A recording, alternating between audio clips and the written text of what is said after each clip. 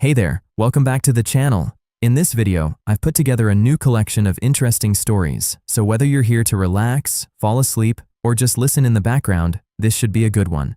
Feel free to let me know where you're listening from and what time it is for you. It's always interesting to see where everyone is tuning in from.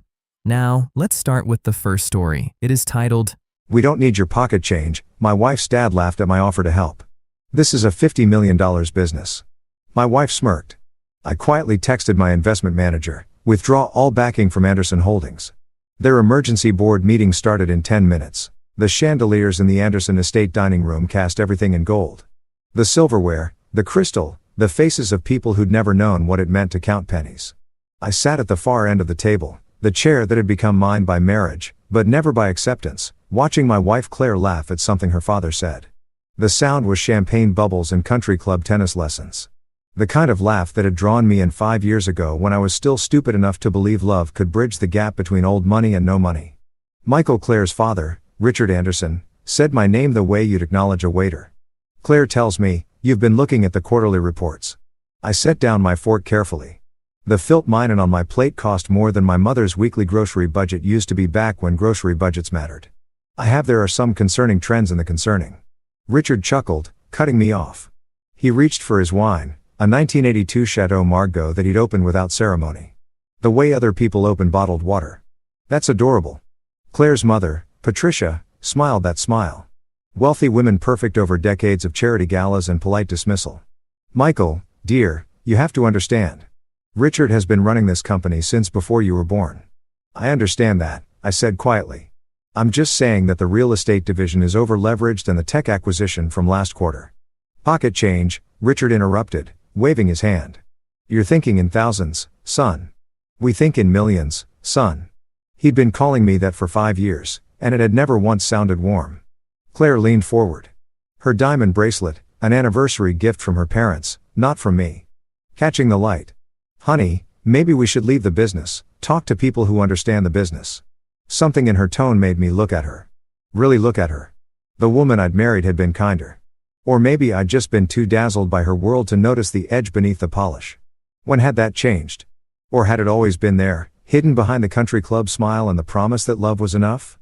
"I do understand the business," I said, my voice still even. Years of growing up poor had taught me to keep my emotions locked down, to never give people the satisfaction of seeing you bleed. I've been studying it for months. The debt-to-equity ratio is Michael. Richard sat down his wine glass with a soft clink that somehow sounded like a gavel. "Let me be direct. I appreciate that you're trying to contribute. I really do. It's sweet. But Anderson Holdings is a $50 million enterprise. We have entire departments full of Harvard MBAs whose sole job is to analyze what you're talking about. We don't need." He paused and something cruel flickered in his eyes. "Your pocket change." The table went quiet. Claire's brother, Jonathan, smirked into his napkin. Patricia suddenly became very interested in her wine. Claire looked at her plate and that more than anything cut through me like a blade. She didn't defend me. She didn't even look uncomfortable. "I see," I said softly. Richard seemed to take my quiet response as acquiescence. He smiled. Expansive now, generous in victory. "Look, your family. You married our daughter, but let's be realistic about what you bring to the table. You have your little software consulting business, and that's fine for what it is.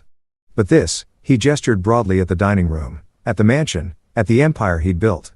"This is generational wealth. This is legacy. You don't build this with pocket change and good intentions." "No," I agreed, pulling my phone from my pocket. "You build it with capital." "Exactly," Richard said, pleased that I was finally understanding my place. "Capital scale connections, things that take decades too." "Speaking of capital," I interrupted, my fingers moving across my phone screen. "I need to make a quick call." "Excuse me," I stood, pushing back from the table. The Persian rug beneath my feet cost more than the car I'd driven in college. The car I'd lived in for 3 months when my consulting business was failing, and I was too proud to ask Claire's family for help. Pride. Funny how that works. They'd mistaken my pride for gratitude, my silence for acceptance, my patience for weakness. "Michael, we're in the middle of dinner." Patricia protested weakly. "This will just take a moment," I said, already walking toward the study. "It's less than urgent." Behind me, I heard Jonathan mutter something, heard Claire's soft laugh. The sound followed me down the hallway, past family portraits of Andersons stretching back generations.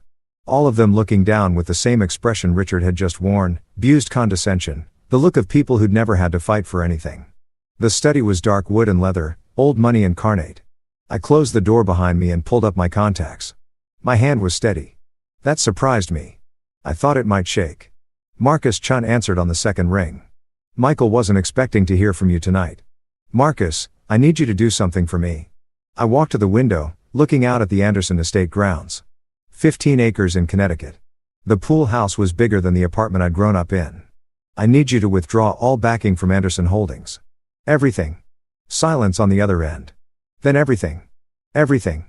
Michael, you're talking about approximately $37 million across various investment vehicles, loans, and equity positions. That's 90% of their operational capital. I finished. I know. Another pause. Marcus had been my investment manager for 4 years, since before I'd married Claire. Since before any of them knew that the quiet guy from nowhere had built something substantial. He'd watched me turn a failing software consulting business into something else entirely.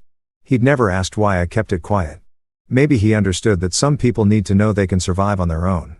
That the safety net they're sleeping under isn't borrowed. You realize what this will do to them, Marcus said carefully. The real estate division is days away from a major closing. If we pull the bridge financing, I realize the tech acquisition from last quarter was structured with our debt facility as primary collateral. If we call it Michael. Marcus' voice gentled. I've known you a long time. I've never seen you make a decision out of anger. I'm not angry, I said, and realized it was true. I felt calm, crystalline, like I'd been walking through fog for 5 years, and suddenly the sun had burned it away. I'm just done being invisible. When do you want this executed? I checked my watch. 8:47 p.m. now, all of it. And Marcus, make sure the notifications go directly to Richard's email, the one he checks obsessively. I want him to see it tonight. That's going to trigger emergency board meeting protocols. Their bylaws require a meeting within 12 hours of any event that affects more than 25% of operational capital. I know. I've read their bylaws. Of course, I had. While they thought I was reading bedtime stories to the daughter, we didn't have yet. The daughter Claire kept putting off because her body was still perfect and she wanted to keep it that way. I'd been reading corporate documents.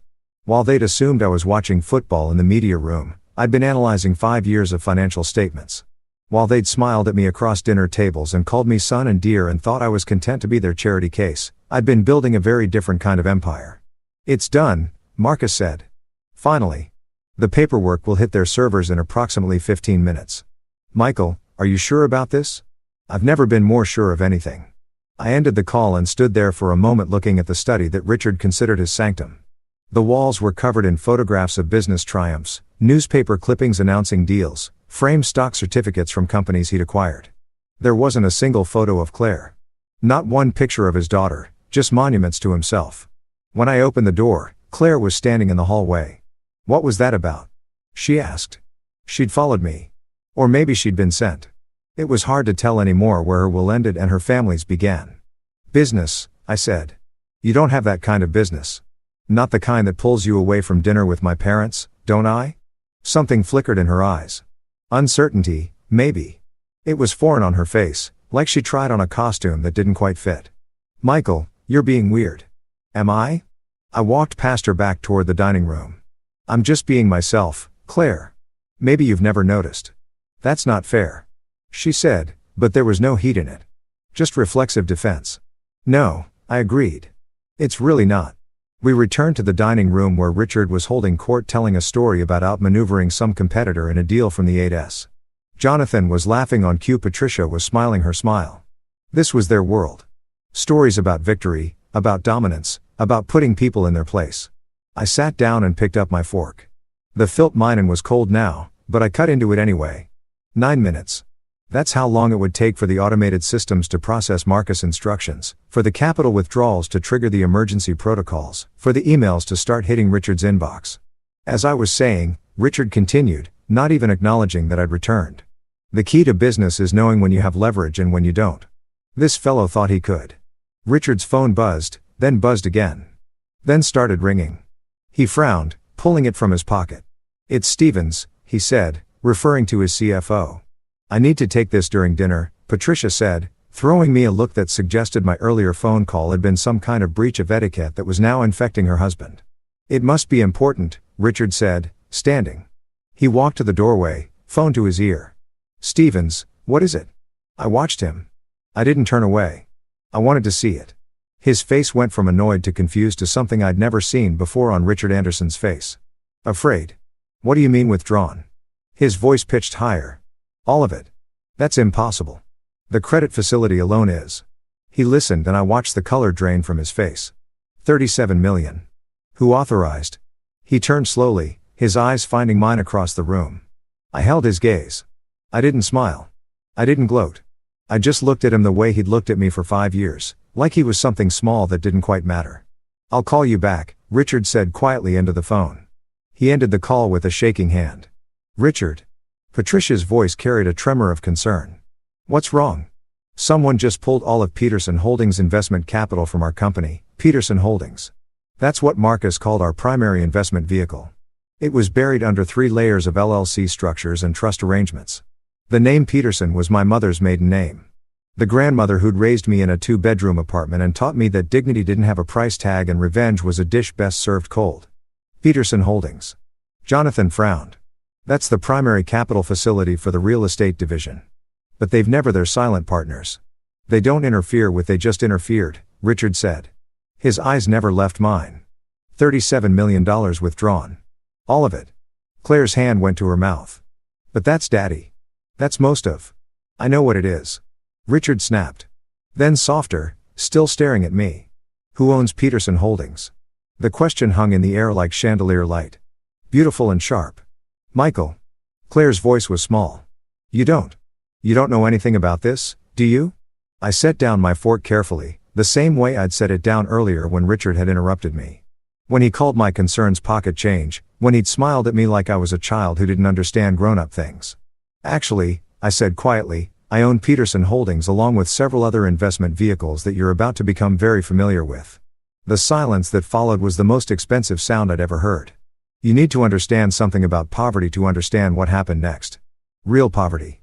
Not the kind where you complain about student loans while your parents pay your rent. The kind where you're 12 years old and calculating whether you can skip lunch for a week to help your grandmother with the electric bill. The kind where you learn to be invisible because being noticed means being mocked for your Walmart shoes and hand-me-down clothes. That was my childhood. My parents died in a car accident when I was 8. A drunk driver, a rainy night, the kind of tragedy that's mundane in its commonness. My grandmother took me in. She worked 3 jobs. I wore clothes from Goodwill and pretended not to care when kids laughed. I learned to be quiet, to observe, to understand that the world was divided into people who had and people who didn't. And I was firmly in the latter category. But I was good at math, very good. And computers made sense to me in a way people didn't. By the time I was 16, I was building websites for local businesses. By 18, I'd saved enough to go to community college. By 22, I had a degree in a failing software consulting business and absolutely no safety net. That's when I met Thomas Peterson. Thomas was old money that had somehow kept its soul. His family had made their fortune in shipping in the 1800s, and Thomas had spent his life quietly investing in things he believed in. He found me through a mutual connection when I was building a piece of software for a nonprofit. He was 78, sharp as a blade, and lonely in the way rich people get when they realize money can't buy genuine connection. We became friends, real friends. He mentored me, not in the condescending way Richard would later try to, but with genuine respect. He saw something in me, the hunger maybe, or the discipline that comes from growing up with nothing. He taught me about investment, about capital, about how money worked when you had enough of it to make it work for you. When he died 2 years before I met Claire, he left me everything. Not publicly. That wasn't Thomas's style. He'd structured it through trusts and LLCs and investment vehicles. The kind of financial architecture that kept everything quiet. He knew I'd need the privacy. Money changes how people see you. He told me once, make sure you know who loves you for who you are before you let them know what you have. So, I kept it quiet. The software consulting business was real. I enjoyed the work and it gave me a reason to be busy that people understood. But underneath, I had $37 million in liquid assets, another 15 in real estate, and a portfolio that Marcus managed with surgical precision. When I met Claire, I was myself. Just myself. A guy who worked hard, who treated her well, who loved her with the intensity of someone who'd never expected to be loved back. She was beautiful and brilliant and kind. Or so I thought. Her family was wealthy, but I didn't care. I had my own money. I didn't need theirs. What I needed, I thought, was to be accepted, to be valued, to have someone look at me and see something worth keeping. I'd been such a fool.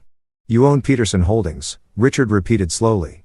He'd sat back down at the table, but his movements were mechanical, like someone in shock. You, my daughter's husband, who I thought had nothing. I finished for him. Yes, that's what you thought. Claire was staring at me like I was a stranger. Michael, I don't understand. You have a software consulting business. You work from home. We live on my trust fund. No, I interrupted gently. You live on your trust fund. I live on my own money. I always have. But you never said you never. You never asked. That landed hard. I could see it in her face the moment she realized that for 5 years she'd made assumptions about me, about us, about the fundamental structure of our relationship, and she'd never once questioned them. Let me make sure I understand this, Jonathan said, leaning forward. He looked like his father. Same sharp nose, same calculating eyes. You've been secretly rich this entire time while we've been treating me like charity. I said, yes, this is insane, Claire whispered. Why wouldn't you tell me? I'm your wife. Am I your husband? The question came out quieter than I'd intended. Or am I the acceptable poor kid you married because I didn't challenge you? Didn't make you feel less than?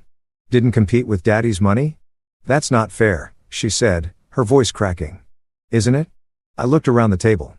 Tell me, Claire, in 5 years of marriage, how many times have you introduced me as your husband versus Claire's husband? How many times have you defended me when your father made jokes about my background? How many times have you valued my opinion over his? She opened her mouth, closed it, no words came. You've been playing us, Richard said. And now there was anger mixing with the shock. Some kind of game testing us. That's sick. No. I shook my head. I wasn't playing anything. I was being myself. The man I actually am, not the man you assumed I was. You're the ones who made assumptions. You're the ones who treated me like I wasn't worth listening to. I just stopped correcting you. You should have told us, Patricia said. Her voice was tight. It's dishonest. Is it? I turned to her. Did you tell me about your gambling problem? The one that Richard's been covering up for 15 years? The one that's cost approximately $4 million in payoffs to casinos and private creditors. She went white. Did you tell me, Jonathan, about the sexual harassment settlements your father's paid out on your behalf? 3 different women, $800,000 in NDAs. Jonathan's smirk vanished. Did you tell me, Richard, that Anderson Holdings is actually leveraged to the point of near insolvency? That the $50 million valuation you're so proud of is built on $37 million of my money and another $15 million in loans you'll default on within the quarter? How do you? Richard started. How do I know? I smiled, and it wasn't a kind smile. Because I do my homework, because while you were dismissing me, I was reading every financial statement your company files, every loan document, every acquisition report. I know everything, Richard. I know the real estate division is about to collapse because you overbid on properties in Connecticut, assuming my capital would cover the gap. I know the tech acquisition was a disaster because the company you bought is being sued for patent infringement. I know that without my money, you have about 6 weeks before you have to start selling assets to cover operational costs.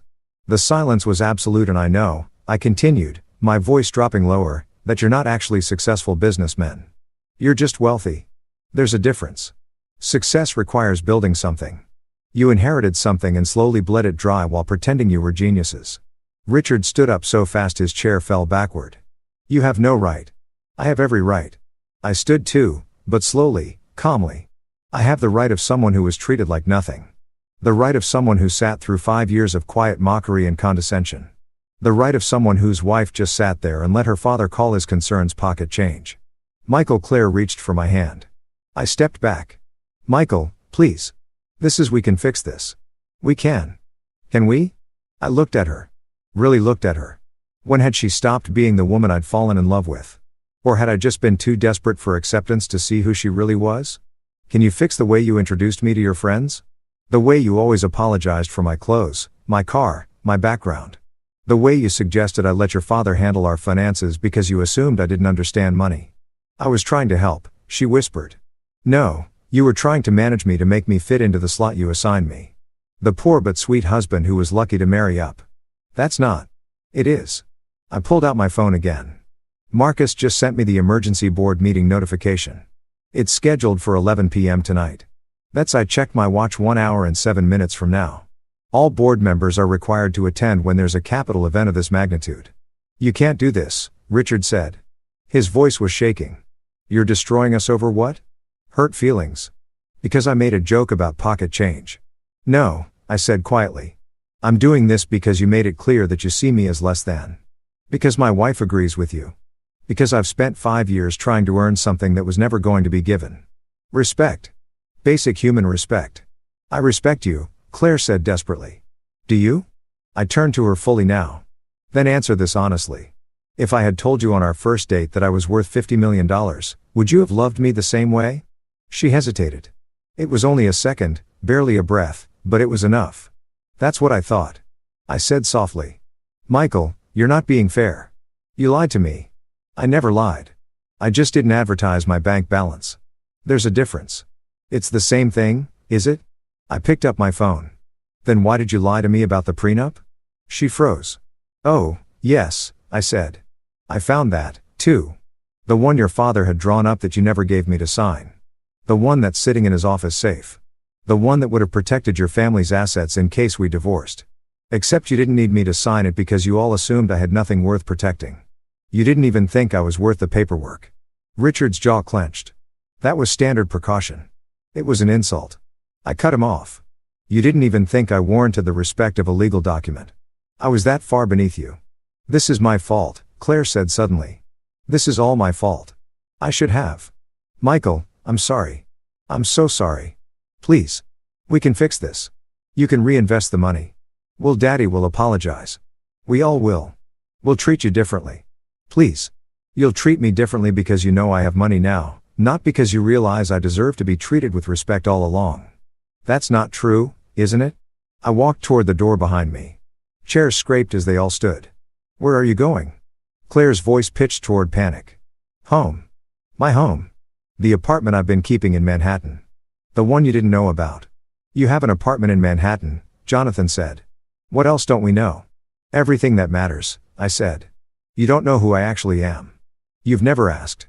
Michael, please. Claire was crying now. Real tears. Not the decorative kind she used for charity events. Please don't do this. I love you. I stopped at the doorway and turned back. Do you? Or do you love feeling like you saved someone? Like you brought the poor kid into your world and gave him a better life? That's not I think it is. I think you married me because I was safe. Because I didn't threaten your family's dominance. Because you could always point to me as proof that you were kind, generous, willing to love someone despite their circumstances. Despite. Her voice broke on the word, yes, despite. You never loved me because of who I was.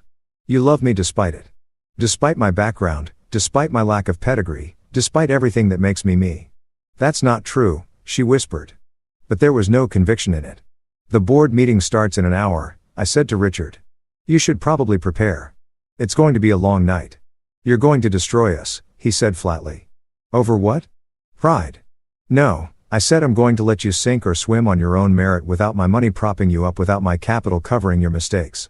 You want to be a $50 million business? Prove it. Build it. But build it without using me as your foundation. Michael. Patricia stood and for the first time she looked small, fragile. Please think about what you're doing. Think about your marriage, your family. I did. For 5 years, that's all I thought about. How to be good enough, how to fit in, how to earn your approval. I shook my head. I'm done thinking about it now. I'm just done. I walked out of the dining room, down the marble hallway, past the family portraits of Andersons who'd been looking down on people like me for generations. My footsteps echoed in the silence. Claire caught up with me at the front door. Michael, wait. Please, just wait. I turned. She was beautiful, even crying. Some people are like that. Their tears just another accessory. What? Tell me what to do. Tell me how to fix this. There's nothing to fix, Claire. There's just reality. And the reality is that you married someone you didn't respect. Someone you saw as a project, not a partner. That's not true. Then why didn't you defend me at dinner when your father called my concerns pocket change when he laughed at me? Why didn't you say a single word? She opened her mouth, closed it. I didn't think you didn't think it mattered because you agreed with him. No, he's my father. He's been running that company for decades. I thought you thought he knew better than me because I'm just the poor kid who got lucky, who married up, who should be grateful for the scraps of attention your family throws my way. Stop it. She grabbed my arm. Stop putting words in my mouth. Stop making me the villain. I love you. I've always loved you. Yes, maybe I haven't been perfect. Maybe I've let my family influence me too much. But that doesn't mean I don't love you. What do you love, Claire? I asked gently. The man you thought I was? The struggling consultant who needed your family's help, or the man I actually am? I don't know the man you actually are, she whispered. You never let me know him. I've been right here for 5 years. You never asked because you never told me. I shouldn't have to declare my bank balance for you to treat me with respect. She stepped back, her hand falling from my arm. This is really happening. You're really leaving? Yes. Because of one dinner, one stupid comment. No, because of 5 years of stupid comments. 5 years of being invisible. 5 years of being tolerated instead of celebrated. This dinner was just the moment I stopped accepting it. What about us? Our marriage. I looked at her, the woman I'd loved, the woman I'd thought was kind. The woman who'd turned out to be just another Anderson. I think our marriage ended a long time ago. Claire, we just didn't notice because we were both pretending to be people we're not. I'm not pretending. I'm just me. Exactly. You're Richard Anderson's daughter and I'm the poor kid who got lucky. That's all I've ever been to you. That's not fair. No, I agreed. It's really not. But it's honest. I opened the door. The November air was cold, sharp, real in a way the temperature-controlled mansion never was. Michael, her voice stopped me one more time. If you do this, if you destroy my family's business, I'll never forgive you. I turned back. Claire, I'm not destroying anything. I'm just removing my support. If your family's business can't survive without my capital, then it was never really successful to begin with. It was just expensive. That's the same thing as destroying it. No, it's the same thing as revealing the truth. I walked to my car, a 5-year-old Honda Civic that I'd kept, despite Claire's protests that it was embarrassing. It had been my grandmother's car. She'd saved for 3 years to buy it. It meant something to me that no Tesla or Mercedes ever could.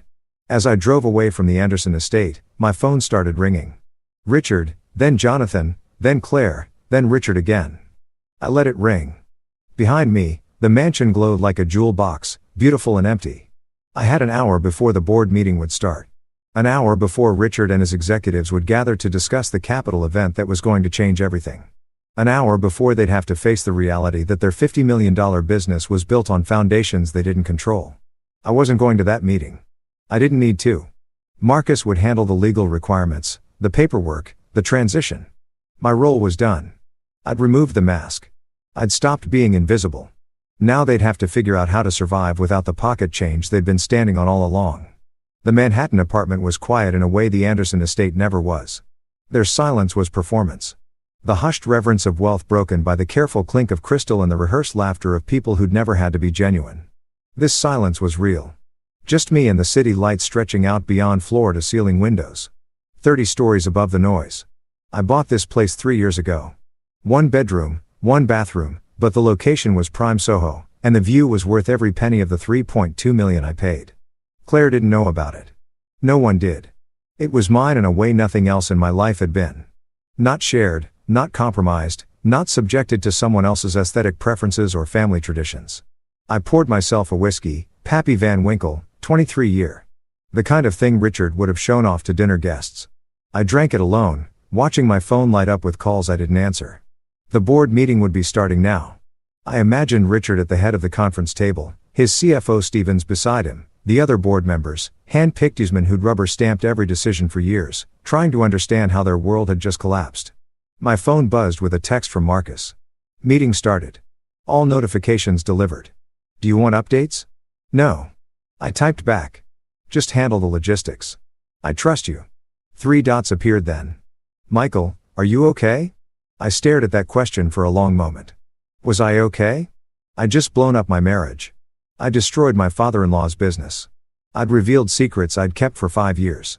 By any rational measure, I should be devastated. Instead, I felt light. Yes, I typed. I'm fine. Another message from Marcus. For what it's worth, I'm proud of you. Thomas would be too. Thomas. God, I wished he were here to see this.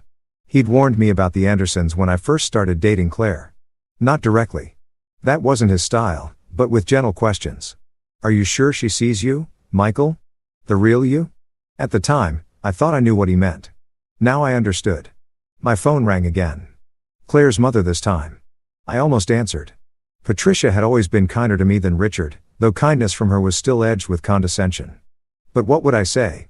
What explanation could I give that would make sense to someone who'd never had to question whether people valued her for herself or her last name? I let it go to voicemail.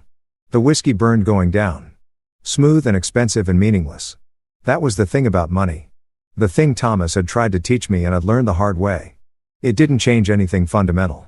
Rich people had the same petty jealousies, the same insecurities, the same capacity for cruelty as everyone else. They just wrapped it in better packaging. A memory surfaced, sharp and unwelcome. 2 years ago, Claire and I had been at some charity gala, the kind of event where ticket prices started at $1,000 and went up from there. We were standing by the bar and one of Claire's friends, Catherine something, old money so old it had probably financed the Revolutionary War, had looked me up and down with barely disguised disdain. "Claire, darling," Catherine had said, her voice dripping with false sweetness. "You're so brave. I could never marry someone from such different circumstances. The cultural gap must be exhausting." Claire had laughed. Laughed. "Oh, Michael doesn't mind. He's very adaptable." Adaptable, like I was a pet who'd learned tricks. I'd stood there smiling, playing my role, being the good sport, the guy who didn't let things bother him. Inside, I'd been calculating how much Catherine's family business owed to a commercial lending facility I partially owned. Quite a lot, it turned out. I never did anything with that information, knowing it was enough. That's what people like the Andersons never understood. They thought power was about display.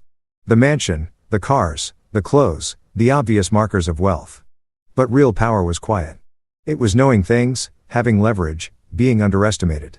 My phone buzzed with an email notification. The board meeting minutes sent automatically to all stakeholders. I opened it, scanning the text. Emergency board meeting, Anderson Holdings. Date, November 11, 2025. Time 11 p.m. Attendees, Richard Anderson, CEO. John Stevens, CFO. Board members, full attendance. Agenda, capital withdrawal by Peterson Holdings LLC. Summary, Peterson Holdings LLC has withdrawn all capital investment totaling $37.2 million across multiple facilities, including real estate development credit line, $15.3 million. Technology acquisition bridge financing $8.7 million. Operational capital reserve $7.1 million. Equipment loans $4.3 million.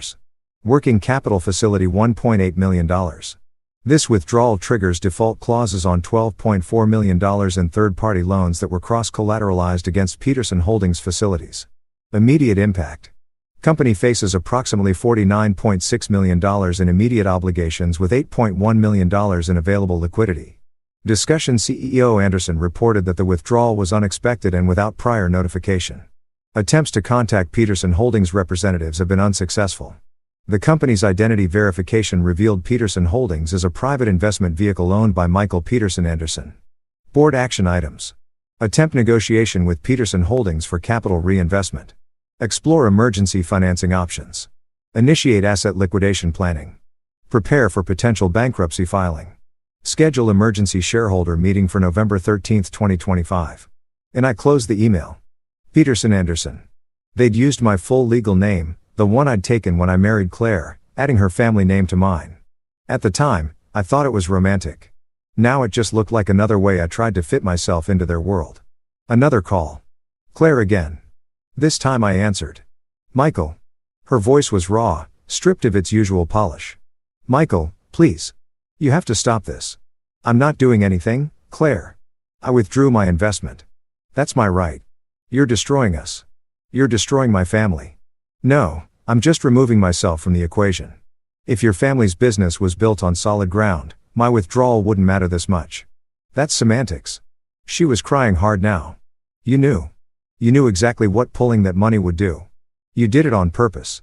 "Yes," I agreed. "I did. Why? Why would you hurt us like this?" "Hurt you?" I laughed and it came out bitter. "Claire, you've been hurting me for 5 years. You just never noticed because I didn't complain. That's not I don't understand what you want from me. I wanted you to see me. The actual me, not the version you created in your head. I do see you. Do you? What's my favorite book? Silence. What's the name of my best friend from college? The one I mentioned sometimes. More silence. What was my grandmother's name? Michael. Her name Claire. The woman who raised me.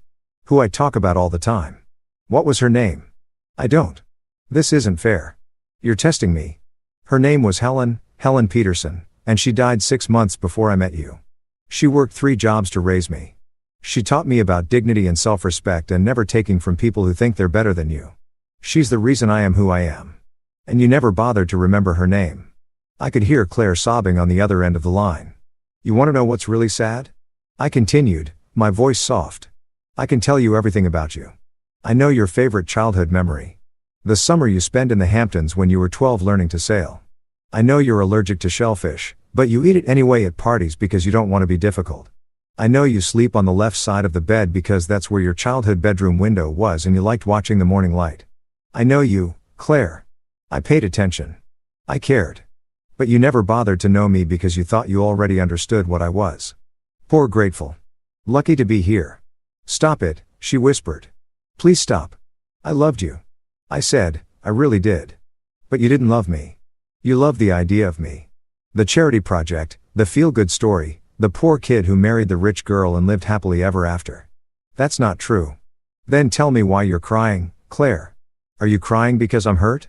Because our marriage is ending? Or are you crying because your family's business is collapsing and you're realizing that the invisible husband you barely noticed actually mattered? She didn't answer. That was answer enough. I have to go. I said quietly. Michael, wait. Please, can we meet? Can we talk in person? There has to be a way to fix this. There's nothing to fix. This isn't a problem to solve. It's just the truth finally being visible. Don't hang up. Please don't hang up. Goodbye, Claire. I ended the call and turned off my phone. The city stretched out below. Millions of lives, millions of stories. I was just one person among many. That should have felt small. Morning came through floor-to-ceiling windows. Manhattan spreading out like a promise. I made coffee in my kitchen. Not the fancy espresso machine Claire had insisted on at the Anderson estate, but a simple French press Thomas had given me. Good coffee, he'd said. Doesn't need machinery. Just patience and attention. I was on my second cup when my phone buzzed with a new message. Not Marcus this time, but my lawyer, Jennifer Chun. No relation to Marcus, though they'd worked together enough times to have a comfortable rapport. Michael, we need to talk. Emergency hearing scheduled for this afternoon. Anderson's lawyers are moving fast. I called her back. Morning. Jennifer said she sounded tired. You've stirred up quite a situation. I withdrew my investment. That's hardly illegal. No, but Anderson's legal team is arguing it was done in bad faith. They're claiming you had knowledge of pending deals and deliberately timed the withdrawal to cause maximum damage. I did, Michael. She sighed. You can't just admit that. Why not? It's the truth. I knew exactly what I was doing, which is why we need to be very careful about how we present this. The timing might constitute tortious interference with business relationships depending on how the judge sees it. I walked to the window, coffee cup in hand. Below, the city was waking up. Taxis and pedestrians and the morning rush of people who had places to be. Jennifer, every document related to my investment has an at-will withdrawal clause. I can remove my capital at any time for any reason that was explicitly negotiated. Yes, but I gave the legally required notification 12 hours before the withdrawal was complete exactly as specified in the contracts. Technically, yes, but there's no but. Jennifer, I followed the letter of the agreement. The fact that Anderson Holdings structured their entire business model around assuming I'd never exercise my legal rights isn't my problem. Silence on the other end, then you're not wrong. But Michael, this is going to get ugly. Claire's family has resources. They're going to fight. Let them. And your marriage? Claire will be at the hearing. Her lawyers are arguing that this is a domestic dispute. That should be it's not a domestic dispute. It's a business decision. You're married to the CEO's daughter. Courts might see it differently. I took another sip of coffee. Then we'll deal with that. But I'm not backing down. I didn't think you would. Jennifer said, I just wanted to make sure you understand what you're facing. The Andersons are welcomed. They'll try to pressure you through social channels, business relationships, mutual acquaintances. It won't be pleasant. It hasn't been pleasant for 5 years. This is just a different kind of unpleasant. Fair enough. I'll see you at the courthouse at 2 p.m. Dress well. First impressions matter. I always dress well. I know, but Michael, dress rich. Let them see what they missed. After Jennifer hung up, I stood at the window for a long time thinking about armor. The Andersons had their armor, their name, their connections, their generational wealth. What was mine? The truth. Maybe the simple uncomfortable truth that they'd built their empire on someone else's foundation and never bothered to check if that someone might walk away. I dressed carefully for the hearing. Not the casual consultant clothes I usually wore around Claire's family, but a Tom Ford suit I'd bought 2 years ago and never worn. Custom-fitted midnight blue, the kind of thing that whispered money rather than shouting it. Thomas had taught me that, too. Real wealth doesn't need to announce itself. The courthouse was old Manhattan, all marble and brass and the weight of law. I arrived early, met Jennifer in the hallway. She looked me up and down and nodded approvingly. Good. You look like someone who belongs here. I do belong here. I know that. But now they'll know it, too. The Andersons arrived 15 minutes later. All of them, Richard, Patricia, Claire, Jonathan. They brought an army of lawyers. 3 of them in matching suits carrying briefcases that probably cost more than my first car. Claire saw me first.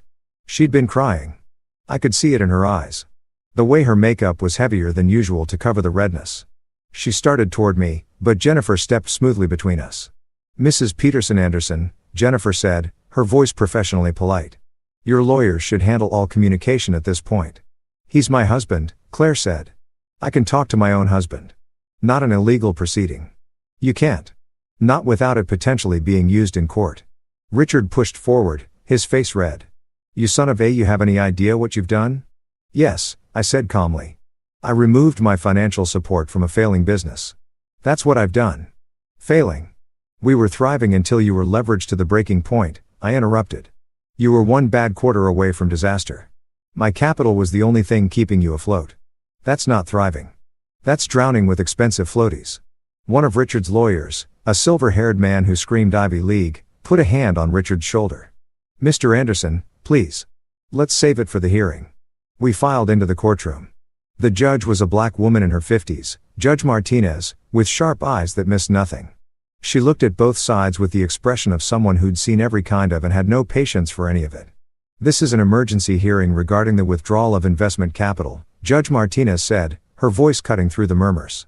Mr. Anderson's legal team has requested a temporary injunction, preventing Mr. Peterson Anderson from withdrawing funds, pending a full hearing on the matter. Mr. Peterson Anderson, you're represented by Miss Chun. Yes, Your Honor, Jennifer said, standing. And you're arguing that no injunction is necessary because the withdrawal was completely legal. That's correct, Your Honor. My client exercised a contractual right to withdraw his investment with proper notification. There's no basis for an injunction. The silver-haired lawyer stood. Your Honor, Martin Prescott, representing Anderson Holdings. We believe there's clear evidence of bad faith here. Mr. Peterson Anderson deliberately concealed his financial position throughout his marriage, then weaponized that information to cause maximum harm to his wife's family business. Concealed, Jennifer's voice was sharp. My client was never asked about his financial position. There's no requirement to volunteer that information. He was living on his wife's trust fund. He was not, Jennifer interrupted. My client maintained a separate residence, paid for all his personal expenses, and contributed significantly to household expenses despite his wife's family assuming otherwise. Their assumption isn't his responsibility. Judge Martinez held up a hand. Let me make sure I understand this. Mr. Peterson Anderson, you married into the Anderson family without disclosing that you were independently wealthy. I stood. Your Honor, I didn't disclose it because I wasn't asked. My wife and her family made assumptions about my financial status based on my profession and background. I never lied about anything. But you knew they were making those assumptions. Yes, Your Honor. And you let them continue making those assumptions for 5 years. Yes, Your Honor. Why? The courtroom went silent. It was a good question. The kind of question that cut through the legal arguments to the heart of things. Because I wanted to know if they'd value me for who I was, I said quietly. Not what I had. My late mentor taught me that money changes how people see you. I wanted to know who my wife and her family really were before they knew about my finances. And what did you learn? Judge Martinez asked. I glanced at Claire. She was staring at me with tears streaming down her face. I learned that I was right to be cautious. Your Honor, Prescott jumped in. This is irrelevant to the question of whether the withdrawal should be stayed pending. On the contrary, Judge Martinez said, it's entirely relevant. You're asking me to force someone to keep their money in an investment they no longer wish to support. That's a very high bar, Mr. Prescott. You need to show me actual illegality, not just hurt feelings. There are timing issues, Your Honor. Mr. Peterson Anderson knew about pending deals, operational dependencies, all of which were disclosed in the quarterly reports he received as a primary investor. Jennifer countered. He had every right to consider that information in making his decision, but the timing was within the contractually specified notification period. There's no requirement that he time his withdrawal for his father-in-law's convenience. Judge Martinez leaned back, studying both sides. Mr. Prescott, I'm going to be honest with you. You don't have much of a case here. The withdrawal appears to be completely legal. The fact that it's devastating to your client's business doesn't make it illegal. Your Honor, we're talking about a personal relationship being weaponized. We're talking about a business relationship. Judge Martinez corrected. The fact that there's also a family relationship doesn't change the business realities. People divorce. People end business relationships. Sometimes those things happen simultaneously. It's not pleasant, but it's not illegal. Prescott looked like he'd swallowed something sour. Your Honor, we'd like to request a brief recess to consult with our client. Denied. Here's my ruling. The motion for a temporary injunction is denied. Mr. Peterson Anderson had a contractual right to withdraw his investment. He exercised that right appropriately, and I see no basis for court intervention. However, she turned to me. Mr. Peterson Anderson, I'm going to give you some unsolicited advice. What you did was legal, but it was also cruel. You had other options. You could have given them more warning. You could have negotiated a transition period. You chose the nuclear option, and while that's your right, you're going to have to live with the consequences. This will get messy. Are you prepared for that? Yes, Your Honor. She studied me for a long moment. I think you are, which makes me wonder if that's what you wanted all along. The mess, the revelation, the reckoning. She wasn't wrong. This hearing is concluded. Judge Martinez said, Mr. Prescott, if you want to pursue a full civil case, that's your prerogative. But I'll tell you right now, you're going to lose. Save your clients some legal fees and advise them to focus on rebuilding their business rather than trying to force someone to subsidize it. The gavel came down in the hallway afterward. Richard tried to corner me, but security kept him back. Claire pushed through the crowd, reaching for me. Michael, please, can we just talk? Just the two of us. No lawyers, no parents, just us. I looked at her. She was still beautiful, still my wife, technically. Still the woman I'd loved enough to marry. Okay, I said. We went to a coffee shop 3 blocks from the courthouse. Not the kind of place the Andersons usually frequented. No white tablecloths or prey menus, just coffee and pastries and people who worked for a living. Claire looked out of place in her designer dress and heels. A orchid in a field of dandelions. She ordered a latte. I got black coffee. We sat at a table by the window and for a long moment neither of us spoke. I don't know who you are, Claire said finally. I thought I knew. I thought I understood you, but I don't. You're a complete stranger. No, I said, I'm exactly who I've always been. You just never looked closely enough to see it. That's not fair. You hid things from me, important things. I hid my bank balance, not my personality, not my values, not the things that actually matter. Money matters. Michael, don't be naive. Does it? Or does it just matter to you? She flinched. That's mean. Is it? Claire, think about our relationship. Really, think about it. When did you fall in love with me? What was it about me that made you want to marry me? I don't understand why you're asking this. Because I want to know if there was ever a version of us that was real. She stared into her latte, her finger tracing the rim of the cup. You were different from the men I usually met. You didn't care about my family's money. You didn't try to impress my father. You were yourself.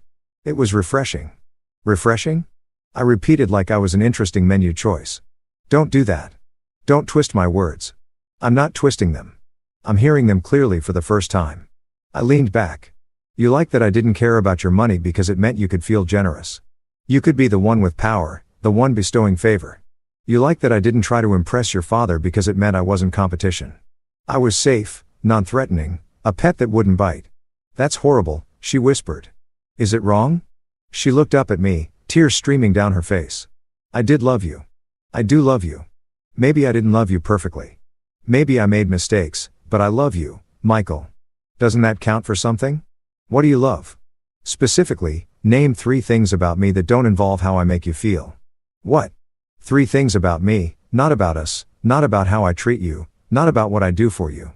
3 things about who I am as a person. She opened her mouth, closed it. You're kind. That's about how I treat people. That's not about me.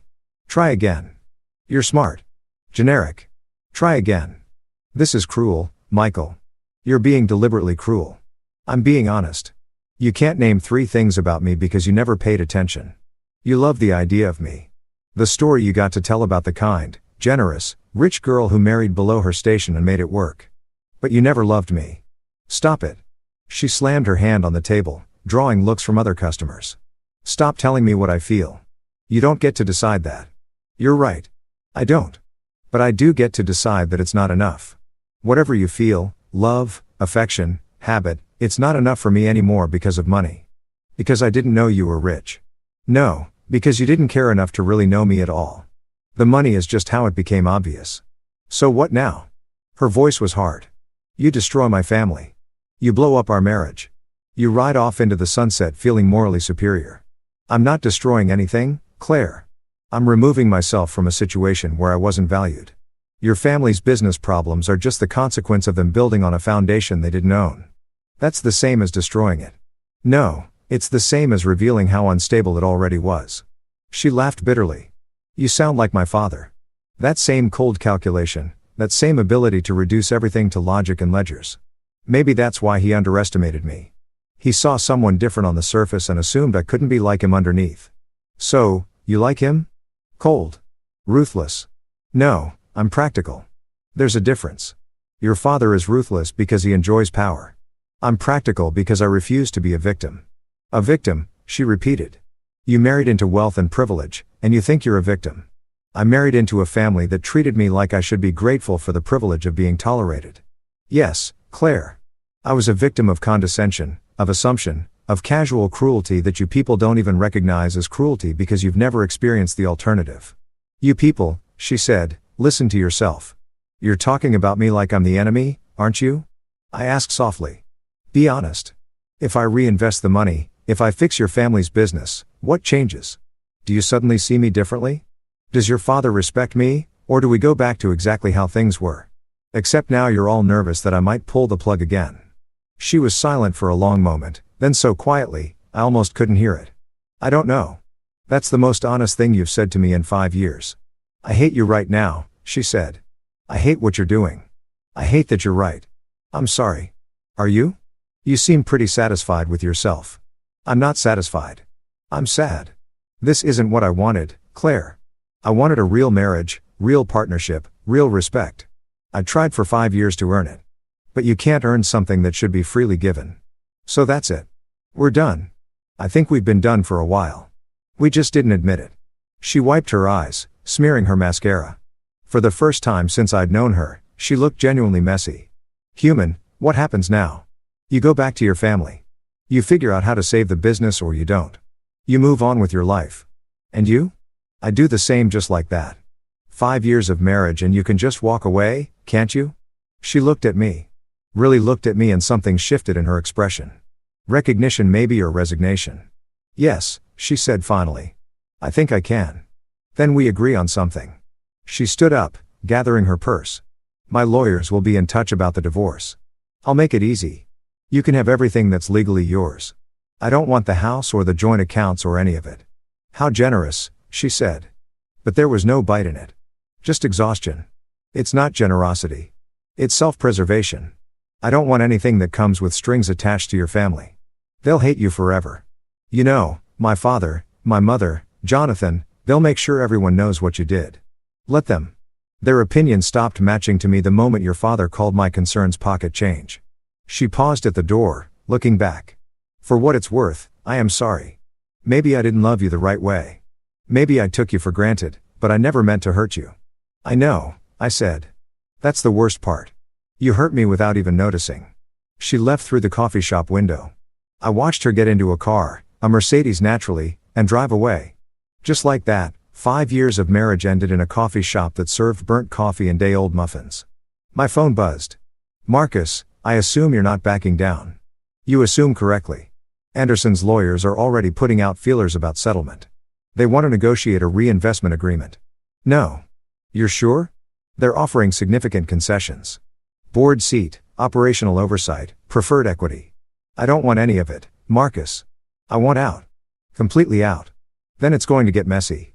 They have a lot of mutual business connections. People who pressure you. Let them. Michael. Marcus's voice gentled. I've known you a long time. I've never heard you like this. Are you okay? I'm fine. Actually, I'm better than fine. I'm free. Free is expensive when it comes with this many enemies. They're not my enemies. They're just people who overestimated their importance to me. That's a distinction that won't matter much when they start trying to damage your reputation. My reputation with who? The country club set that never accepted me anyway. The business community that didn't know I existed. Let them talk. Marcus, I've been invisible for 5 years. Being notorious will be a nice change. He laughed. Okay, then I'll handle the paperwork for full divestment. But Michael, think about what comes next. You're pulling out of Anderson Holdings, ending your marriage, severing ties with everyone in that world. What are you moving toward? It was a good question. What was I moving toward? I don't know yet, I admit it. But I'll figure it out. I always do. Fair enough. For what it's worth, I think Thomas would approve. He never liked the Andersons. He never said that. He didn't have to. The way he looked at Richard when they met at your wedding. If looks could kill, you'd have been a widower hour on your wedding day. I laughed despite myself. I miss him. Yeah, me too. He was a good man. One of the best I've ever known. After we hung up, I sat in the coffee shop for another hour, watching the world go by. People rushing to meetings, tourists studying maps, a mother chasing a toddler, an old couple holding hands, regular people living regular lives. I'd spent 5 years trying to fit into a world that wasn't mine. Maybe it was time to figure out what world actually was. The media got hold of it within 48 hours. Not the mainstream media. This wasn't newsworthy enough for CNN or the Wall Street Journal. But the business blogs, the society pages, the gossip sites that track Manhattan's wealthy, they were all over it. Software consultant actually multimillionaire investor. Anderson Holdings faces crisis after mystery husband pulls funding from rags to riches to revenge. The Michael Peterson story. That last one was particularly creative. They dug up photos of me from college looking thin and hungry in clothes that didn't quite fit and contrasted them with recent photos from charity events where I stood next to Claire in my department store suits. The narrative wrote itself. Poor kid makes good, marries rich, turns out to be richer than his in-laws, destroys them in revenge. It wasn't entirely wrong, but it wasn't entirely right either. My phone wouldn't stop ringing. Friends I hadn't spoken to in years, distant relatives, former colleagues, everyone suddenly wanted to reconnect. It was fascinating how money changed the mathematics of relationship. When I was just Claire's husband, I wasn't worth the effort. Now that I was the Michael Peterson, everyone had time for coffee. I ignored most of the calls. But when I answered, Michael, it's Daniel. Daniel Kim from MIT. Daniel, my roommate from sophomore year back when MIT was more dream than reality, and I was working 3 jobs to pay tuition. We'd lost touch after graduation. He'd gone to Google.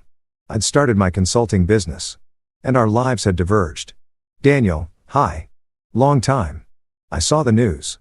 Or what passes for news in those gossip rags. Is it true? You were secretly loaded this whole time. More or less, man. He laughed.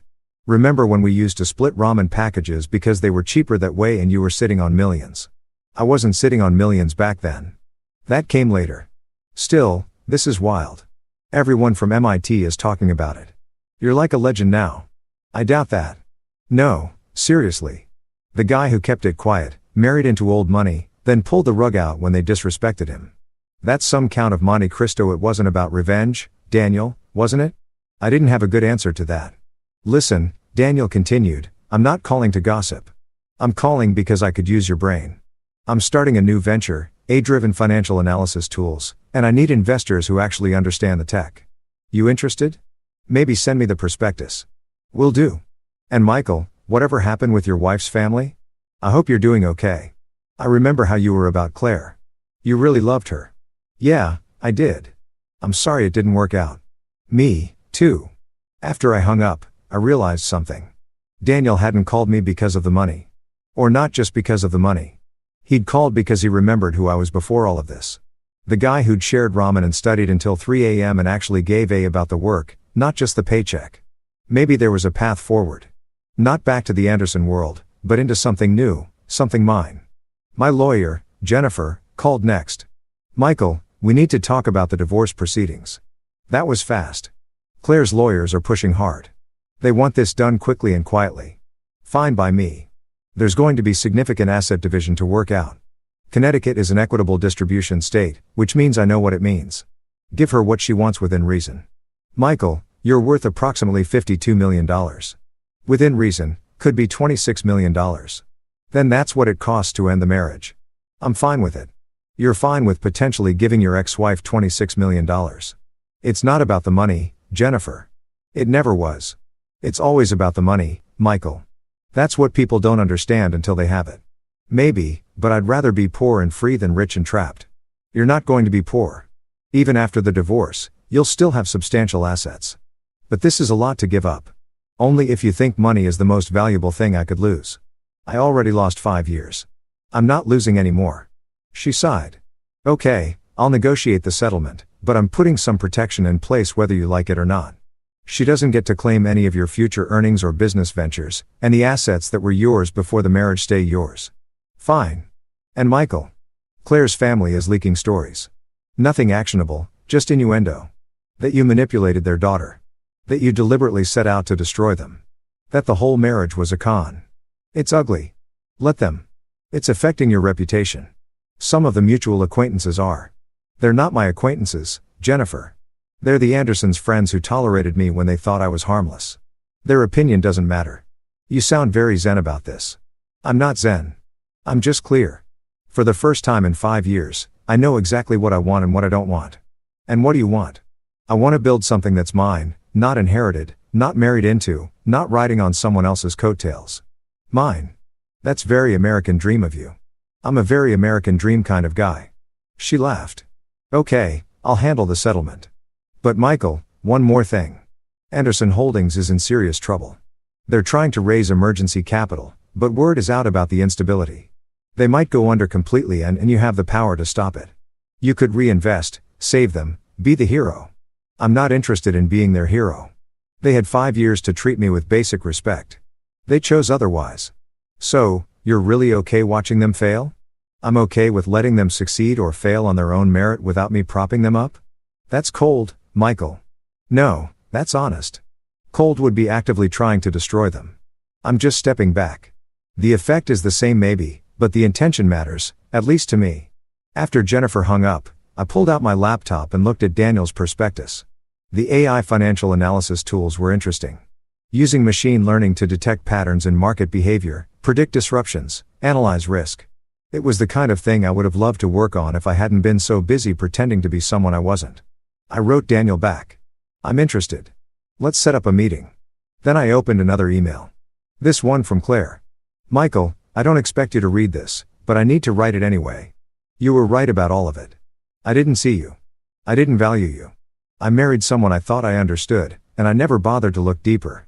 My therapist, yes, I'm seeing a therapist now. Asked me to write down everything I know about you without Googling or asking anyone else. I couldn't fill a page.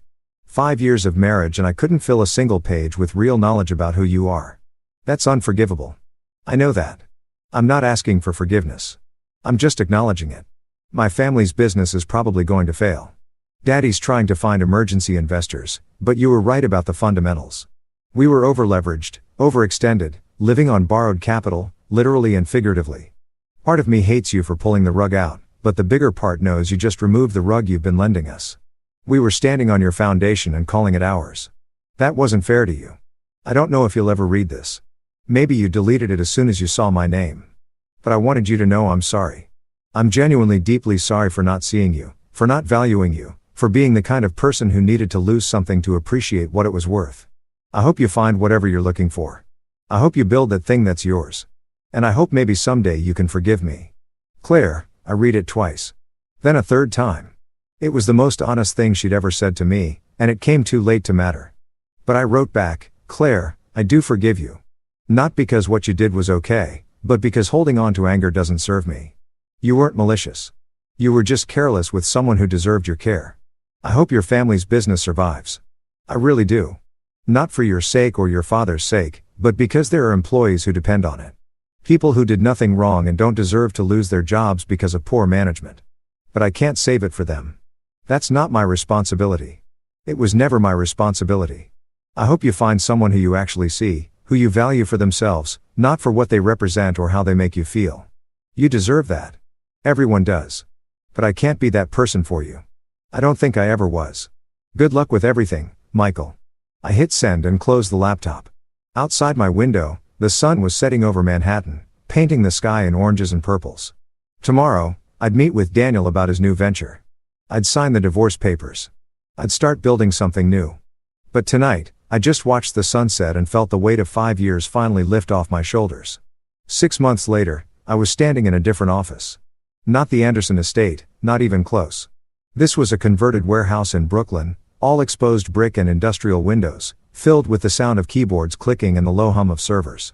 Daniel's company, Clarity AI, had grown from a concept to a functioning startup with 12 employees and 2 major clients. My investment had been the seed money, but I'd done more than just write checks.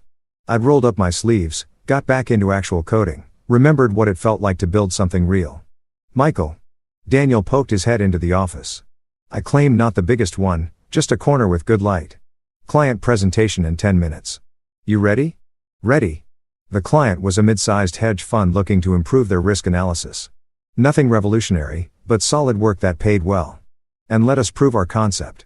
I'd put together the technical presentation myself, walking through how our algorithms detected patterns that traditional analysis missed.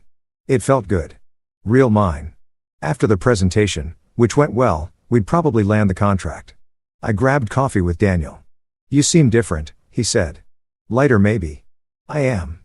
The divorce finalized. Last month, Claire got the house, half the liquid assets, a settlement payment. I kept the business investments, and the properties. How much did it cost you? $23 million. Give or take? He whistled. That's a lot of money for a failed marriage. It's a bargain for freedom. Have you heard from them? The Andersons? Not directly, but I keep track. Anderson Holdings filed for Chapter 11 last month. They're restructuring, selling off assets, trying to find a buyer. And you feel nothing. Mostly some sadness. Not for Richard. He'll be fine. He's got personal wealth separate from the business. But the employees who are getting laid off, the smaller investors who will lose money, I feel bad for them. Not bad enough to help. Not my circus. Not my monkeys.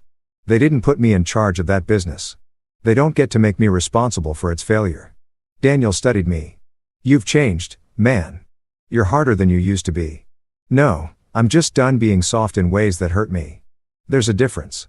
My phone buzzed. An unknown number. I almost didn't answer, but something made me pick up. Michael Peterson. A woman's voice vaguely familiar. Yes, this is Catherine Vickers. We met at a charity gala a few years ago. I was a friend of Claire's. Catherine, the one who'd called me adaptable like it was a compliment. I remember I'm calling because, well, this is awkward, but I'm on the board of the Riverside Foundation. We provide educational opportunities for underprivileged youth and we're looking for new board members and donors. And you thought of me because you're exactly the kind of success story we want to promote. Someone who came from nothing and made something of himself. Your story is inspiring, Michael. My story is that I was quietly successful until I wasn't quiet anymore. Still, it's compelling.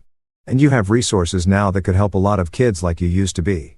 I thought about that about 12-year-old me calculating lunch money, about teenage me building websites for $20 a pop, about all the times I'd wish someone with resources had seen me, helped me, invested in me. Thomas had done that, had given me the mentorship and eventually the capital to become who I was. Maybe it was time to pay that forward. Send me information about the foundation. I said, I'll think about it. Really, Catherine, if I join your board, I'm not going to be a trophy. I'm going to work. I'm going to have opinions. I'm going to push for changes if I think they're needed. If you want a quiet donor who shows up for photos and writes checks, I'm not your guy. She laughed. That's exactly what we need. Someone who will shake things up. After I hung up, Daniel grinned at me. Joining the charity circuit, maybe if I can do it my way. Your way being active, engaged, actually helping instead of just performing helpfulness. That's going to piss off the old guard. They like their charity nice and decorative. Let them be pissed. I'm done worrying about what people like that think of me. We finished our coffee and walked back to the office. The sun was setting over Brooklyn, painting the warehouse windows gold. Inside, the team was still working. Young engineers and analysts, most of them straight out of college. All of them brilliant and hungry and building something real. This was mine. Not inherited, not given, not riding on someone else's name. Mine. My phone buzzed again. This time I recognized the number. Jennifer, Michael, you need to hear this. Anderson Holdings bankruptcy trustee just contacted me. They want to negotiate a deal. What kind of deal? They're willing to sell you the company. Or what's left of it. For approximately $8 million. I stopped walking. They want me to buy Anderson Holdings. What's left of it? Yes. The real estate has been liquidated. The tech division sold off, but the core holding company and a few subsidiary assets remain. The trustee thinks you're the most logical buyer since you understand the business structure and you have the capital. That's insane, is it? You could buy it, restructure it, maybe even make it profitable again. It's a good deal, Michael. $8 million for assets that were valued at 20 plus just a year ago. Because they're worth less now. Because the business failed doesn't mean it can't be saved. I thought about it. Buying Anderson Holdings, owning the company that Richard had been so proud of.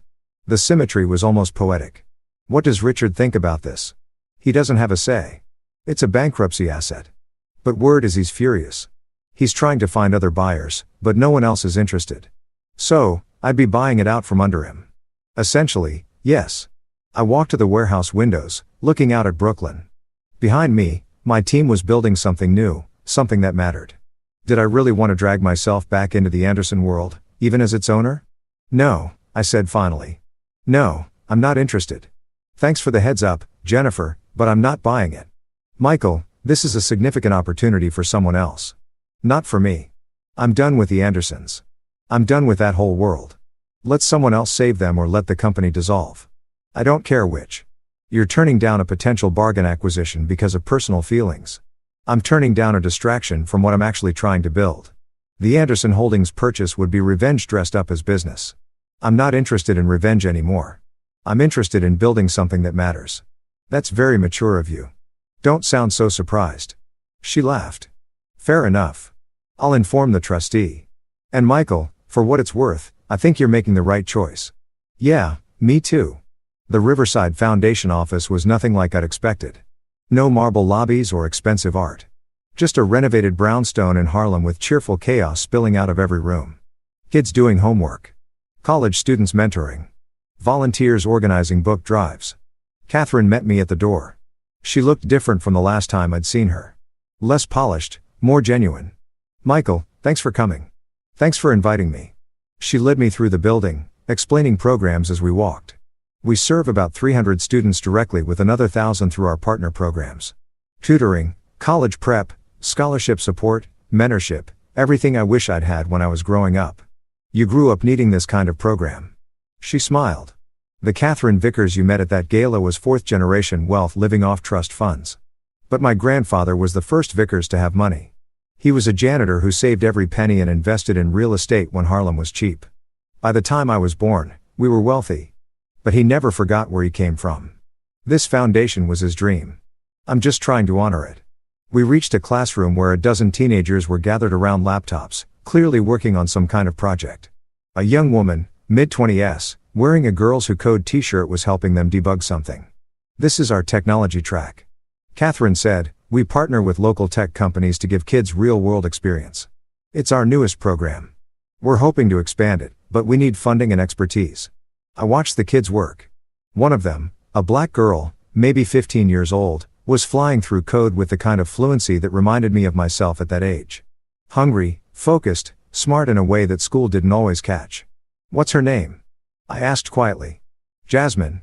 She's brilliant. Won a citywide coding competition last year, but her family can't afford college, so we're trying to line up scholarships. I walked over to the table. Jasmine looked up, wary in the way kids get when adults invade their space. That's elegant code, I said, pointing at her screen. You using recursion to solve the tree traversal? Her weariness shifted to interest. Yeah, it's faster than iteration for this size data set. Have you thought about memoization to optimize the repeated calculations? Her eyes lit up. I tried, but I couldn't get the cache management right. We spent the next 20 minutes working through the problem together. By the end, she'd optimized her code by about 40% and was grinning like she'd won the lottery. You're good at this, she said. So, are you better than I was at your age? Really? Really? What are you planning to study in college? Computer science. If I can afford to go, you'll go, I said. Trust me on that. After the tour, Catherine and I sat in her office, a cramped room with a desk drowning in paperwork and photos of students on every surface.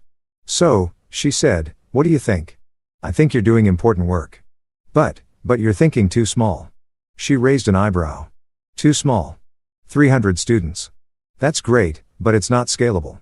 You need infrastructure, partnerships, a sustainable funding model that doesn't rely on individual donors. You need to think like a business. We're a nonprofit, Michael. We're not a business. That's exactly the problem. Nonprofits that don't think like businesses fail. You need sustainable revenue streams, measurable outcomes, scalable processes. You're running this like a passion project. It should be run like a social enterprise. That's very corporate of you. It's practical. You want to help kids? Great. Me, too. But helping 300 kids when you could be helping 3,000 is a choice. A choice to stay comfortable instead of scaling." She studied me. "What are you proposing?" "I'll join your board. I'll donate significantly. Let's say $5 million over 5 years. But I want operational involvement. I want to help restructure the organization, build sustainable programs, create something that can outlive all of us. $5 million. It's not about the money, Catherine, though. The money helps. It's about building something that actually makes a difference. I've spent the last 6 months remembering what it's like to build things. This is worth building. And you want control. I want partnership. You know, the mission. I know organizational structure and scalability. Together, we could build something significant." She leaned back in her chair. "You know what's funny?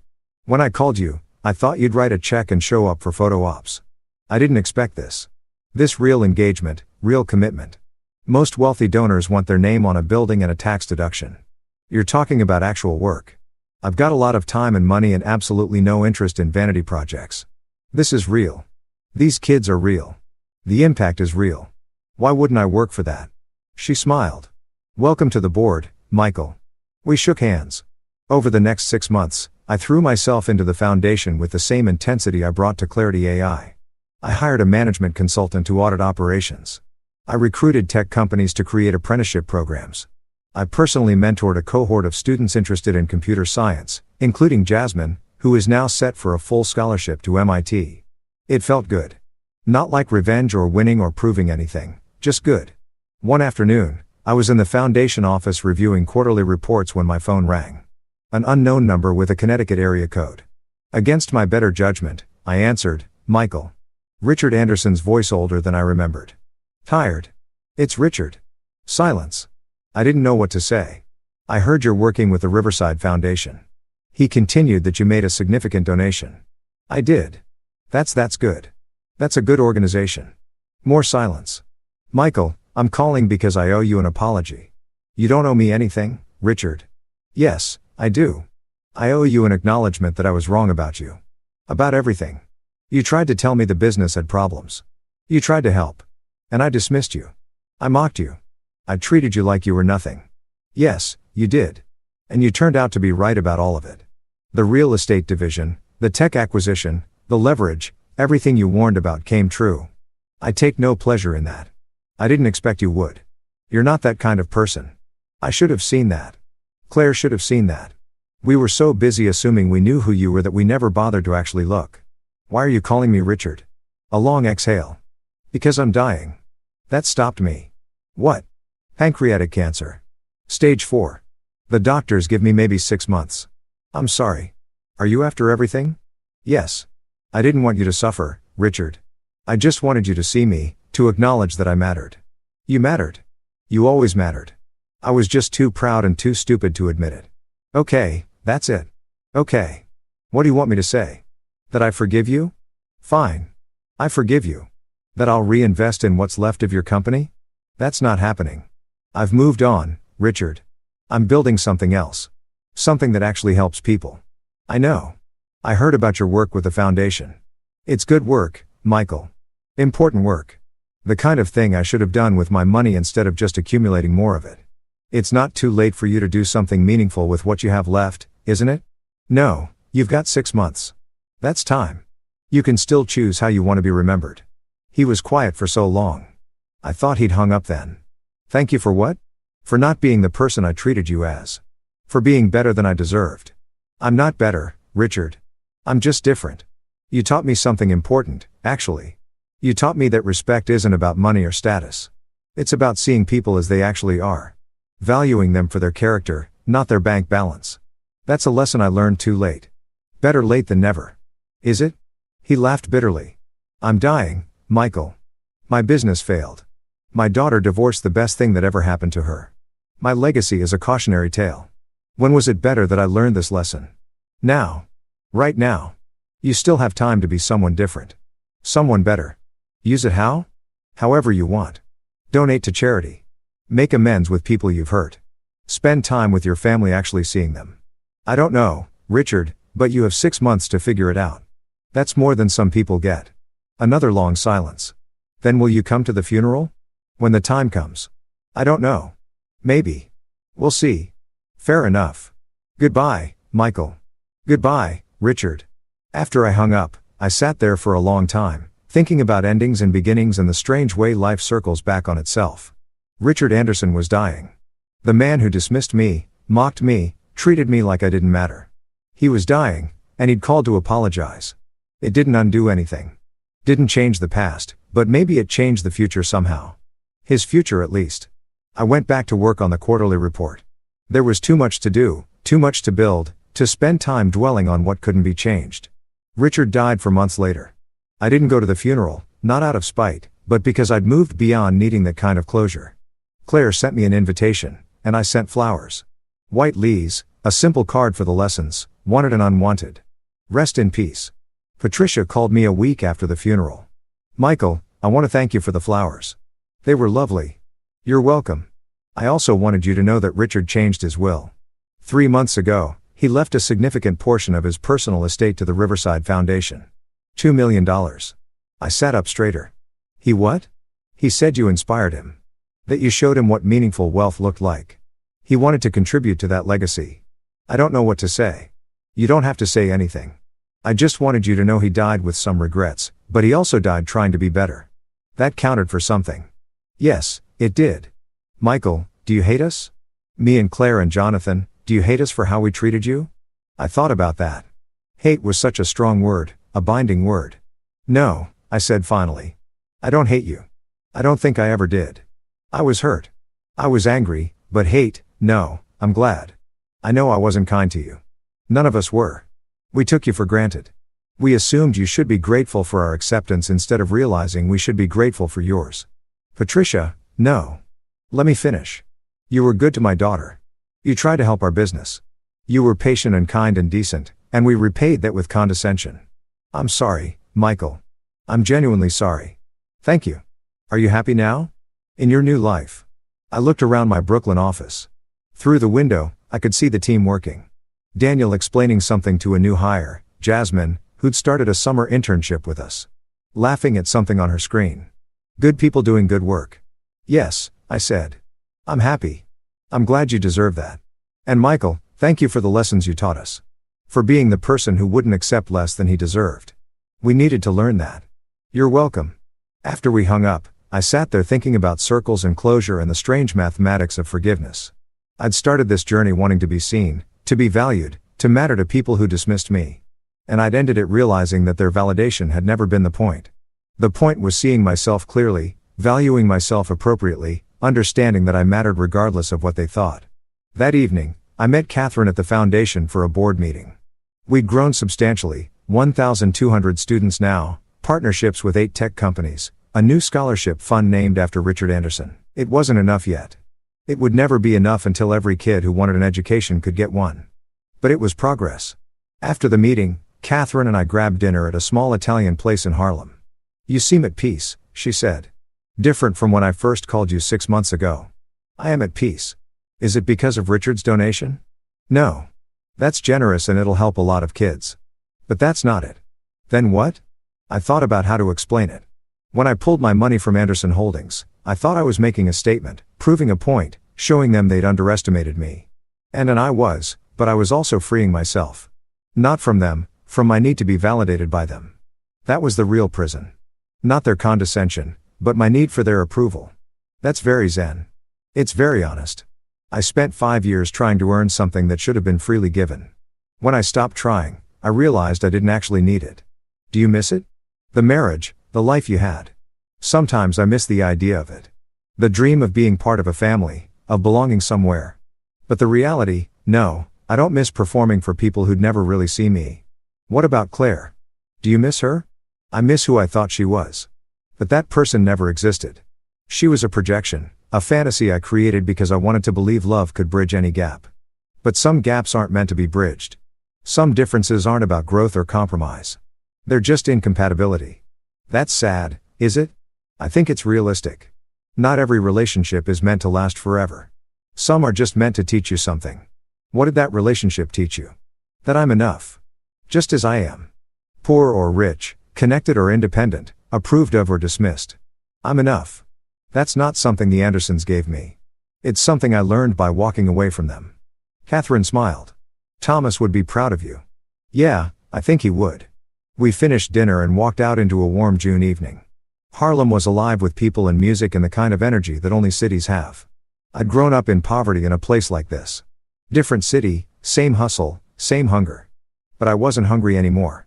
Not for money or status or approval. I had enough. I was enough. My phone buzzed. Daniel. Michael, where are you? We've got a crisis at the office. One of our clients is threatening to pull their contract because of some press about your divorce. They're worried about stability. I sighed. I'll be there in 20 minutes. Thanks, man. I looked at Catherine. Duty calls. Go save the day. That's what you do now. Is it? Yes. You're a builder, Michael. That's what you've always been. You just got distracted for a while building the wrong things for the wrong people. Now you're back on track. I thought about that as I walked to the subway. A builder, someone who created rather than destroyed, someone who added value rather than extracting it. The Anderson affair had looked like destruction from the outside. But it hadn't been. It had been the necessary demolition before rebuilding. You can't construct something solid on a faulty foundation. Sometimes you have to tear down what's broken before you can create what works. At the office, I handled the client crisis. It turned out to be less dramatic than Daniel made it sound. Just some reassurances and a contract amendment. By the time I finished, it was nearly midnight. The office was empty except for me and the city lights beyond the windows. I stood there for a moment thinking about the past year. The dinner that changed everything, the confrontation, the divorce, the rebuilding. A year ago, I'd been invisible. A shadow in someone else's story. Now I was writing my own. My phone buzzed one last time. A text from an unknown number. This is Claire. I know you probably don't want to hear from me, but I wanted you to know I'm getting help. Real help, therapy, self-reflection, all of it. You were right about everything. I didn't see you. I didn't value you. I'm trying to learn how to see people now. How to value them for real. Thank you for being brave enough to walk away. It was the wake-up call I needed. I hope you're happy. You deserve to be. See, I stared at that message for a long time. Then I typed back, I'm glad you're doing the work. That takes courage. I hope you find what you're looking for. Be well. I didn't add love or miss you or any of the other phrases that used to end our messages because I didn't love her. Not anymore. And I didn't miss her. Not really. What I felt was something quieter. Relief that she was growing. Hope that she'd be better to whoever she loved next. And gratitude that I'd been brave enough to demand better for myself. I turned off my phone and looked out at the city. Somewhere out there, thousands of people were living their lives, struggling and succeeding, loving and losing, building and breaking. I was just one person among millions. But I was free and that was enough. The gala was Catherine's idea, a fundraiser for the foundation, she'd said. Black tie, expensive tickets, all the wealthy people you hate. I don't hate wealthy people. I just hate the ones who think wealth makes them better than everyone else. So, most of them, fair point. But I went, wore my best tuxedo, Tom Ford again, because if you're going to do black tie, do it right. The venue was the Metropolitan Museum of Art, rented for the evening, full of the kind of people who wrote five-figure checks without blinking. The foundation had grown exponentially. We were serving over 5,000 students now across 3 cities with plans to expand nationally. The scholarship fund was endowed at $15 million. The technology track had placed 68 students in top engineering programs. We'd become a case study in scalable philanthropy. I was giving the keynote speech. Catherine had insisted. You're the face of this organization. She'd said, you're the founder. You should speak. You're the story everyone wants to hear. Poor kid makes good, gives back, creates lasting change. That's compelling, Michael. It's also reductive. It's also true. So there I was, standing backstage, waiting to be introduced when I saw her, Claire. She looked different, older maybe, though it had only been 3 years, but also more settled, more genuine. She was talking to someone I didn't recognize, laughing at something, and the laugh sounded real in a way her old laughs never had. She saw me. Our eyes met across the crowd. She smiled. Not the smile I remembered, but something quieter, more honest. She excused herself from her conversation and walked over. "Michael, Claire, you look good." "Happy?" "I am." "You look good, too." "Thanks. I'm here with my partner, Sarah. She's a teacher. We met at a volunteer event last year." "That's great. I'm happy for you." "Are you? I wasn't sure you'd want to see me." "I don't have any animosity toward you, Claire. That ended a long time ago." She nodded. "I've been following the Foundation's work. It's incredible what you've built. It's not just me. It's a whole team. But you started it. You saw the need and filled it. That's not nothing, Michael." "Thank you." An awkward pause. "Then I'm sorry. I know I've said it before, but I want to say it again. I'm sorry for not seeing you, for taking you for granted, for being someone who needed to lose everything to learn anything. You didn't lose everything, Claire. You just lost me. And honestly, I don't think you really had me to lose. We were both playing roles in a relationship that wasn't quite real. Maybe, but I still wish I'd been better. You're being better now. That's what matters." She smiled. "I like to think so. Sarah helps. She calls me on my makes me actually look at people instead of just categorizing them. She sounds good for you." "She is. And you? Anyone special?" I thought about the question. There had been dates over the past 3 years, a couple of relationships that didn't quite stick. Nothing serious. I was okay with that. Not yet, but I'm not looking. If it happens, it happens. That's healthy. It's honest. Catherine appeared, tapping her watch. "Michael, you're on in 5. "Okay. Thanks." I turned back to Claire. "It was good to see you." "You, too, Michael. Break a leg. I'm looking forward to hearing what you have to say." I walked toward the stage, my heart surprisingly calm. Seeing Claire should have felt like something painful or bitter or nostalgic. Instead, it just felt like seeing an old acquaintance, someone I used to know well but had grown apart from normal human. "Okay." The introduction was warm.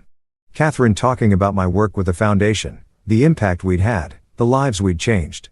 Then I was walking on stage, standing in front of 500 people in formal wear, looking out at a sea of faces. I saw Claire and her partner Sarah. I saw Catherine beaming from the side of the stage. I saw Jasmine, who was now a sophomore at MIT and had come back to volunteer at the event. I saw Daniel, who'd become a Foundation board member. I saw Patricia Anderson sitting near the back, looking smaller and older without Richard beside her. I took a breath and began. 3 years ago, I was sitting at a dinner table with people who thought they knew exactly who I was. They'd made assumptions based on how I dressed, where I came from, what they thought I could contribute. They were wrong. But for 5 years, I let them be wrong because I wanted something from them. Acceptance, approval, belonging. When I finally walked away from that table, I thought I was making a grand statement, proving them wrong, showing them what they'd missed. And maybe I was. But more importantly, I was freeing myself to become someone different, someone who built things that mattered rather than performing for people who didn't. The Riverside Foundation exists because I learned a hard lesson. Your worth isn't determined by who sees it. It's inherent, unchangeable. The question isn't whether you're valuable. You are. The question is whether you're investing your value in things that deserve it. Every student we serve, every scholarship we fund, every mentorship program we create, that's an investment and inherent worth. We're not saving these kids. They don't need saving. We're just removing the barriers that keep them from showing the world what they already are. Brilliant, capable, deserving of every opportunity. I grew up poor. Really poor. The kind of poor where you learn to be invisible because being seen means being mocked. I learned to make myself small, to not take up space, to be grateful for scraps of attention from people who had more than me. And then I got lucky. I met a mentor who saw me, really saw me and invested in me. Not just money though that helped, but time, attention, belief. He taught me that wealth isn't just about capital. It's about what you choose to build with that capital. For years, I forgot that lesson. I got married into a wealthy family and spent 5 years trying to earn acceptance from people who'd already decided I wasn't worth their respect. I could have spent those 5 years building something meaningful. Instead, I spent them being small.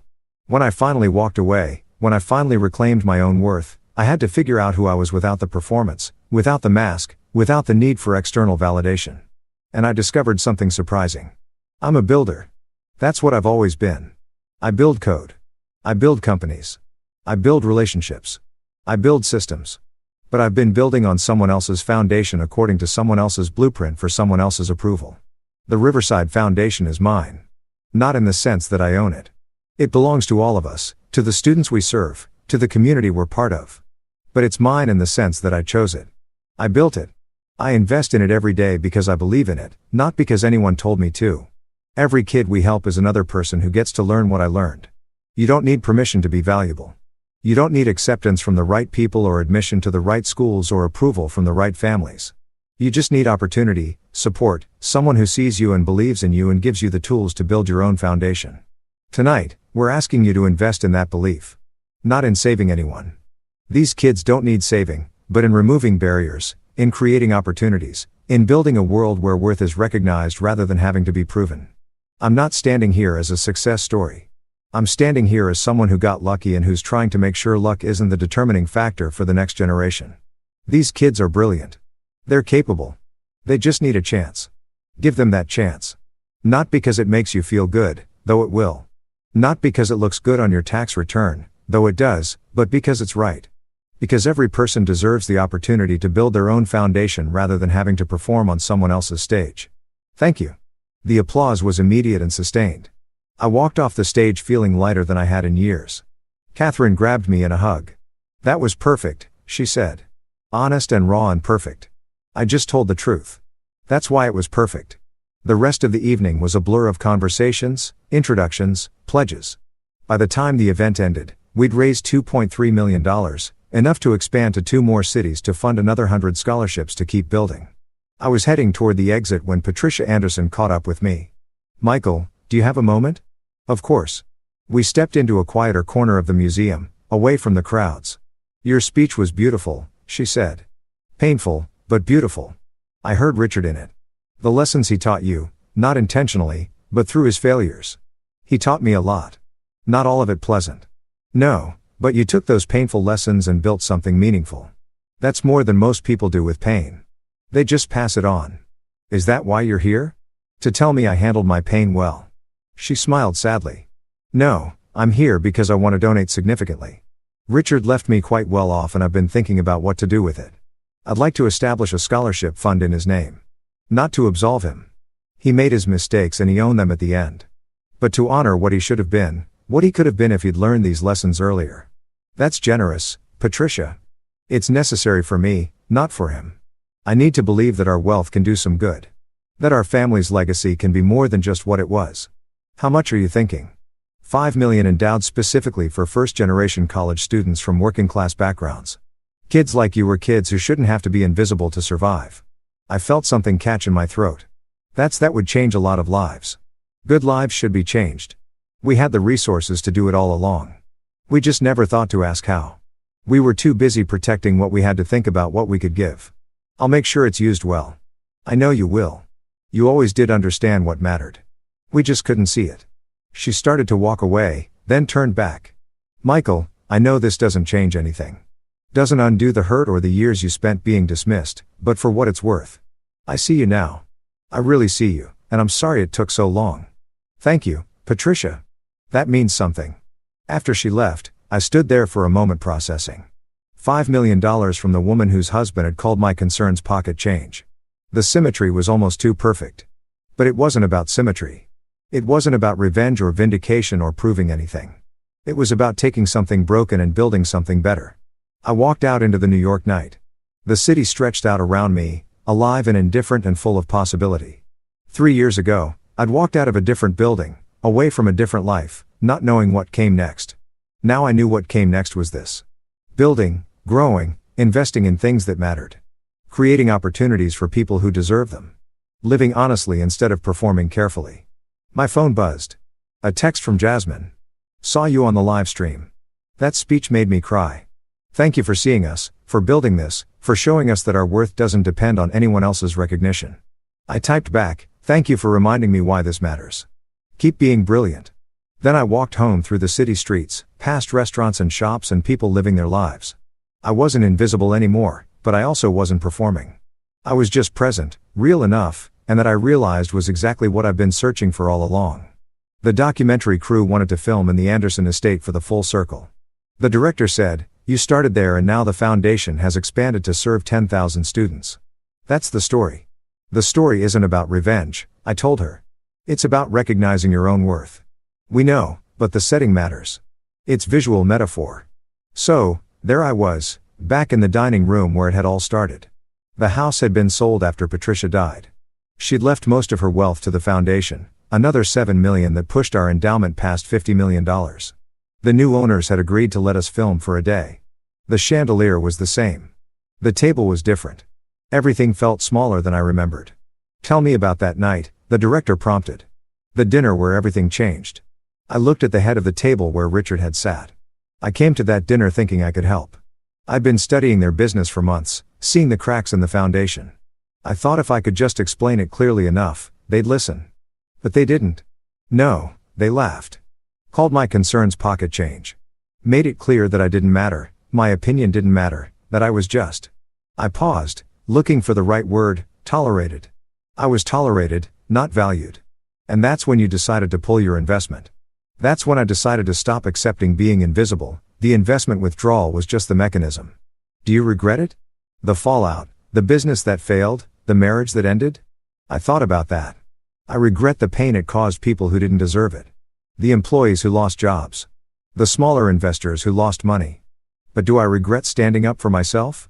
No. I'd do it again. Even knowing what it would cost. Especially knowing what it would cost because I also know what I gained. Freedom, purpose, the ability to build something that actually matters.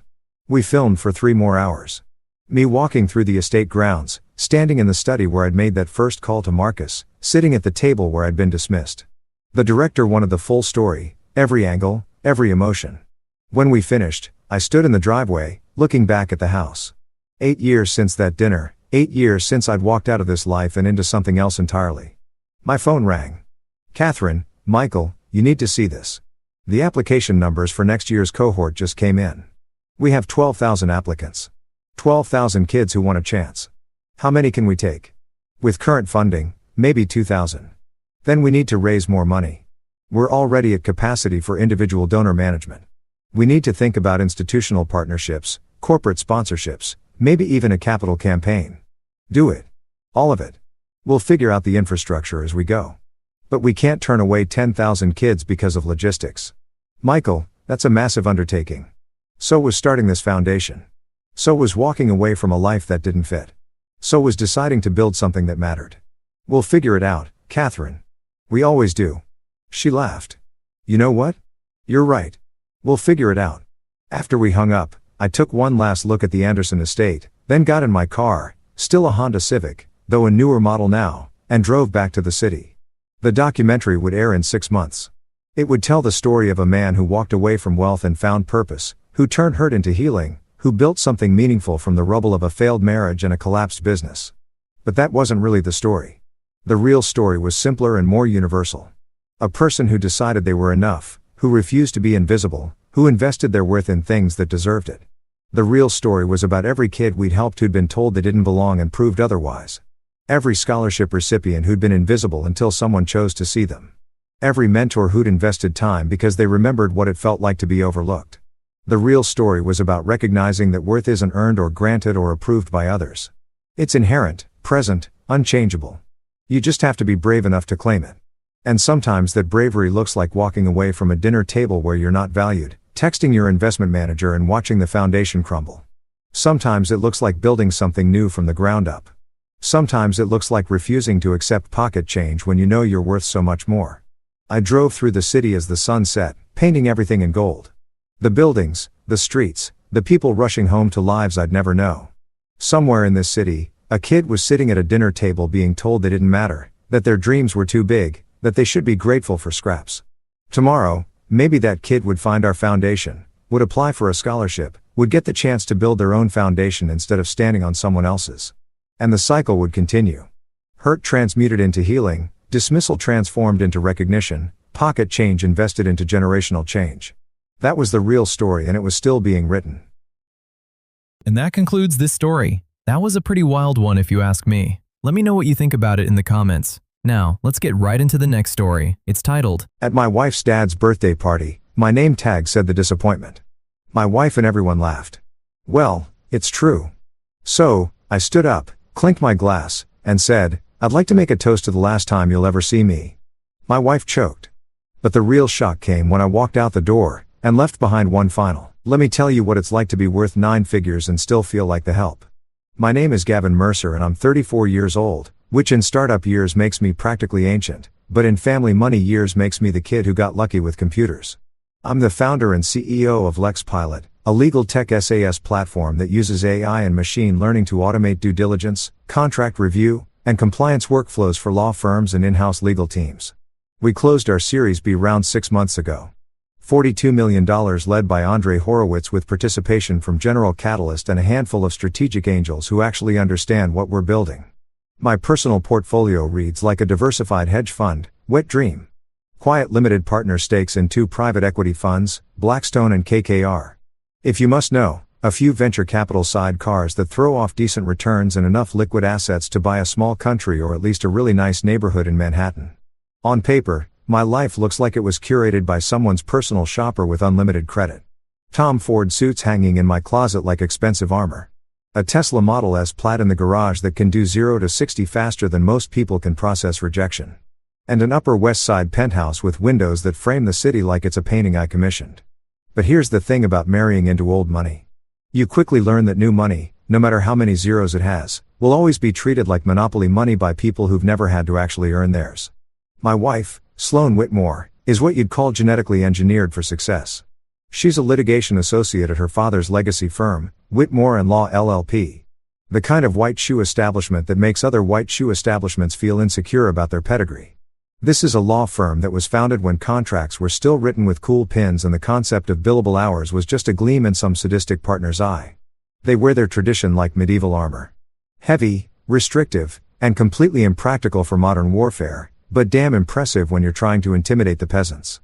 Her father, Justice Harold Whitmore, is a retired appellate judge who still speaks like he's delivering verdicts from on high. The man has never met a sentence he couldn't make sound like a constitutional amendment or a casual conversation he couldn't turn into a cross-examination.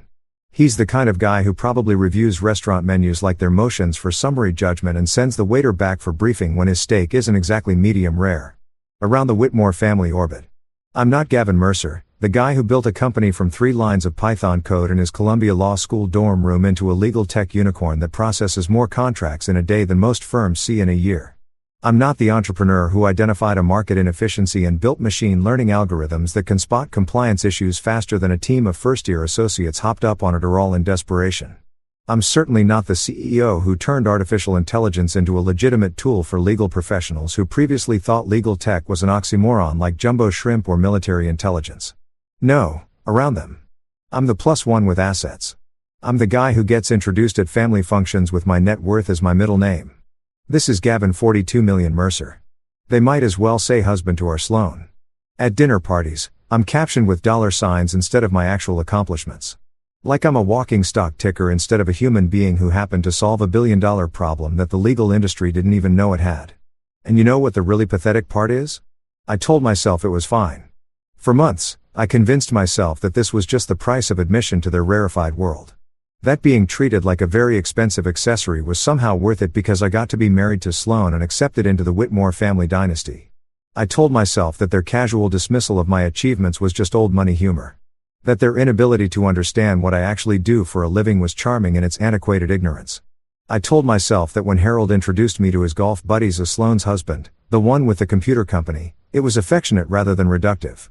I convinced myself that when Sloan's mother asked me if I could fix her iPad at family gatherings, it was because she genuinely thought I was helpful, not because she literally couldn't distinguish between founder of a legal tech startup and guy who works at the Genius Bar. I rationalized every slight, every dismissive comment every time someone asked me to explain what blockchain was.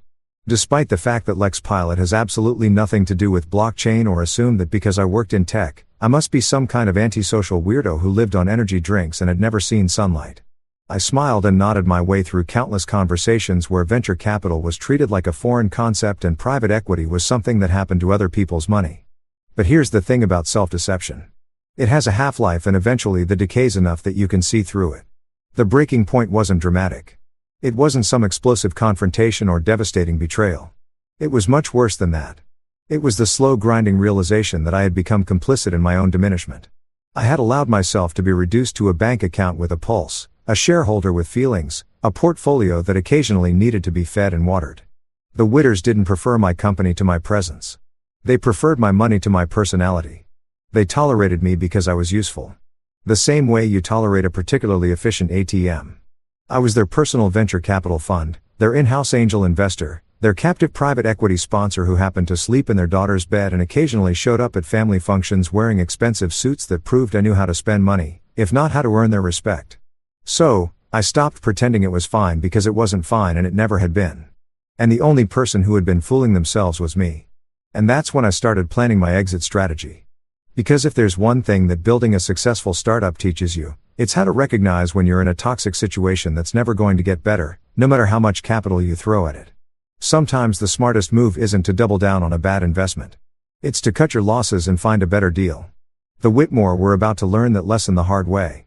Welcome to the Whitmore dinner party circuit, where status anxiety masquerades as sophisticated conversation and everyone's portfolio performance is somehow always exceptional this quarter. These aren't your average dinner parties. They're performance art disguised as social gatherings where Sloane's Circle recites their accomplishments like they're reading from prepared statements at shareholder meetings. The conversations follow a predictable script. Someone always has a board meeting story that sounds suspiciously like corporate fanfiction. Everyone owns at least one summer house that they refer to by its closest prestigious town rather than its actual address. And the Macallan 25 flows like it's subsidized by the Scottish government. I've sat through countless evenings watching grown adults compete over who has a friends with a private jet as if access to fractional aircraft ownership somehow validates their existence. These people treat private aviation like it's a personality trait rather than just another overpriced way to avoid TSA lines and airline food. The really pathetic part is watching them carefully drop these references into conversation like verbal breadcrumbs, hoping someone will follow the trail back to their perceived importance. The jokes at these gatherings are always light, which is rich person speak for cruel but delivered with expensive dental work and good breeding. I am perpetually the tech boy.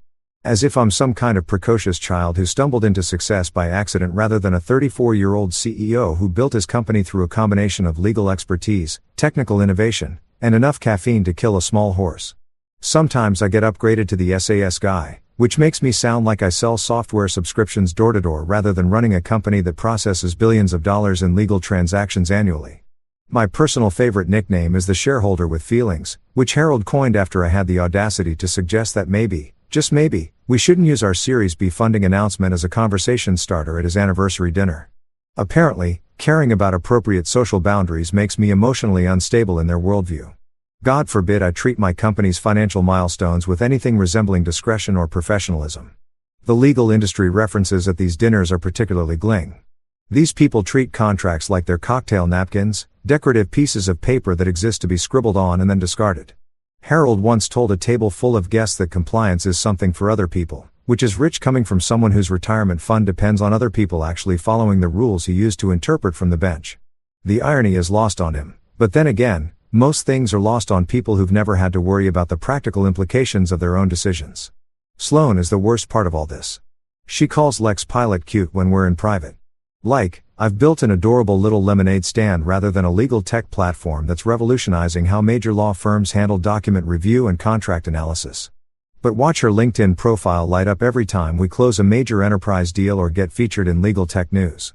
Suddenly, my cute little company becomes a significant career asset worth posting about, complete with thoughtful commentary about innovation in the legal sector and hashtags about entrepreneurship and disruption. The cognitive dissonance is breathtaking. She'll spend dinner parties making jokes about my computer hobby and then spend the next morning crafting LinkedIn posts about how proud she is to be married to a legal tech innovator who's transforming the industry through artificial intelligence and machine learning. She wants the social media credit without the social acceptance, the professional benefits without the personal respect. Her firm, Whitmore & Law LLP, uses our software, but of course, they're on our lower tier plan under what I can only describe as a sweetheart enterprise agreement that I approve to keep the peace. They get a discount that would make our CFO pre-yawn and weep actual tears if she knew the full extent of it. We're talking about a white shoe law firm with partners who bill $1,200 an hour getting access to cutting-edge legal technology for less than what most mid-sized firms pay. It's corporate charity disguised as family loyalty, and I've been enabling it for months because I thought it would somehow earn me points in their twisted scoring system. The truth is the Whittors prefer my money to my presence. They tolerate my company because my bank account throws off enough heat to warm their cold, judgmental hearts. But given the choice between having me at dinner or just having access to my assets, they'd pick the assets every single time. I'm like a particularly lucrative trust fund that happens to have opinions and feelings.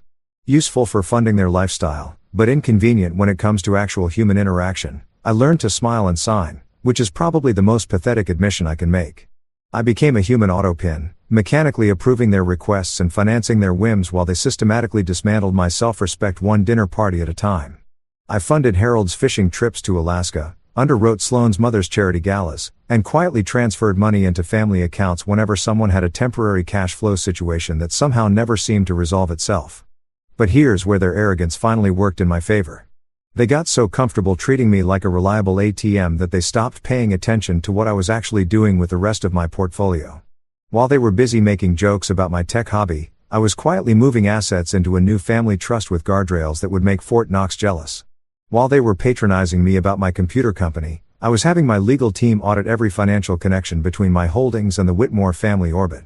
I started treating our relationship like the business transaction it had always been. Except now I was reading the fine print. Every shared account got scrutinized. Every joint investment got reviewed. Every casual financial favor got documented and categorized.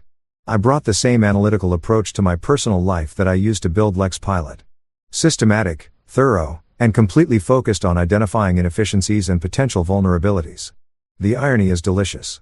They created their own worst nightmare by treating me like I was just a wallet with a pulse. They taught me that our relationship was transactional, that affection was conditional, and that respect had to be purchased rather than earned.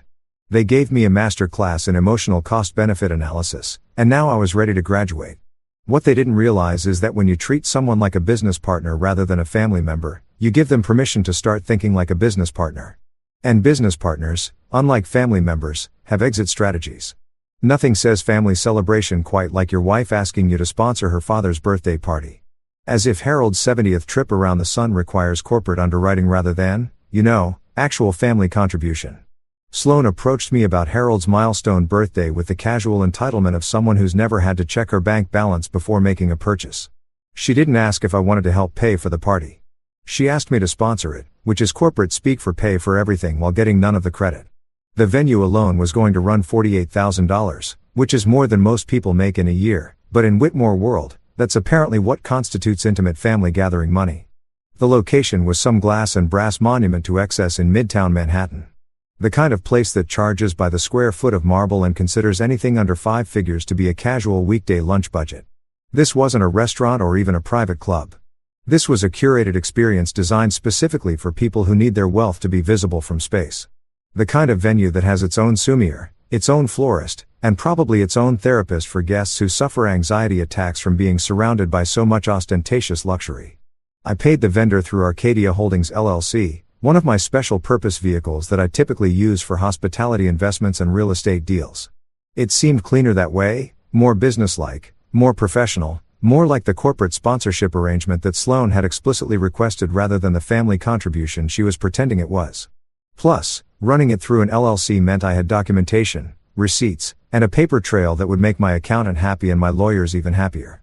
For the occasion, I wore my best Tom Ford suit. Charcoal gray Italian wool cut so precisely that it probably qualifies as architectural engineering. This wasn't just clothing. It was armor designed to survive the social battlefield I was about to enter. Sloane wore what I'd come to recognize as her courtroom smile, the one she reserves for hostile witnesses and opposing counsel. Except tonight, she was wearing it for her own husband. That should have been my first clue about how the evening was going to unfold. The Whites arrived at the party like they were making a grand entrance at their own press conference. Harold worked the room with the practiced efficiency of a politician running for re-election, shaking hands like he was still delivering verdicts from the bench and dispensing wisdom like he was getting paid by the platitude. His retirement clearly hadn't diminished his appetite for being the center of attention. If anything, it had concentrated it into a more potent form of judicial narcissism. Sloane's cousin Chandler was already 3 drinks deep and bragging about some sure-thing acquisition his hedge fund was supposedly orchestrating. The way he described it, you'd think he was personally responsible for orchestrating the next great corporate merger rather than being a mid-level analyst who probably spends most of his time updating PowerPoint presentations and fetching coffee for actual decision makers. But confidence is hereditary in the Whitmore family, along with an impressive ability to inflate minor professional responsibilities into world-changing achievements. Her sister Belle had apparently appointed herself CFO of her boyfriend's startup, which was hilarious considering the boyfriend's startup was a social media app that helped people find the best brunch spots in their neighborhood. She kept talking about how they were waiting for the VC term sheet to hit, as if Sequoia Capital and Kleiner Perkins were in a bidding war over their revolutionary brunch location technology. The delusion was almost admirable in its scope and ambition. I found myself gravitating toward the bar, where I poured myself a generous glass of Macallan 25-year-old single malt, the good stuff that costs more per ounce than most people spend on groceries in a week. The irony wasn't lost on me that I was drinking whiskey that cost more than many people's rent while surrounded by people who thought my life's work was adorable. I positioned myself by the floor-to-ceiling windows, ostensibly admiring the Manhattan skyline, but actually counting fire escapes like I was planning my own emergency exit strategy. The view from up there was spectacular. Central Park stretched out like an expensive green carpet, and the city lights twinkled below us like someone had scattered diamonds across black velvet. It was the kind of view that real estate agents describe as priceless and charge accordingly. The kind of perspective that's supposed to make you feel successful and accomplished and grateful for your good fortune. Instead, I felt like I was trapped in a very expensive terrarium on display for people who found me interesting primarily because of my net worth. The glass walls that were supposed to showcase the city's beauty felt more like barriers, keeping me contained, keeping me visible, but separate from the world I'd actually built outside this rarefied bubble of inherited privilege and casual cruelty. From my position by the window, I had a perfect view of the party's social dynamics. Harold was holding court near the appetizer station, surrounded by retired judges and current partners from various white shoe law firms. All of them nodding sagely as he dispensed legal war stories and judicial wisdom. Sloane was networking with precision, working the room like she was campaigning for something, making sure to hit every important conversation cluster with just the right amount of charm and professional insight. The venue manager kept checking his tablet and nodding approvingly. Everything was running on schedule. The catering was flawless. The service was invisible but impeccable. This was the kind of event that would be referenced for months afterward. The kind of party that becomes part of family lore and social media legend. The $48,000 I'd spent through AITA Holdings was buying more than just an evening. It was purchasing a memory, a story, a status marker that would echo through the Whitmore family narrative for years to come. What none of them realized was that I wasn't just observing the party. I was studying it. Every conversation, every casual reference to family business, every offhand comment about assets and investments was being cataloged and analyzed. I was treating this like market research, gathering intelligence about the people who had spent months treating me like a very expensive pet. The Mullen was smooth and smoky with notes of leather and oak that reminded me of old law libraries and serious conversations. It was the kind of whiskey that demanded respect, that rewarded patience and attention. Unlike the company I was keeping, you know that moment in every corporate restructuring when someone finally says the quiet part out loud. When all the polite euphemisms and careful diplomatic language gets stripped away, and you're left staring at the brutal truth in Times New Roman font. That's what happened when I walked past the entrance table and saw the name tags. The setup was elegant, as you'd expect from a $48,000 venue. Crisp white linen tablecloth, probably Egyptian cotton or some other thread count status symbol. Little crystal bowls filled with mints that nobody would eat but everyone would admire. And there, arranged in neat rows like a corporate org chart made flesh, were the evening's name tags. Each one a carefully crafted piece of family branding designed to remind everyone exactly where they stood in the Whitmore hierarchy. Harold the judge was positioned at the head of the table naturally because even in retirement Harold couldn't resist the gravitational pull of judicial authority. The parenthetical wasn't just descriptive. It was a title, a brand, a reminder that this man had spent decades making decisions that other people had to live with. In Harold's world, being called judge isn't just professional courtesy, it's a lifestyle choice. Sloane the star made me pause and read it twice. The star, not the lawyer or the associate or even the daughter. The star. Because apparently in the Whitmore family constellation, Sloane isn't just another litigation associate grinding through billable hours and client development requirements. She's the designated future of the family dynasty. The chosen one who will carry the Whitmore legacy into the next generation of white shoe legal excellence. Chandler, the closer, was peak Whitmore delusion, taking a mid-level hedge fund analyst who probably spends most of his time updating Excel models and rebranding him as some kind of deal-making rainmaker. The closer, right? I'd seen Chandler's LinkedIn profile. His biggest professional accomplishment was completing the CFA program on his third attempt. But sure, let's pretend he's out there closing billion-dollar acquisitions instead of closing the gap between his ambitions and his actual skill set. There were others, each more carefully curated than the last. Uncles and cousins and family friends, all tagged with their respective roles in the Whitmore mythology. The philanthropist, the entrepreneur, the visionary, titles that sounded like they'd been focus grouped by a PR firm specializing in dynasty management.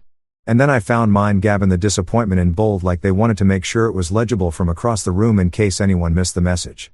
Not the founder or the CEO or even the tech guy. The disappointment. Apparently building a legal tech unicorn from nothing. Closing a Series B funding round that most entrepreneurs can only dream of. And creating artificial intelligence solutions that are revolutionizing how law firms handle contract analysis wasn't impressive enough to merit a flattering parenthetical. The laughter started immediately. Not shocked laughter, not the kind of surprised, uncomfortable reaction you'd expect when someone crosses a line at a family gathering. This was familiar laughter, the kind that comes from shared understanding from an inside joke that everyone's been enjoying for months. This was the sound of people who had been calling me the disappointment in private finally getting to see it in writing. Sloane appeared at my elbow, champagne flute in hand, looking like she'd just watched a particularly satisfying cross-examination. She sipped her dump Perigon because of course it was dumper nonnen because why serve regular champagne when you can serve champagne that costs more than most people's car payments and deliver the kill shot with practiced efficiency. Well, she said, examining the name tag like it was an exhibit in a trial she was winning. It's true. Not it's a joke or someone's being inappropriate or this is unacceptable. Just it's true delivered with the casual finality of someone reading a parking sign or announcing the weather. Like my status as a disappointment was simply a fact of nature as immutable as gravity or compound interest or the tendency of old money families to eat their own young. The people around us glanced in my direction with the peculiar expression you reserve for art you're not sure you're allowed to touch. There was curiosity there, but also a kind of anthropological fascination, like they were observing some exotic species in its natural habitat. Look, children, there's the disappointment in the wild. Notice how it wears expensive suits and makes polite conversation despite being systematically humiliated by its natural predators. My first instinct was to leave.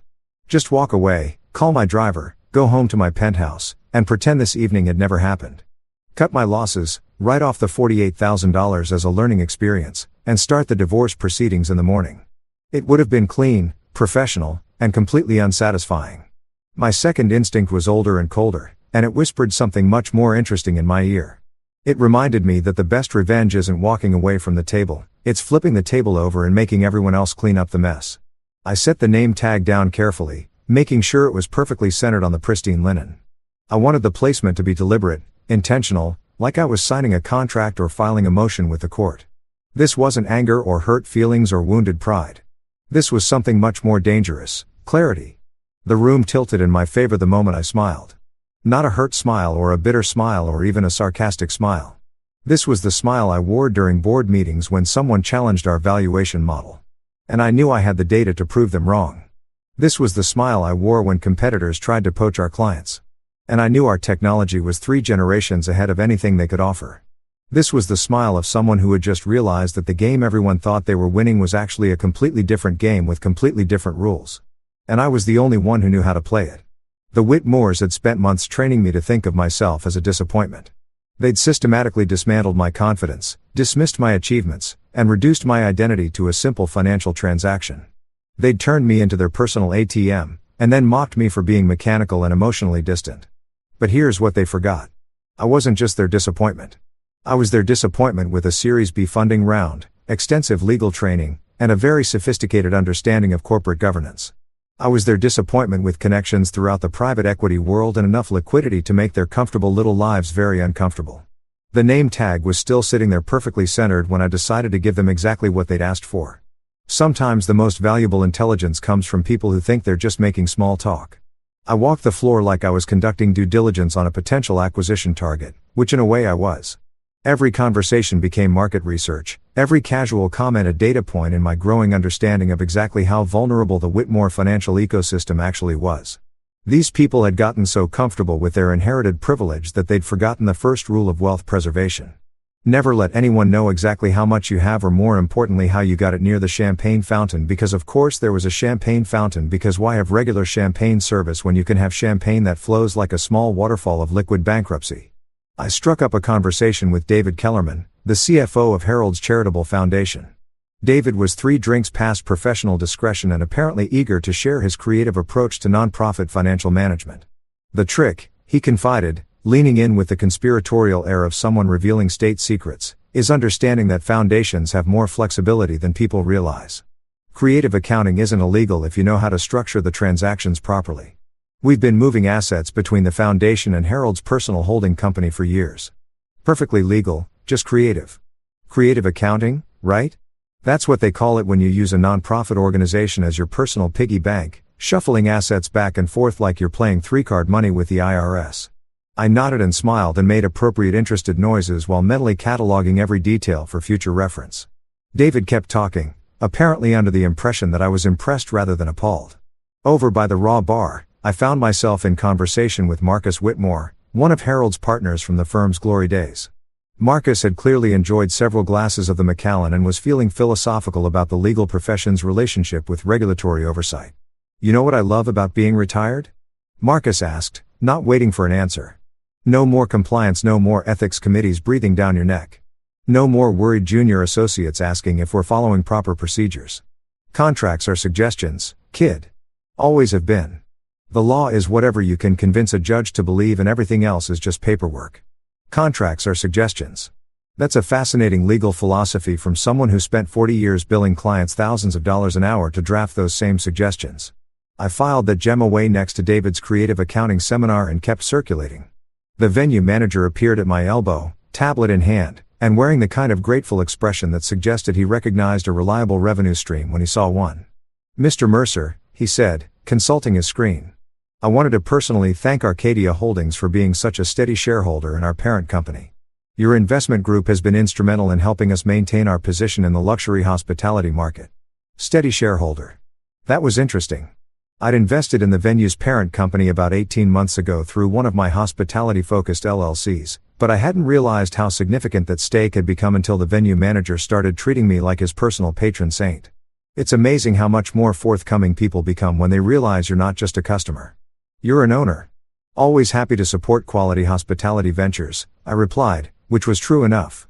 What I didn't mention was that my support came with certain governance rights that the venue manager probably wasn't fully aware of. Board seats, financial reporting requirements, the ability to call special shareholder meetings, all very boring corporate machinery that most people ignore until someone decides to use it. Near the desert station, Sloane's friends were having the kind of conversation that makes legal ethics professors wake up in cold sweats. They were discussing their recent cases with the casual indifference of people who've never had to worry about professional consequences, dropping client names and case details like they were discussing weekend plans rather than confidential attorney-client communications. "The funny thing about compliance requirements," laughed Jennifer Hartwell, a junior partner at some boutique litigation shop, "is that they assume clients actually read the engagement letters. Half our retainer agreements could include a clause requiring clients to sacrifice their firstborn to the litigation gods, and they'd still sign without reading." That got a good laugh from the group. Everyone seemed to think that professional responsibility rules were more like professional responsibility suggestions, guidelines for people who lacked the sophistication to understand when rules didn't really apply to them. It was breathtaking in its casual arrogance and absolutely invaluable from an intelligence-gathering perspective. "Speaking of engagement letters," chimed in Sarah Shawn, an in-house counsel for some mid-sized investment firm. "My CEO keeps asking if your AI can write our motions for us. I keep telling him that artificial intelligence can't fix bad facts, but he seems to think technology is magic." They all turned to look at me expectantly, waiting for some kind of tech bro wisdom about how machine learning was going to revolutionize the practice of law. Instead, I gave them exactly what they expected, a politely self-deprecating response about the limitations of current AI technology and the irreplaceable value of human legal judgment. What I didn't tell them was that Lex Pilot's newest version could absolutely identify the kind of sloppy legal work they were describing, and that our compliance monitoring features were specifically designed to catch the kind of casual rule bending they've been joking about all evening. As the evening progressed, I found myself thinking about the last 18 months of my life with the kind of analytical clarity that comes from finally having enough information to make informed decisions. The pieces of a much larger puzzle were clicking into place, and what I was seeing was both more complex and more vulnerable than I'd initially realized.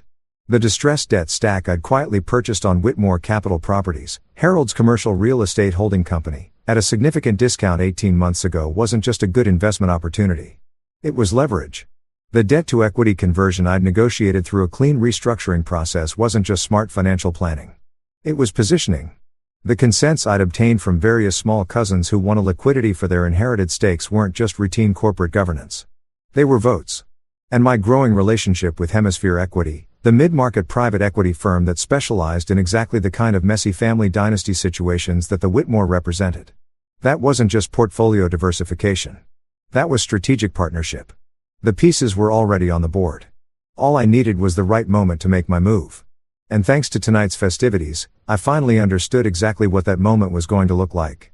There's something beautifully ironic about using a champagne flute to deliver a hostile takeover announcement. I walked back to the bar and picked up a fresh glass of Don Perignon, holding it up to catch the light from the crystal chandelier overhead. The champagne was perfect. Tiny bubbles rising in perfect formation like little missiles of expensive indifference. I lifted my Columbia Law School class ring, the one piece of jewelry I never took off. My reminder that I'd earned my place in their world through merit rather than inheritance, and tapped it gently against the crystal. The sound cut through the party chatter with surgical precision. Not loud enough to be rude, but clear enough to command attention from everyone in the room. Conversations died mid-sentence. Heads turned. The Whitmore family social machinery ground to a halt as everyone waited to see what the disappointment had to say. To Harold, I began, my voice carrying easily across the room with the kind of courtroom projection they teach you in trial advocacy class, who taught me that appearances are not the same as agreements, and that loyalty without mutual consideration is just an unwritten contract no sane person should sign. A few scattered laughs rippled through the crowd. The nervous kind of laughter that happens when people aren't quite sure if they're witnessing humor or homicide. Harold's eyes narrowed slightly, but he maintained his judicial composure, probably assuming this was just another case of his son-in-law trying too hard to fit in with lawyer humor. Sloane rolled her wrist in that dismissive gesture she'd perfected during law school moot court competitions, the one that said, "How pedestrian," without requiring actual words.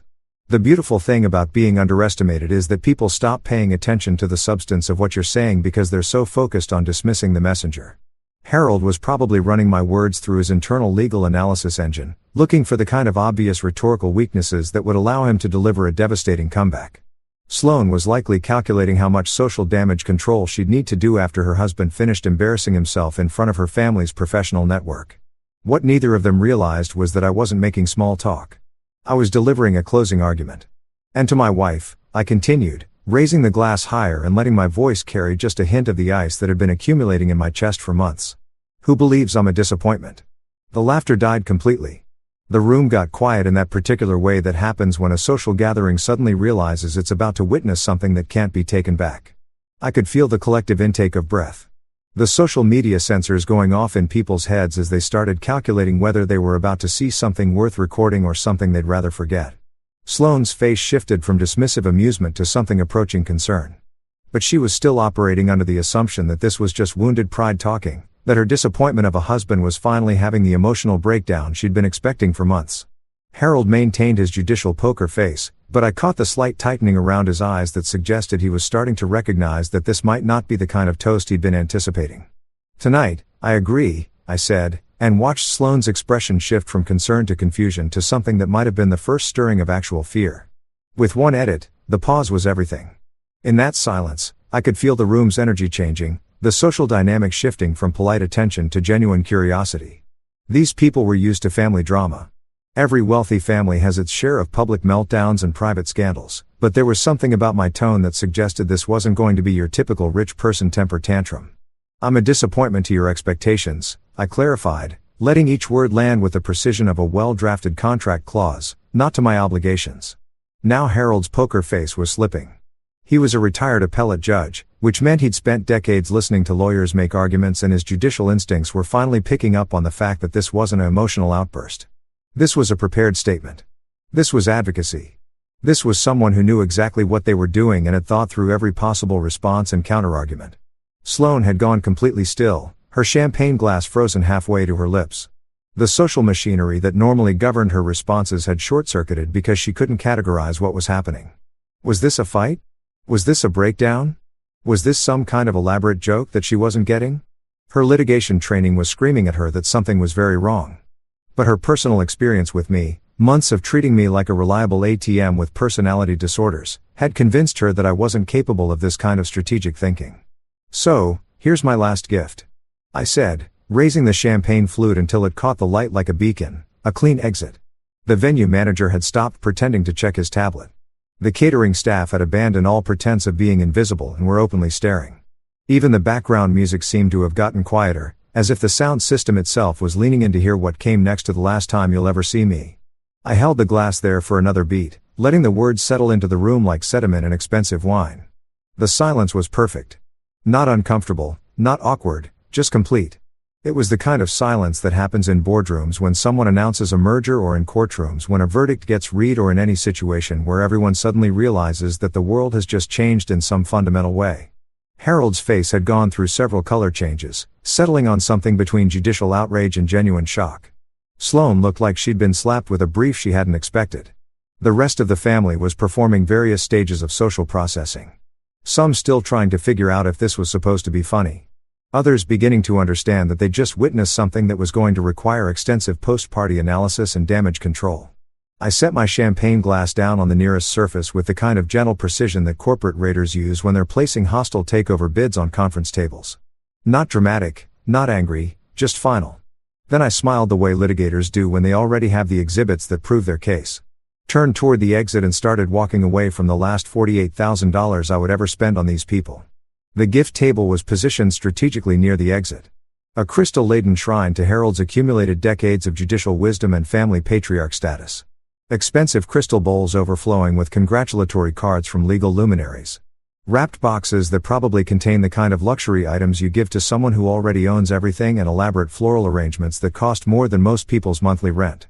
Into this monument to wealth and tradition, I placed a single plain white envelope.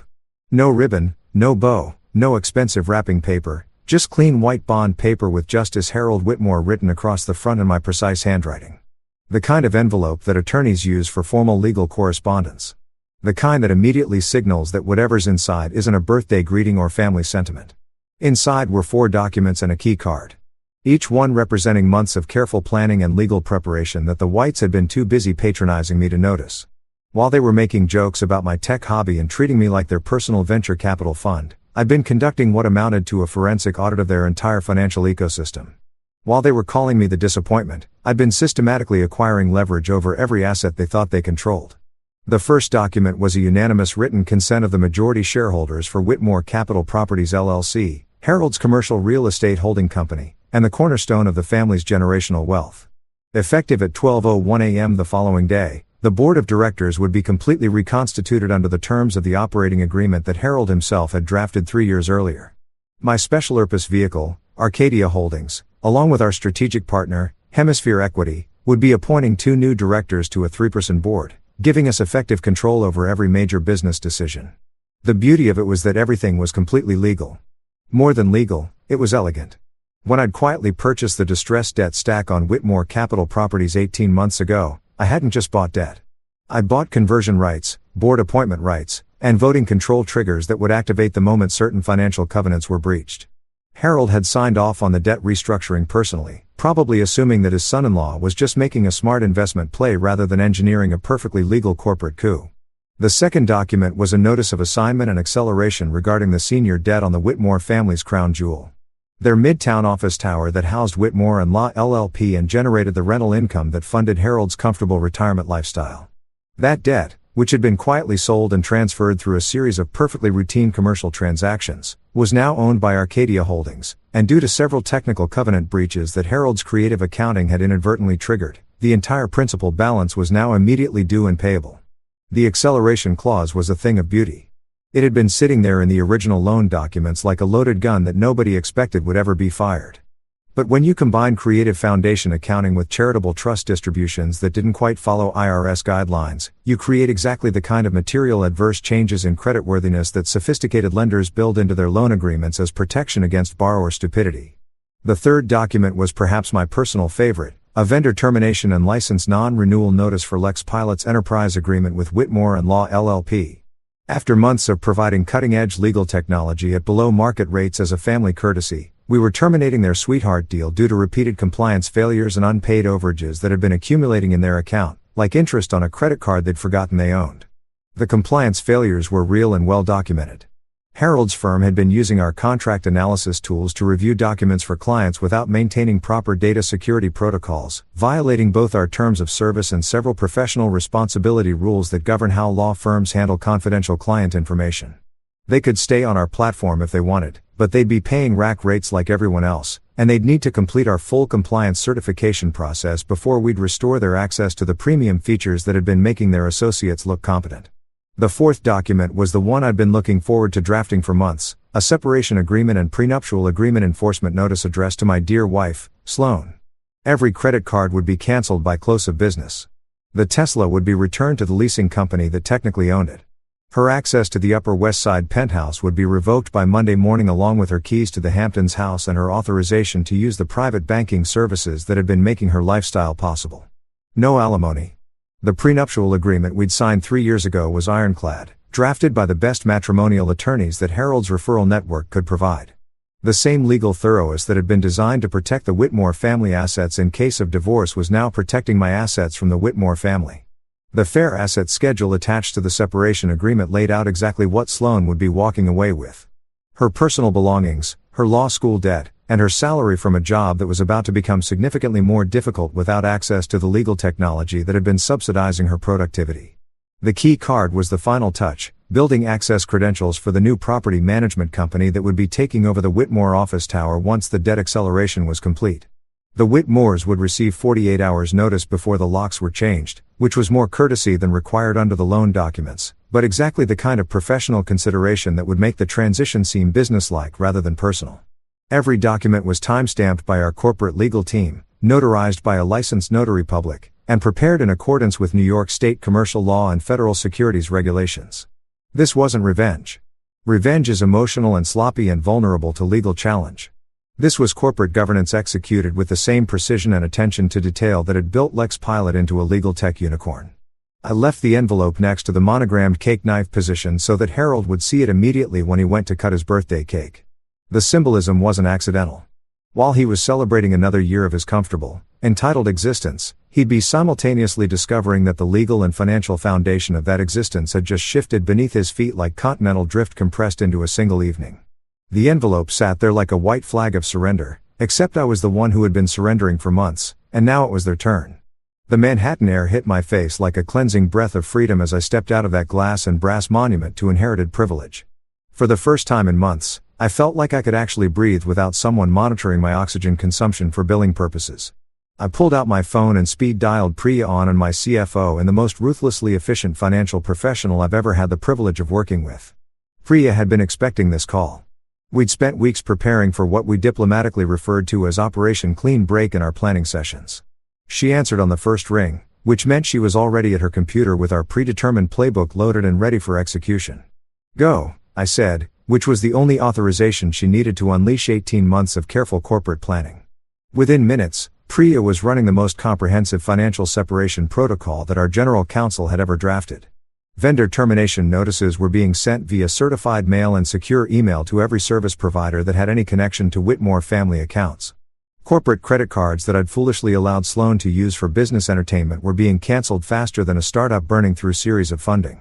Shared bank account authorizations were being revoked with the kind of surgical precision that would make a hostile takeover specialist weep with joy. The family discount pipelines that had been quietly subsidizing the Whitmore lifestyle. Everything from the discounted Lex Pilot enterprise license to the preferential rates I'd negotiated for their legal research databases were being severed with extreme prejudice. Every financial connection between my carefully built business empire and their trust fund ecosystem was being cauterized like a surgical wound that needed to heal cleanly.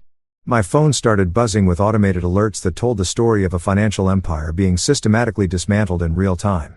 Board confirmation emails from Whitmore Capital Properties where our predetermined shareholder consent was now officially filed and recorded. Wire transfer receipts showing the debt acceleration proceeds being moved into escrow accounts managed by our corporate attorneys. Calendar invitations for an 8 a.m. board meeting at Whitmore Capital Properties where Hemisphere equity partner Lucas Grant and I would be formally taking control of Harold's commercial real estate empire. Change of control. Notification emails were flooding in from every investment vehicle that had any connection to Whitmore family interests. The access log for the Upper West Side building showed that Sloane's key fob had been deactivated at exactly 11:47 p.m., which meant she'd discover her lockout status the moment she tried to swipe into the building that had been her home for the past 3 years.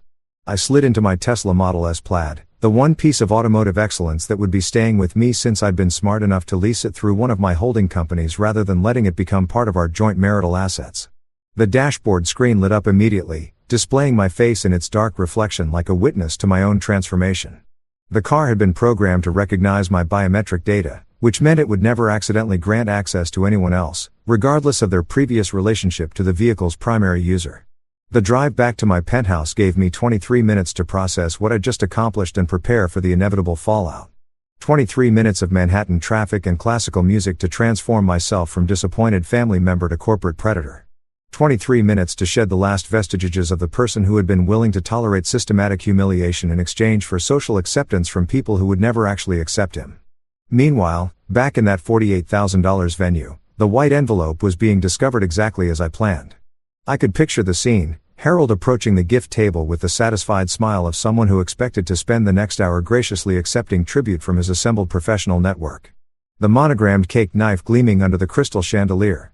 The moment of confusion when he noticed the plain white envelope positioned next to the congratulatory cards and expensive gift boxes. The venue manager would be checking the signature line on our venue contract right about now.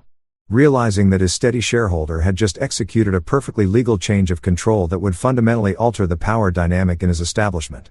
AITAH Holdings wasn't just a customer anymore.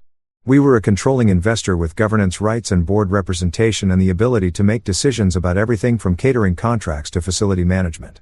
Inside the ballroom, Sloane's laughter was dying a slow, horrible death as she processed the separation agreement and realized that her comfortable lifestyle was about to become significantly less comfortable. The prenuptial agreement she'd signed 3 years ago, the one her father's attorneys had drafted to protect the Whitmore family assets, was now protecting my assets from the Whitmore family. The irony was so perfect it could have been written by a screenwriter who specialized in corporate comeuppance stories. Harold's judicial composure was probably cracking like old legal precedent as he read through the unanimous written consent and realized that his commercial real estate empire was now controlled by the same son-in-law he'd been calling the disappointment for months. The debt acceleration notice would be hitting him like a motion for summary judgment that he couldn't oppose, couldn't appeal, and couldn't negotiate away. Chandler was probably stopping mid-sentence in whatever acquisition fantasy he'd been spinning. Finally understanding that his family's financial foundation had just shifted beneath his feet like quicksand disguised as bedrock. Belle's startup CFO ambitions were about to collide with the reality that her family's venture capital connections had just been severed along with everything else. The compliance failures at Whitmore and Lyle were about to become very expensive very quickly. Without their discounted access to Lex Pilot's contract analysis tools, their associates would be back to manual document review and traditional due diligence processes that would triple their research time and quadruple their error rates. Their competitive advantage in the legal marketplace, the advantage that had been subsidized by my technology and my goodwill, was evaporating faster than startup equity in a bear market. My phone buzzed with a text from Priya. All systems green. Corporate separation complete. Tomorrow's board meeting confirmed for 8 a.m. Legal counsel standing by for anticipated pushback. Welcome to your new life, boss. Welcome to my new life indeed. A life where I wouldn't be anyone's disappointment, anyone's ATM, or anyone's +1 with assets. Just Gavin Mercer, founder and CEO, with a clean balance sheet and a completely restructured family situation. I woke up at 6 a.m. to the sound of my phone buzzing like an angry hornet trapped in a corporate law textbook. 17 missed calls, 43 unread texts, and enough email notifications to crash a server. The Whitmore legal machine had apparently spent the night trying to figure out how to reverse engineer a perfectly executed corporate restructuring. And based on the increasingly desperate tone of their communications, they were discovering that good legal work is very difficult to undo. By the time I'd finished my first cup of coffee, single-origin Ethiopian beans that cost more per pound than most law school textbooks, Whitmore and Law LLP had already sent 4 different emails with variations on the theme of "We reserve all rights." Each message was more legally verbose than the last, as if they thought they could intimidate me through sheer volume of legalese. The final email was a masterpiece of law firm bluster, complete with citations to cases that had nothing to do with our situation and threats of legal action that would have been impressive if they weren't so obviously desperate. I replied exactly once. So do I. 2 words. No legal citations, no detailed explanations, no elaborate justifications for my actions. Just a simple acknowledgement that I also reserved all rights, including the rights I'd already exercised, the rights I was continuing to exercise, and the rights I plan to exercise in the future. In corporate communications, sometimes the most powerful response is the one that doesn't waste time explaining itself to people who should already understand the situation. The compliance team at Whitmore and Lyle was apparently having some kind of professional crisis because they requested an emergency meeting to discuss their temporary access issues with Lex Pilot's platform. I politely declined their request for a free consultation and offered my services as an hourly consultant at our standard market rates. $1,750 per hour for technical consulting, $1,200 per hour if they wanted legal advice about compliance matters, and $2,000 per hour if they expected me to fix problems that they'd created through their own professional negligence. The beauty of transitioning from family member to service provider is that you get to charge for your time instead of donating it. Amazing how quickly people's attitudes change when your expertise costs them money instead of just their dignity. Sloane's text messages were a fascinating psychological case study in the 5 stages of divorce grief, compressed into digital format and delivered with the manic energy of someone whose comfortable world had just collapsed overnight. The first wave was pure anger. "You're insane if you think you can get away with this. My father will destroy you. This is illegal and you know it." Classic denial rage. The kind of response you get from people who are used to getting their way through volume and intimidation. The second wave tried strategic negotiation. "We need to talk about this like adults. There has to be a way to work this out. I'm willing to discuss reasonable compromises." This was Sloane's litigation training kicking in. The part of her legal education that taught her to look for settlement opportunities, even in apparently hopeless situations. The third wave was pure emotional manipulation. "You're destroying our family. This will hurt everyone, including you. Is this really what you want our marriage to be remembered for?" The appeals to guilt and sentiment that work on people who still have emotional investment in the relationship but fall flat when directed at someone who's already processed their feelings and moved on to financial planning. I forwarded all of her communications to Ray Okafor, my personal counsel, along with a gentle reminder about the non-disclosure clauses in our separation agreement. Ray would handle the formal responses with the kind of professional courtesy that makes it clear you're being managed by attorneys rather than engaged in personal conversation. Sometimes the most devastating message you can send someone is that they're no longer worth your direct attention. Harold called from an unknown number around 9:30 a.m., probably using one of the prepaid phones that paranoid people buy when they're trying to avoid creating electronic evidence of their conversations. His voice had lost all of its judicial authority and taken on the slightly desperate edge of someone who was finally beginning to understand the scope of his situation. "This is a hostile takeover," he said, which was technically accurate, but also completely missing the point. "No, Judge," I replied, enjoying the irony of having to explain basic corporate law to a retired appellate judge. "This is governance. Hostile takeovers happen to companies that resist acquisition. Governance happens to shareholders who've been outvoted by people who own more equity than they do." Harold wanted a week to explore options, which was legal speak for hire expensive attorneys to figure out if there's any way to reverse this. I gave him exactly 1 day, which was more generous than required under the terms of our various agreements, but exactly the kind of professional courtesy that would look good in any future litigation. At 8 a.m. sharp, we convened in the Whitmore Capital Properties conference room that I now effectively controlled.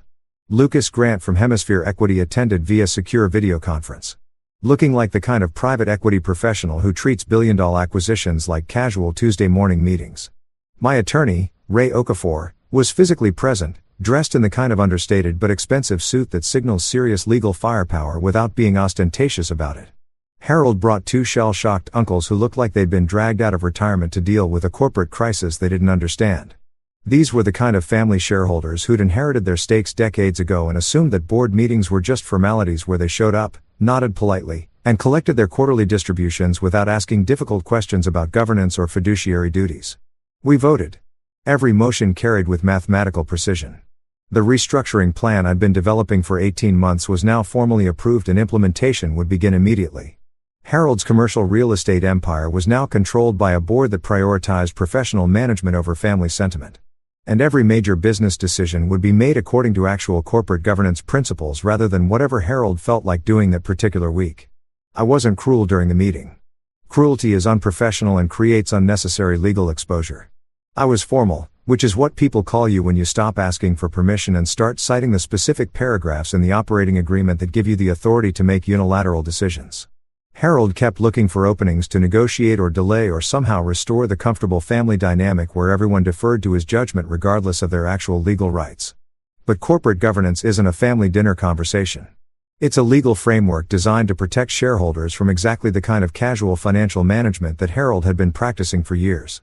6 months later, I moved into a quiet Soho loft that felt more like home after 1 week than the Upper West Side penthouse had after 3 years of marriage. The space was clean, modern, and entirely free of inherited baggage or family photos that required diplomatic explanations to house guests. I kept the penthouse on the market because prime Manhattan real estate is always a solid investment, and watching potential buyers walk through the space that used to represent my gilded cage gave me the kind of satisfaction that money can't buy, but good legal planning can definitely arrange. I kept paying my team well, better than well, actually. Lex Pilot's employee compensation packages had always been competitive. But after my corporate restructuring experience, I'd gained a renewed appreciation for the kind of loyalty that comes from treating talented people like the valuable assets they actually are rather than the expensive liabilities that most companies pretend they are. Priya Anand got an equity bump that reflected her surgical execution during Operation Clean. Our engineering team got bonuses that recognized their role in building technology that was now processing more legal transactions than half the major law firms in Manhattan. The company itself was thriving in ways that I'd hardly dared to imagine during those suffocating months of Whitmore family dinners. Lex Pilot shipped a new machine learning feature that could identify compliance issues in complex merger agreements faster than teams of associates armed with Red Bull and professional anxiety. Our Sarasb investors were practically euphoric about our user traction and retention metrics, which had improved dramatically once I'd stopped treating the company like a hobby that existed to impress my in-laws and started treating it like the legal tech unicorn it had always been capable of becoming. We onboard 2 new enterprise clients that happened to compete directly with Whitmore and LLP in the commercial litigation space. Pure coincidence, of course. These firms had approached us independently after seeing our compliance monitoring capabilities and contract analysis tools in action. The fact that they could now offer their clients more sophisticated legal technology than Harold's legacy firm was just the natural result of market forces and technological innovation. Business isn't revenge, but it does rhyme with poetic justice. And sometimes the universe has a sense of humor about corporate karma. People ask me if I miss the parties, which is like asking someone who's escaped from prison if they miss the exercise yard. I don't miss rehearsed love or pre-printed social labels. I don't miss conversations where my net worth was more interesting than my actual accomplishments or family gatherings where I needed to check my bank balance before expressing an opinion. I don't miss being introduced as the +1 with assets or being treated like a very expensive pet who occasionally needed to be fed and watered and allowed to make important decisions about funding other people's lifestyle choices.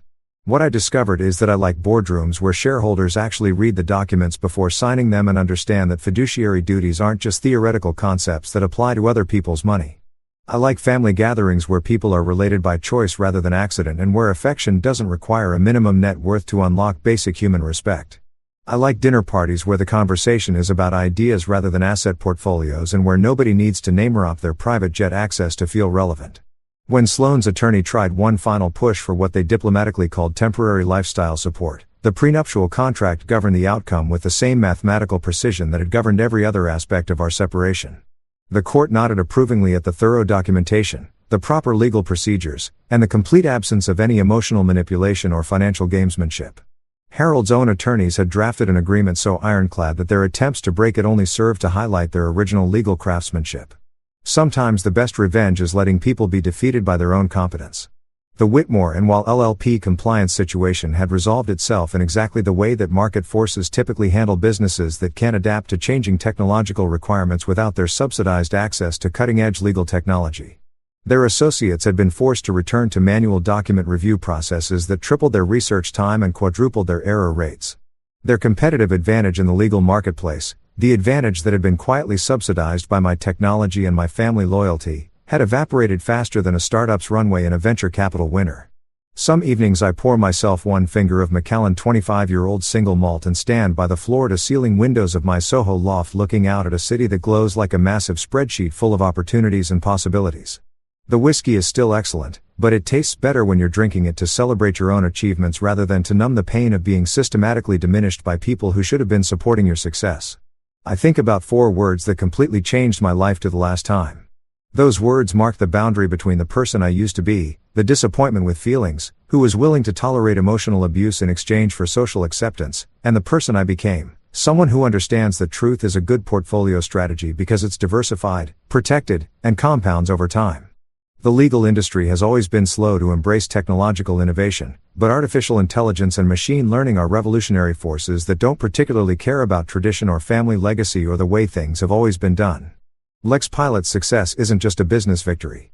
It's proof that competence and innovation will always eventually triumph over inherited privilege and institutional inertia, regardless of how many generations of judicial authority are backing the status quo.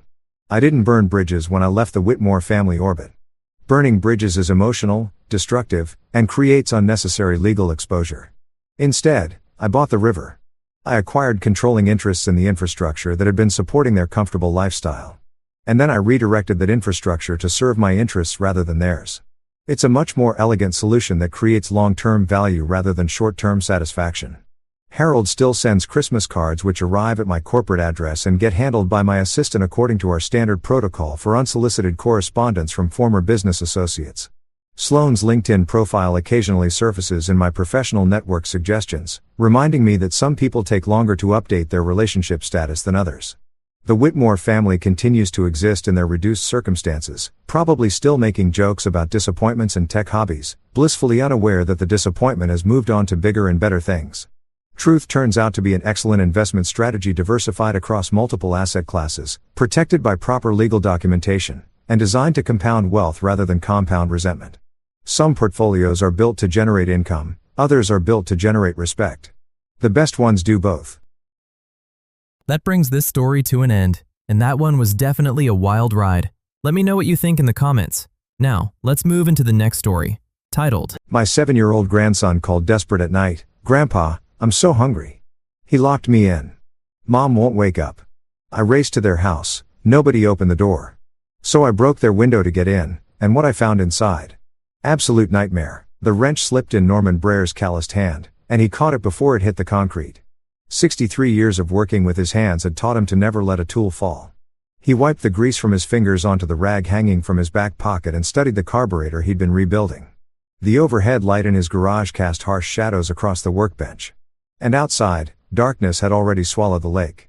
Cedar Ridge went quiet after sunset. That was one of the reasons Norman had stayed after his wife passed. The small lakeside town in northern Wisconsin didn't rush or crowd or ask too many questions. People kept to themselves. They waved when you drove past.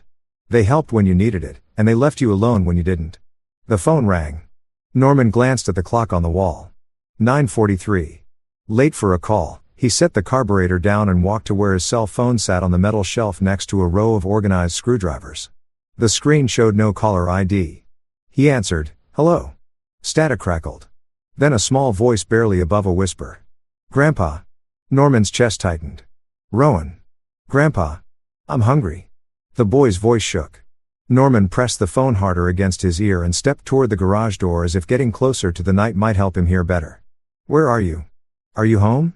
"He locked me in." Rowan's words broke into sobs. "Mom will wake up." "Grandpa, please." The wrench hit the floor this time. Norman didn't catch it. "Rowan, listen to me. Where's your mom?"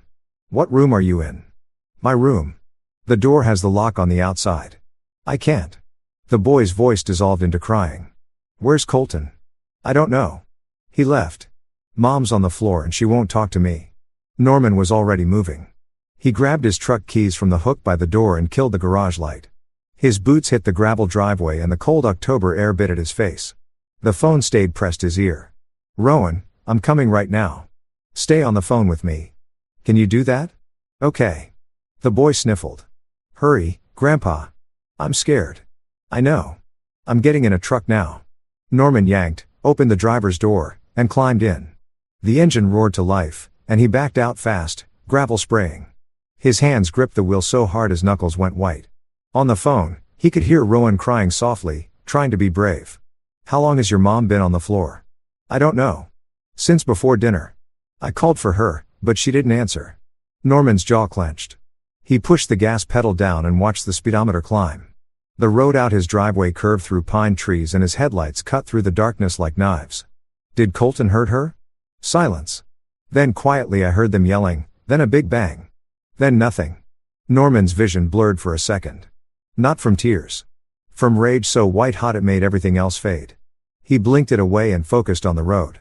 "I'm 5 minutes away, buddy. Hang on." The drive to Ruby's house usually took 15 minutes.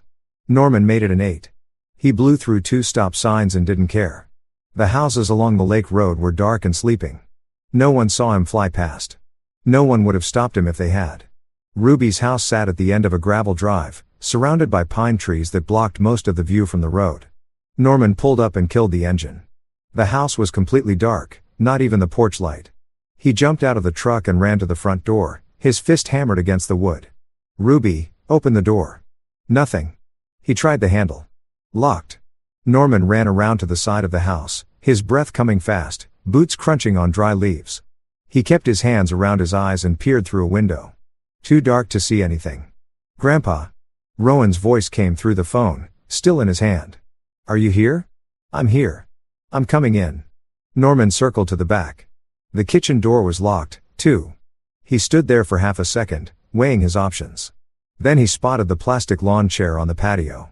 He grabbed it, lifted it over his head, and smashed it through the kitchen window. Glass exploded inward.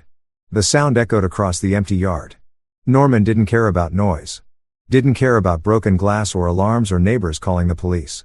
He knocked the remaining shards out of the frame with a chair leg and climbed through. The smell hit him first. Stale beer, rotting food, something metallic and sharp that made his stomach turn. Norman dropped into the kitchen and pulled out his phone's flashlight. The beam swept across the counter. Beer can stacked next to dirty plates. An overflowing trash bag leaning against the wall. The fridge door hung slightly open, and when Norman looked inside, it was nearly empty. A half-gallon of milk, some wilted lettuce, nothing else. "Rowan, I'm inside." "Where's your room?" "Down the hall." "The last door." Norman moved fast. His boots crunched on broken glass as he crossed through the kitchen and into the living room. The TV was on, casting a flickering blue light across the room. Some late-night infomercial selling kitchen knives. The volume was turned down low, but it hummed in the background like a ghost. Beer cans covered the coffee table. The couch cushions were crooked and on the floor next to the couch. Ruby Norman's breath stopped. She lay on her side, one arm bent awkwardly beneath her. Her hair covered most of her face, but he could see the bruises. Dark purple spreading across her cheekbone, yellow-green along her jaw. Her chest rose and fell shallow but steady. "Ruby." Norman dropped to his knees beside her. He touched her shoulder gently. "Ruby, wake up." She didn't respond. Her eyelids fluttered but didn't open. Norman's hand shook as he pulled his phone out and dialed 911. But before he hit the call button, he remembered Rowan. The boy was still locked in his room. Norman stood and ran down the hallway. 3 doors. The first was a bathroom. The second was the master bedroom. The third had a steel padlock hanging from the outside. His stomach twisted a padlock on a child's bedroom door. On the outside, Norman grabbed the lock and yanked. It held.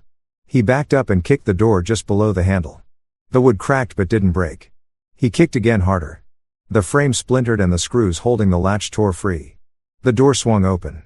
Rowan sat on the floor in the corner, his knees pulled to his chest. He looked up when a light from the hallway spilled in.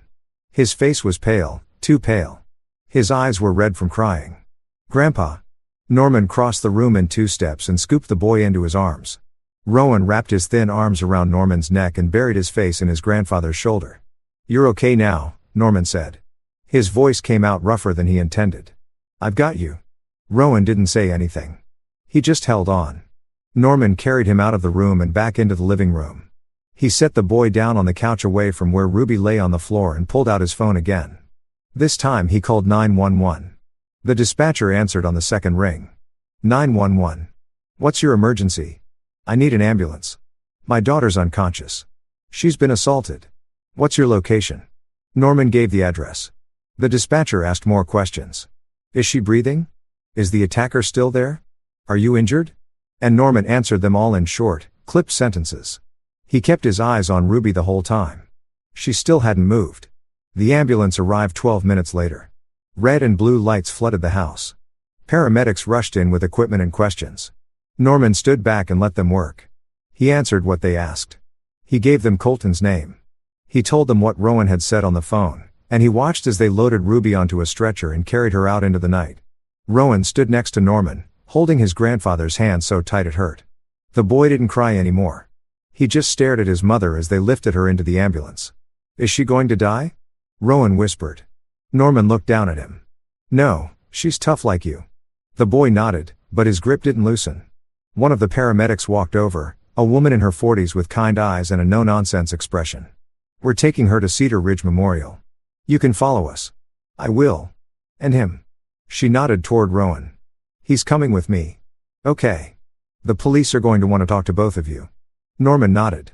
He'd expected that. The ambulance pulled away, siren wailing. Norman led Rowan to his truck and helped him into the passenger seat. The boy sat small and still, staring at his hands. Norman climbed into the driver's side and started the engine. Neither of them spoke as they followed the ambulance through the dark streets of Cedar Ridge. At the hospital, Norman and Rowan sat in the waiting room while doctors worked on Ruby. The fluorescent lights buzzed overhead. The chairs were hard plastic, and the air smelled like antiseptic and burnt coffee. Rowan leaned against Norman's side, eyes half closed but not sleeping. A detective arrived an hour later. He introduced himself as Detective Bill Harrison, Cedar Ridge PD. He wore jeans and a flannel shirt under a jacket and his badge hung from his belt. He looked tired. Mr. Brer, Norman stood. That's me. I need to ask you some questions about what happened tonight. Fine. They moved to a quieter corner of the waiting room. Rowan stayed in the chair watching them. Harrison pulled out a small notebook and a pen. Can you walk me through what happened? Norman did. He told him about the phone call, the locked door, the padlock on Rowan's room, finding Ruby on the floor. He kept his voice level and his answers direct. Harrison wrote everything down. And where's Colton Ward now? I don't know. He wasn't the house when I got there. Do you know where he might have gone? No. Harrison glanced toward Rowan as the boy said anything about what happened. He said he heard them fighting, then a loud noise, then nothing. Did he see Colton hit her? I didn't ask him that. Harrison nodded. He wrote something else in his notebook, then looked up. We'll need to talk to your daughter once she's awake. She's barely conscious. I understand, but we need her statement to move forward. Norman's jaw tightened. What about Colton? Are you going to arrest him? We need to locate him first. And we need evidence. The house is evidence.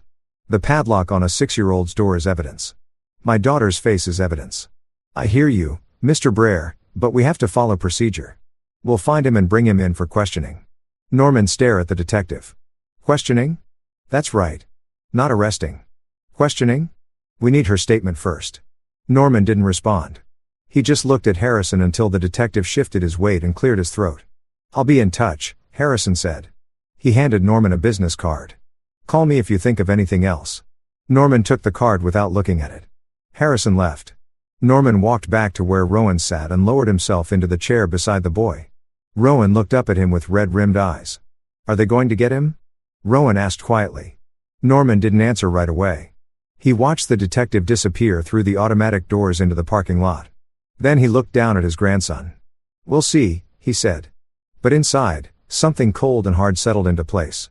Because Norman had seen this before, not with his own family, but with others.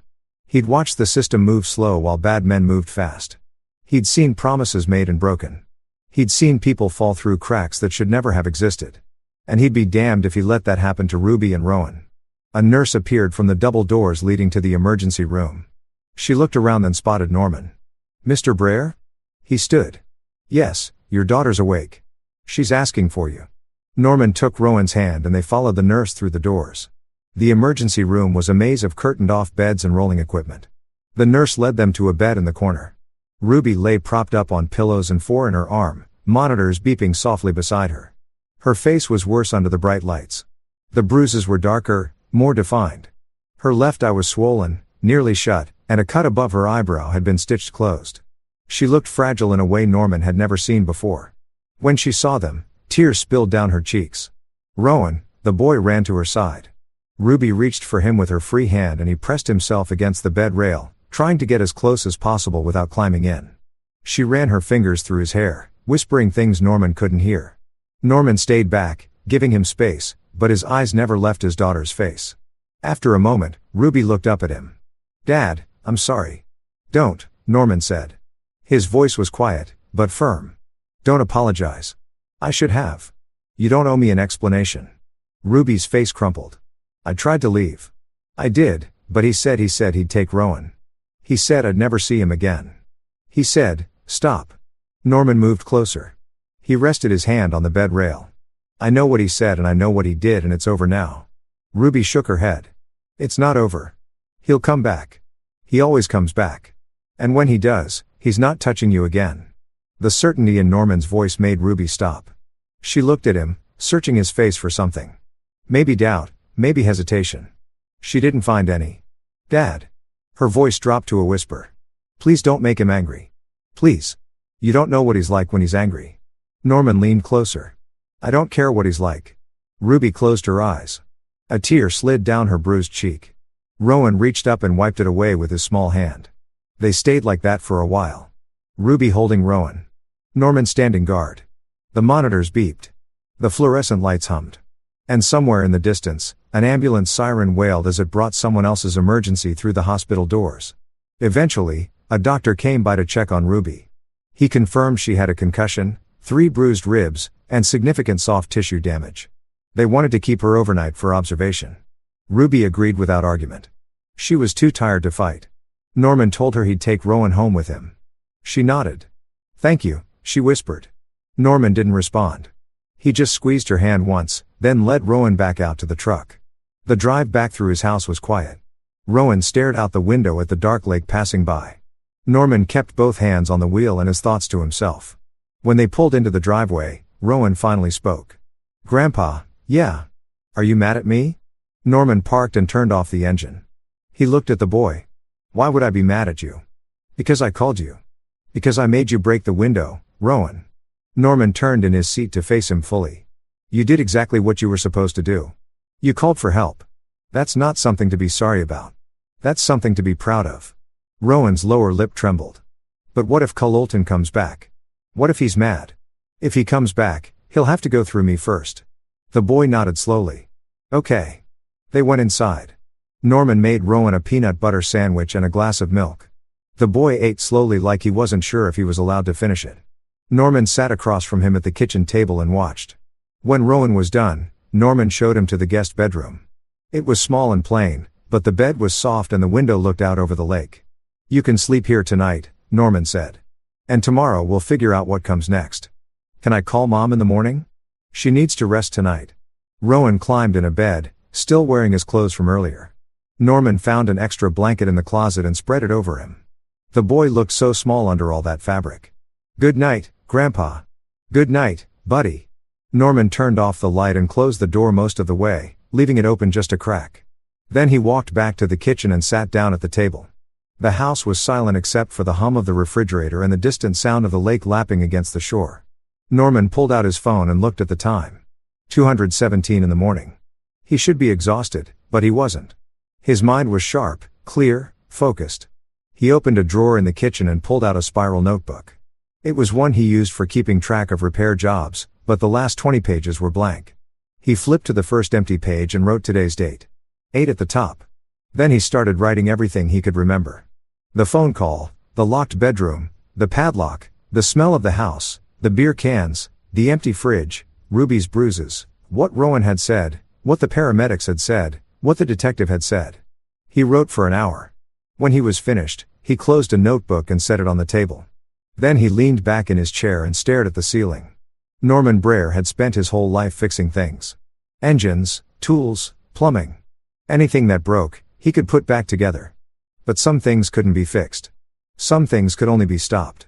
And Colton Ward was one of them. Act in 1. The next morning, Norman woke before sunrise. He hadn't slept much, maybe 2 hours total, but his body didn't feel tired.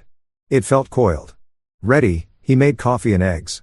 Rowan wandered into the kitchen around 7, rubbing his eyes. Norman fed him breakfast and called the hospital.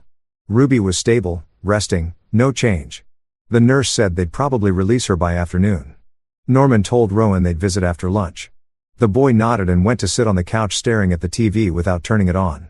Norman spent the morning making phone calls. He contacted a lawyer he knew in town, a woman named Patricia Vo, who specialized in family law. He told her the basics. She listened without interrupting, then said she'd look into filing for emergency custody. Norman thanked her and hung up. Then he called the hospital again. This time he asked if Colton Ward had tried to visit Ruby. The nurse checked the log. No visitors besides Norman and Rowan. Norman thanked her and hung up. He paced the kitchen. His boots clicked against the linoleum. He poured more coffee, drank it black. 4 more. His mind turned over possibilities. Where would Colton go? What would he do? Would he run? Or would he come back? Norman knew men like Colton. He'd met them before on job sites, in bars, at the hardware store. They talked smooth, smiled easy, but underneath they were hollow, and hollow men didn't run. They doubled down. They blamed everyone else. They convinced themselves they were the victims. Colton would come back. Norman was sure of it. The question was when. At 1 o'clock in the afternoon, Norman and Rowan drove back to the hospital. Ruby was sitting up in bed, looking better than she had the night before. The swelling around her eye had gone down slightly, though the bruises were even darker now. She hugged Rowan tight and asked him how he slept. Good, Rowan lied. Ruby smiled at him. Then she looked at Norman. The doctor says I can go home today. You're not going home, Norman said. You're coming to my place. Ruby started to protest. Dad, I can't just you can and you will, but my house is a crime scene. The police still need to process it. That part was true. Harrison had called earlier to say they'd be sending a forensic team to collect evidence. Norman hadn't mentioned that to Ruby yet. Now seemed like a good time. Ruby's face fell. Right. Of course, you need somewhere safe. My place is safe. She didn't argue. Maybe she was too tired. Or maybe she knew he was right. Either way, she nodded. They waited while the doctors signed the discharge papers and a nurse brought Ruby a wheelchair. Hospital policy. Ruby didn't fight it. She just sat down and let them wheel her out to Norman's truck. The drive back to his house was quiet. Rowan sat between them, holding his mother's hand. Ruby stared out the window. Norman drove. When they pulled into the driveway, Ruby finally spoke. Thank you, Dad. Norman didn't respond. He just parked and helped her out of the truck. Inside, he showed her to the guest bedroom. Rowan had slept there the night before, but Norman had already changed the sheets and cleaned up. Ruby lowered herself onto the bed and winced. Do you need anything? Norman asked. No, I'm okay. She wasn't, but Norman didn't push. He closed the door and let her rest. Rowan stayed in the living room, playing quietly with a deck of cards Norman had given him. Norman returned to the kitchen and opened his notebook. He read over what he'd written the night before, then added a new entry. October 17th, Ruby discharged from hospital. Bruises, left eye, cheekbone, jaw, right shoulder, ribs bruised, concussion. Doctor mentioned consistent with blunt force trauma. Ruby confirmed Colton responsible. Still no sign of him. Norman set the pen down and stared at the words. Blunt force trauma. That was the clinical way of saying someone had beaten his daughter nearly unconscious. His jaw clenched. A knock at the door pulled him from his thoughts. Norman stood and walked to the front of the house. Through the window, he could see a police cruiser parked in the driveway. He opened the door. Detective Harrison stood on the porch looking just as tired as he had the night before. Mr. Branner, got a minute? Sure. Norman stepped outside and closed the door behind him. He didn't want Rowan hearing this conversation. Harrison leaned against the porch railing. We processed the house this morning. Found some things like what? Empty liquor bottles, signs of a struggle in the living room, the padlock you mentioned, and we took photos of your daughter's injuries. Good. So, when are you arresting him? Harrison sighed. It's not that simple. It sounds pretty simple. We still need to locate him and we need your daughter's formal statement. She already told you what happened.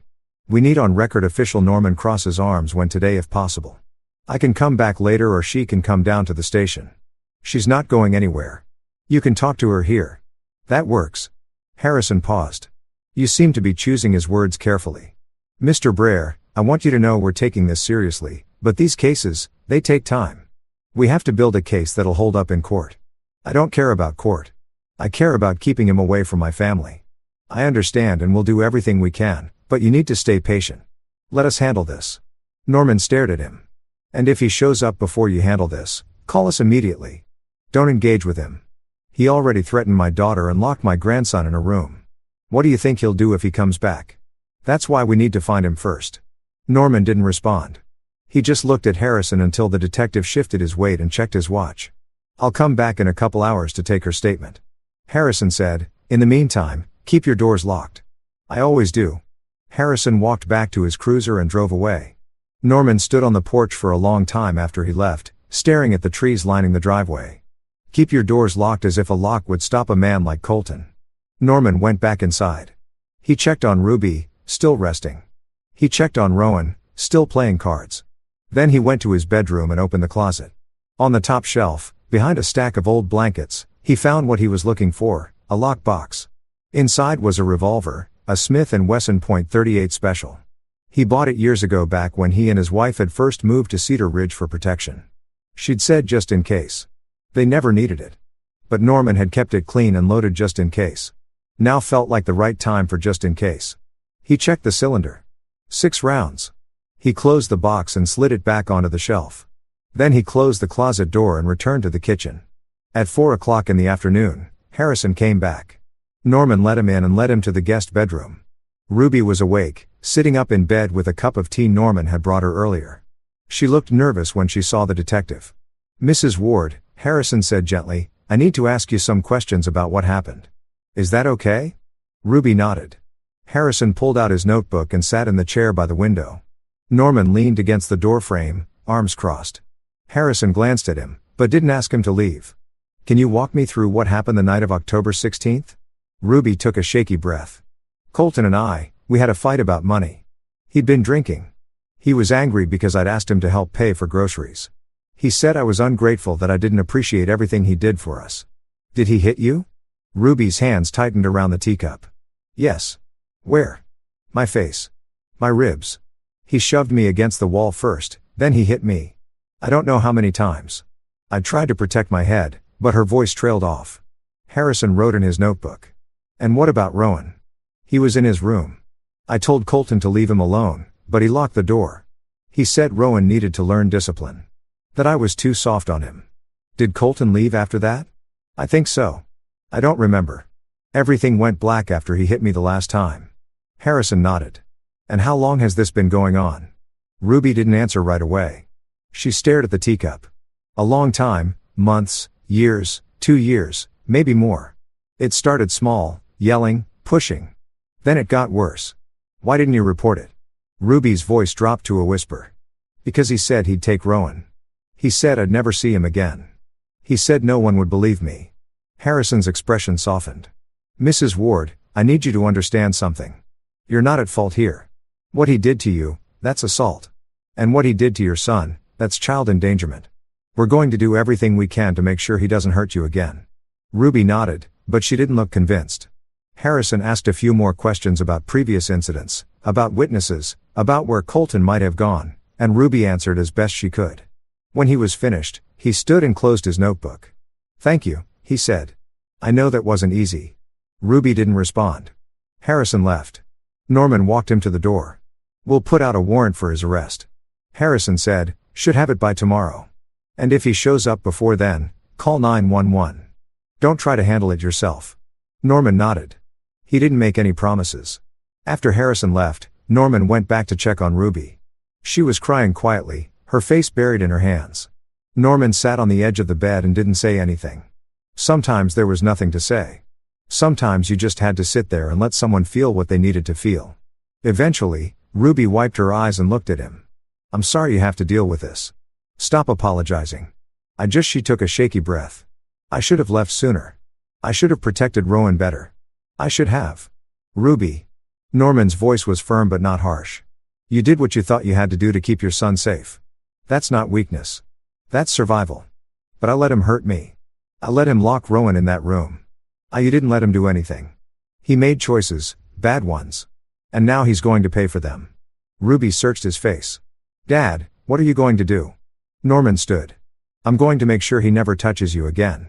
Please don't do anything that'll get you in trouble." Norman didn't respond. He just walked to the door and turned back to look at her.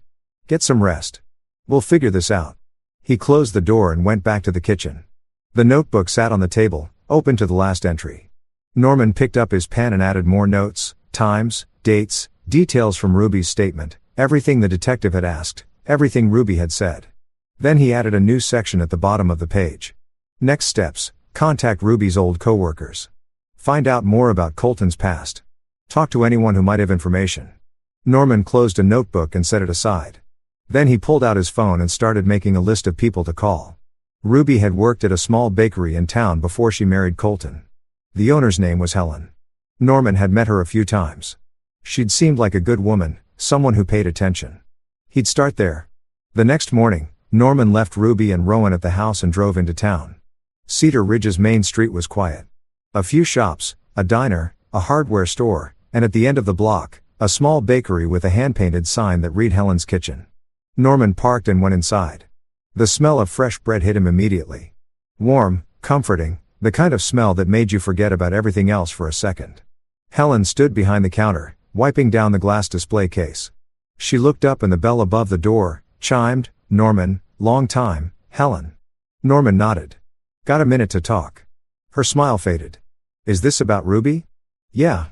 Helen glanced at the empty shop, then gestured to a table in the corner. "Sit. I'll grab us some coffee." They sat across from each other. Helen poured 2 cups from a carafe she kept behind the counter. Norman thanked her and took a sip. It was good coffee. Strong, not burnt. "How is she?" Helen asked. "She's alive." "Barely." Helen's face fell. "I heard something happened. Word travels fast in a town like this." "What did you hear?" "That she was in the hospital.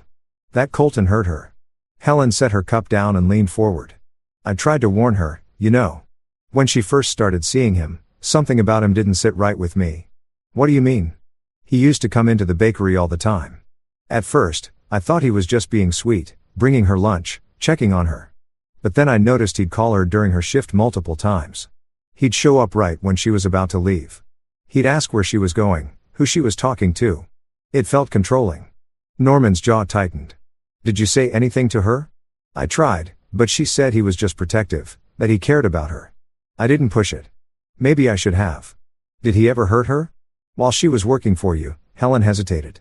"I don't know. She started wearing long sleeves, even in the summer. And once I saw a bruise on her wrist. She said she'd bumped into a door." But Helen shook her head. "I should have done more." "You did what you could." "Did I?" "Because she stopped working here 6 months after she married him. He said she didn't need to work anymore. That he'd take care of her. And I never saw her again. Not until I heard she was in the hospital." Norman leaned back in his chair. "Do you know anything else about him? Where he worked? Who his friends were?" "He said he was in sales. Traveled a lot, but I don't know what company." "Asked for friends." Helen frowned. "I never saw him with anyone. He was always alone." Norman nodded. He pulled out his notebook and wrote down everything Helen had said. Then he looked up. "If you think of anything else, call me." Helen reached across the table and squeezed his hand. "Tell Ruby I'm thinking about her." "I will." Norman left the bakery and drove to his next stop, the elementary school, Rowan's school. He wanted to talk to the counselor, find out if anyone there had noticed anything wrong. The receptionist at the front desk recognized him. She called the counselor, a young woman named Emily, who looked like she was fresh out of college. And Emily met him in a small office near the library. "Mr. Brer," she said, shaking his hand. "I heard about what happened. I'm so sorry." "Thank you." Norman sat down. "I wanted to ask you about Rowan. Has he ever mentioned anything about what was happening at home?" Emily shifted in her seat. "When not supposed to discuss students without parental consent." "I have consent. Ruby's my daughter. She's staying with me now." Emily hesitated. Then she sighed. "Rowan, he's been struggling for months. He used to be outgoing, happy, but this year he's been withdrawn, quiet. He doesn't play with the other kids as much and a few times I noticed bruises." Norman's chest tightened. "What kind of bruises?" "On his arms, his wrists. I asked him about them and he said he fell, but they didn't look like fall bruises. They looked deliberate." "Did you report it?" "I did. I called CPS. They sent someone to the house. But Ruby, she said everything was fine. That Rowan was just clumsy. She begged me not to pursue it. Said it would make things worse." Norman closed his eyes, so they dropped it. They said there wasn't enough evidence to warrant further investigation. Norman stood. His hands were shaking. Not from fear, from rage. "Thank you for your time." Emily stood too. "Mr. Brer, if there's anything I can do to help." "There's not." He walked out before she could say anything else. The rest of the day blurred together. Norman made more calls. He talked to a neighbor who lived near Ruby's house.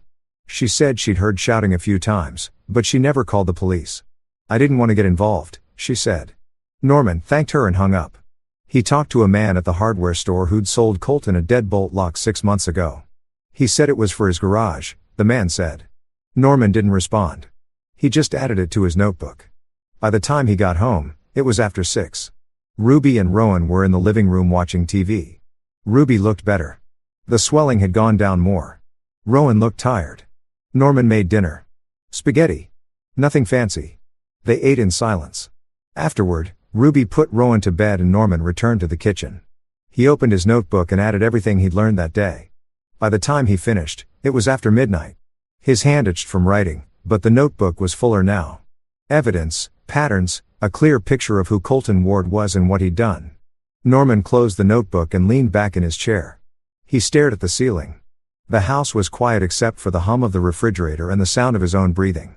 Tomorrow, he thought, tomorrow, I'll dig deeper. Because Norman knew something the police didn't. He knew that waiting for the system to work was the same as waiting for nothing at all. And he wasn't about to let Colton Ward slip through the cracks. Not this time. Not ever. The next afternoon, Norman got the call he'd been waiting for. Colton Ward had shown up at the hospital. Detective Harrison called to give him a heads up. He tried to see your daughter.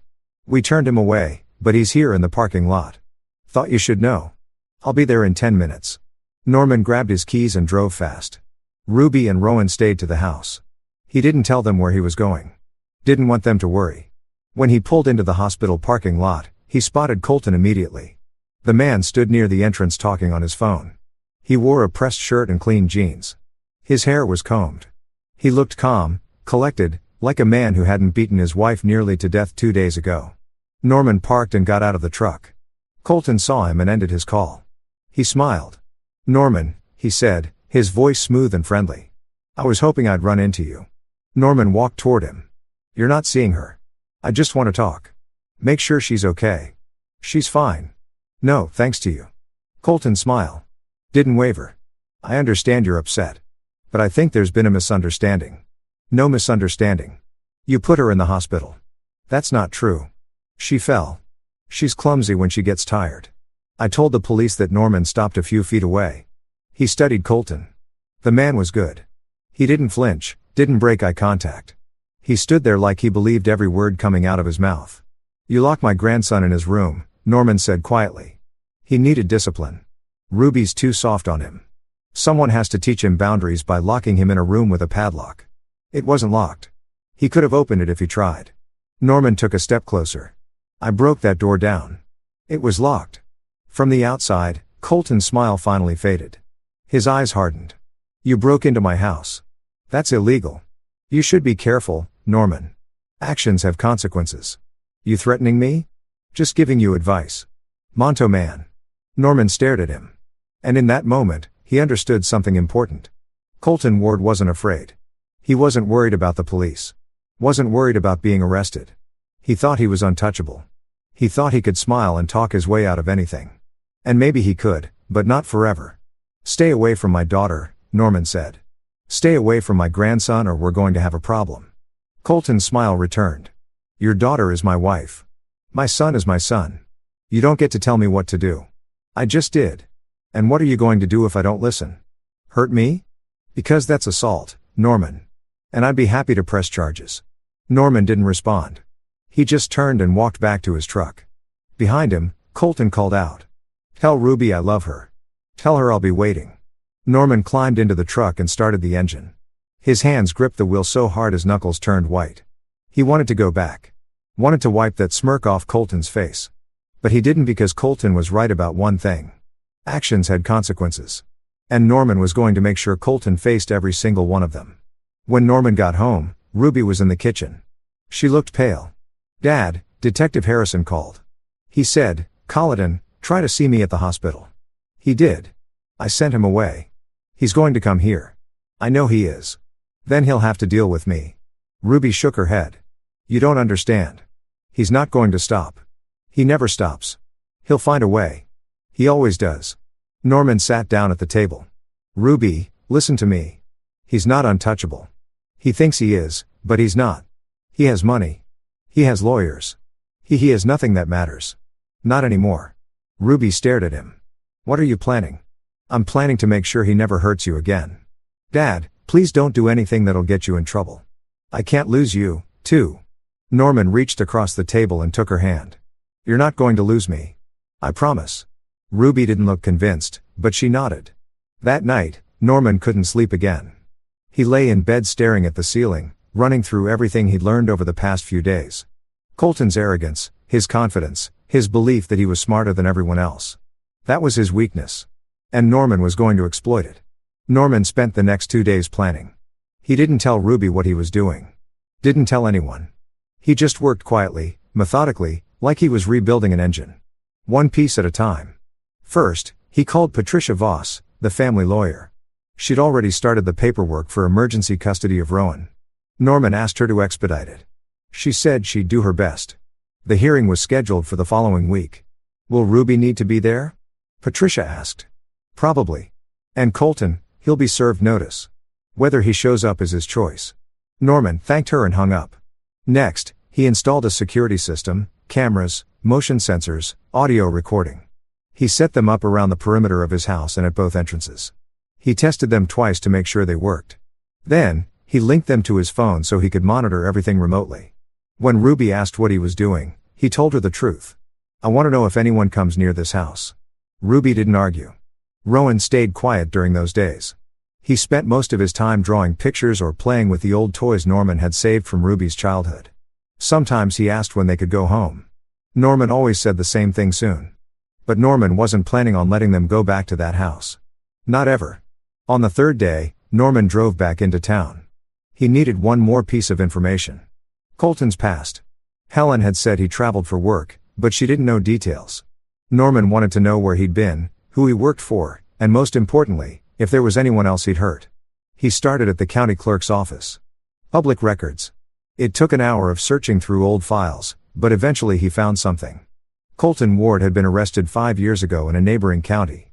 Domestic assault. The charges had been dropped when the victim refused to testify. Norman wrote down the victim's name. Then he went to the library and used one of the public computers to search for her online. Her name was Jennifer Hayes. She lived 2 towns over. Norman found a phone number and called. A woman answered on the third ring. Hello, Jennifer Hayes. Yes, my name is Norman Brer. I'm calling about Colton Ward. There was a long pause, then quietly, what about him? He hurt my daughter. I'm trying to gather information. Anything that might help keep him away from her? Another pause. I don't want to get involved. Understand, but if there's anything you can tell me. He's dangerous, Jennifer said suddenly. Her voice was tight. Scared. He's good at making you think you're the problem. That you're the one who's broken, but he's the one who breaks you. He broke me. And when I tried to leave, he told me he'd kill me. He said he'd make it look like an accident. I believed him. Norman's grip tightened on the phone. Why didn't you testify? Because he found where I was staying. He sent me flowers with a note that said, I know where you sleep. So, I dropped the charges and I left town. I haven't seen him since. Do you have anything in writing? Texts? Emails? I deleted everything. I was too scared to keep it. Norman exhaled slowly. Thank you for telling me. Is your daughter safe? She will be good because if he gets away with it again, Jennifer's voice trailed off. Just be careful. He's smarter than people think. Norman hung up and added her testimony to his notebook. Then he drove home. That evening, Norman sat at the kitchen table with his notebook open in front of him. He read through every entry, every detail, every piece of evidence he collected, and then he started planning his next move. Colton Ward thought he was untouchable. He thought he could talk his way out of anything. He thought Norman was just an old man who'd get tired and give up. He was wrong. Norman knew something Colton didn't. He knew that arrogant men made mistakes. They got sloppy. They overestimated themselves and underestimated everyone else. And when they did, they left openings. All Norman had to do was wait for the opening and then strike. The opening came 2 days later. It was late. After 10, Norman was in the garage organizing tools when his phone buzzed. A notification from the security system. Motion detected at the front door. Norman grabbed his phone and pulled up the camera feed. The screen showed a figure standing on his porch. A man tall wearing a jacket. Colton. Norman set the phone down and walked into the house. Ruby and Rowan were asleep. Good. He didn't want them hearing this. He checked the revolver in the closet, still loaded. Then he went to the front door and opened it. Colton stood there, hands in his pockets, that same smooth smile on his face. Norman, he said, we need to talk. No, we don't. I think we do. See, I got a notice today. Says you're trying to take my son away from me. That true? Norman didn't respond. Colton took a step closer. You can't do that. He's my son. Ruby's my wife. This is my family, not yours. You lost the right to call them family when you put your hands on them. Colton's smile faded. His voice dropped. You think you're some kind of hero? You think breaking into my house and filing legal paperwork makes you a good man? You're just a meddling old fool who can't mind his own business. Get off my property or what? You'll call the cops. Go ahead, because when they get here, I'll tell them how you've been harassing me. How you threatened me at the hospital. How you've been turning my wife against me. Norman stepped onto the porch and closed the door behind him. You came here to threaten me? I came here to warn you. Stay out of my life or I'll make sure you regret it. Norman stared at him and then he smiled. Not a friendly smile. A cold one. Say that again. Colton blinked. What? Say it again about how you'll make me regret it. Say it louder. Make sure I hear you clearly. Colton's eyes narrowed. What are you? And then he saw it. The small camera mounted above the door. The red light blinking. Recording. Colton's face drained of color. Norman's smile widened. You were saying? Colton stepped back. His smooth confidence cracked. You're recording this? Every word. That's illegal. No, it's not. This is my property. I have the right to record anyone who steps onto it. And you just threatened me on camera with audio. Colton's jaw clenched, his hands curled into fists. You think you're smart? Smarter than you. Colton took another step back. His eyes darted between Norman and the camera. Then he turned and walked quickly down the driveway. His car was parked on the street. He climbed in and sped off, tires screeching. Norman stood on the porch and watched until the tail lights disappeared. Then he went back inside and pulled up the security footage on his phone. He replayed it twice. Then he saved it to 3 different places. His phone, his laptop, a USB drive. This was it. This was the opening. Colton had just handed him everything he needed. The hearing was scheduled for the following Tuesday. Norman spent the weekend preparing. He printed copies of the security footage. He organized his notebook into a clean typed document. He contacted Jennifer Hayes again and asked if she'd be willing to provide a written statement. She hesitated, but eventually agreed. Norman drove 2 towns over to pick it up. On Monday, he met with Patricia Voss. She reviewed everything he gathered. The medical reports, the photos of Ruby's injuries, the testimony from Helen and the school counselor, the arrest record, Jennifer's statement, and the security footage of Colton threatening Norman. Patricia looked up at him when she finished. This is comprehensive. Will it be enough? It should be, but you need to prepare yourself. Colton will have a lawyer, and he'll fight this. Let him. Tuesday morning arrived cold and gray. Norman woke early, showered, and put on the only suit he owned. It was old but clean. Ruby came out of the guest bedroom wearing a dress Norman hadn't seen in years. She looked nervous. Are you ready? Norman asked. Ruby nodded, but her hands were shaking.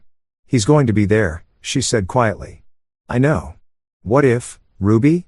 Norman put his hand on her shoulder. It's going to be okay. Trust me, she nodded again. But the fear didn't leave her eyes. They left Rowan with a neighbor Norman trusted, an older woman named Beatrice, who'd known Ruby since she was a child. She promised to keep him safe. Norman thanked her and drove Ruby to the courthouse. The building was old and gray with tall columns and narrow windows. Inside, it smelled like old paper and floor polish. They met Patricia in the lobby. She went over the plan one more time. Then they headed to the courtroom. Colton was already there. He sat at the defendant's table with his lawyer, a sharp-looking man in an expensive suit. Colton wore a suit, too. He looked calm, confident. When Ruby walked in, he smiled at her. Ruby looked away. The judge entered. A woman in her 50s with gray hair and sharp eyes. Everyone stood, then she gestured for them to sit. This is a hearing for emergency temporary custody of Rowan Ward. The judge said, Mr. Brer, you're petitioning for custody. Norman stood. Yes, Your Honor. On what grounds? Patricia stood. Your Honor, we have evidence of domestic abuse, child endangerment, and ongoing threats against the family. Colton's lawyer stood. Your Honor, my client denies these allegations. This is a clear case of family interference. Mr. Brer has been harassing my client for weeks. The judge held up her hand. I'll hear the evidence. Ms. Voss, proceed. Patricia presented everything. The medical reports, the photos, the statements from Helen and Emily. Jennifer's written testimony, and finally, the security footage. The judge watched it without expression. When Colton's voice filled the courtroom, you can't do that. He's my son. Ruby's my wife. This is my family. Ruby flinched when he said, "Stay out of my life or I'll make sure you regret it." The judge's eyes narrowed. The footage ended. The courtroom was silent. Colton's lawyer stood. "Your Honor, that recording was taken without my client's knowledge. It's inadmissible." "Actually," Patricia said, "it's entirely admissible. The recording was made on Mr. Brer's private property where he has every legal right to install security cameras. Your client was trespassing. He was attempting to have a civil conversation. He was making threats." The judge held up her hand again. "Enough. Mr. Ward, do you have anything to say?" Colton stood. He looked at the judge, then at Ruby. His voice was smooth. "Calm, Your Honor. I love my wife. I love my son. I would never hurt them. This is all a misunderstanding. My father-in-law has been interfering in our marriage from the beginning. He's trying to turn Ruby against me." "And the medical evidence?" the judge asked. "Ruby fell. She's clumsy. I've told her to be more careful, but she fell hard enough to crack 3 ribs and give herself a concussion." Colton hesitated. "It was a bad fall. And the padlock on your son's door, that was for his safety. He wanders at night with a lock on the outside." Colton didn't answer. The judge leaned back in her chair. She looked at Colton for a long time.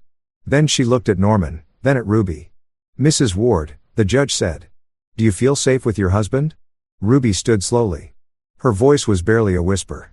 "No." "Do you want your son to be with him?" "No." The judge nodded. She wrote something on the paper in front of her. Then she looked up. "I'm granting emergency temporary custody to Norman Brer. Mr. Ward. You are prohibited from contacting Mrs. Ward or Rowan Ward until further notice. If you violate this order, you'll be arrested. Do you understand?" Colton's face went red. "Your Honor, this is do you understand?" Colton's jaw clenched. "Yes." "Good. Bailiff, please escort Mr. Ward out of the courtroom." The bailiff stepped forward. Colton stood. For a moment, Norman thought he might do something stupid, something reckless, but Colton just glared at Norman, then at Ruby, and then walked out. The judge stood. "This hearing is adjourned." Norman and Ruby walked out of the courtroom together. Ruby was crying. Not sad tears. Relief. She grabbed Norman's arm and held on tight. "Thank you," she whispered. Norman didn't respond.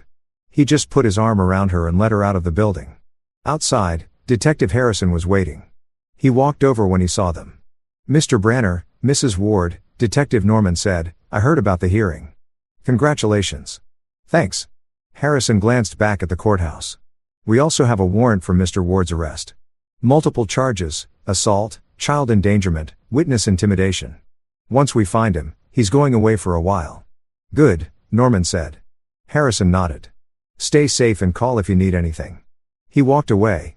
Norman and Ruby stood there for a moment watching the courthouse steps. Colton was gone. The lawyer was gone. It was just the two of them. "Is it really over?" Ruby asked. Norman looked at her. "For now, what if he comes back? Then we'll deal with it." They drove home in silence. When they pulled into the driveway, Beatrice was waiting on the porch with Rowan. The boy ran to his mother and Ruby scooped him up, holding him tight. "We're safe now," she whispered into his hair. "We're safe." Rowan nodded against her shoulder.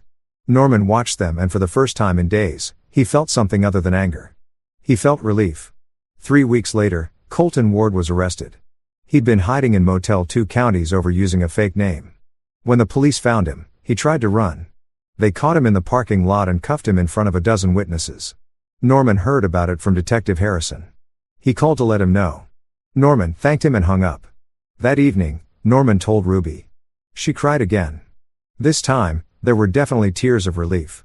Colton was charged with assault, child endangerment, and multiple counts of witness intimidation. His trial was set for 6 months out. His bail was denied. Ruby and Rowan stayed with Norman. They didn't talk about going back to the house. Ruby said she never wanted to see it again. Norman didn't push. He just made room for them. He turned his home office into a second bedroom. He cleared out space in the garage for Rowan's bike. He made breakfast every morning and dinner every night. Slowly, things started to feel normal again. Ruby smiled more.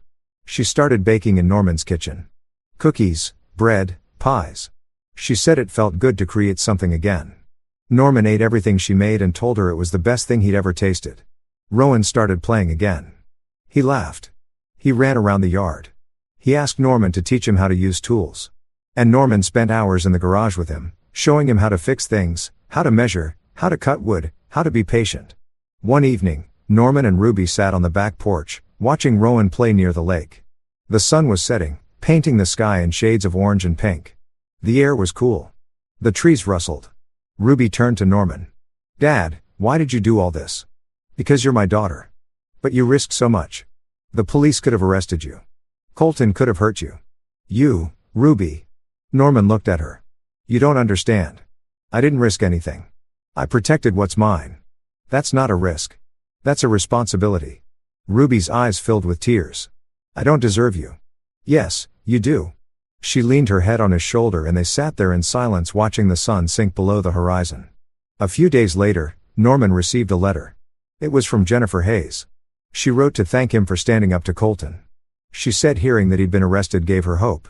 That maybe she could finally stop looking over her shoulder. That maybe other women could too. Norman read the letter twice. Then he folded it and put in his notebook. Another piece of evidence. Another story. Another reason why what he'd done mattered. That night, Norman sat at the kitchen table with his notebook in front of him. He flipped through the pages, all the notes, all the evidence, all the planning. It had worked, not perfectly, not easily, but had worked. He closed the notebook and set it aside. Then he looked out the window. The lake was calm. The stars were bright. The house was quiet. And for the first time in weeks, Norman felt at peace. He didn't forgive Colton Ward. He never would. Forgiveness wasn't something men like Colton deserved. But Norman didn't need to forgive him. He just needed to make sure he could never hurt anyone again. And he had. Norman stood and walked to the window. He watched the moonlight dance across the water. Somewhere out there, Colton was sitting in a jail cell, finally facing the consequences of his actions. Somewhere out there, Ruby and Rowan were safe. Healing, starting over. Norman had done what he set out to do. He protected his family. He made sure the system worked even when it didn't want to. He'd been ruthless, unyielding, strategic, and he'd won.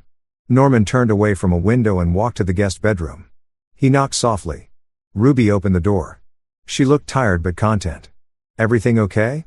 she asked. "Everything's fine. Just wanted to check on you." Ruby smiled. "We're good, Dad." "Better than good." Norman nodded. "Good night." "Good night." He closed the door and walked back to his own room.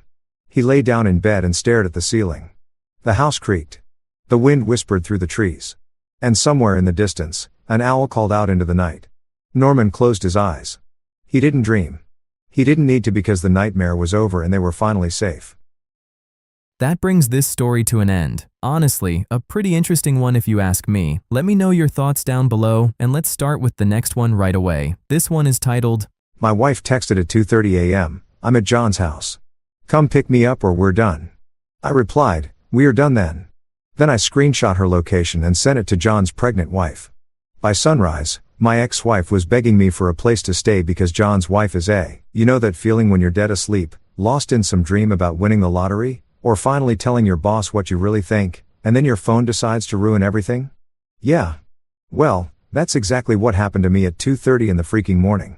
I'm talking deep REM sleep. The kind where you're drooling on your pillow like a Saint Bernard when my phone starts vibrating like it's having a seizure. Now, let me paint you a picture here. I'm a reasonable guy.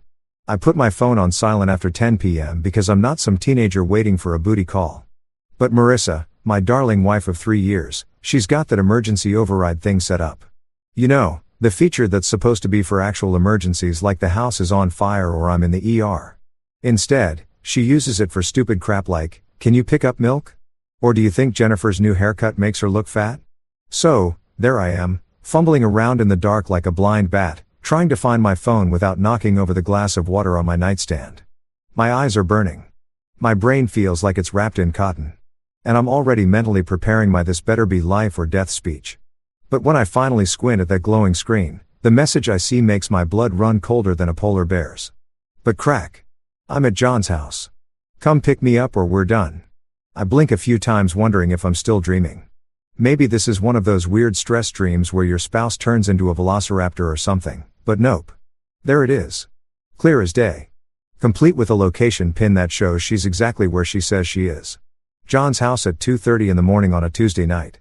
Now, John isn't just some random dude. Oh, no. That would be too simple. John is Marissa's colleague from work. You know, the guy she's been going to lunch with for the past 6 months. The same guy she swore up and down was just a friend whenever I asked about him. The guy whose name kept popping up in conversations like a bad rash.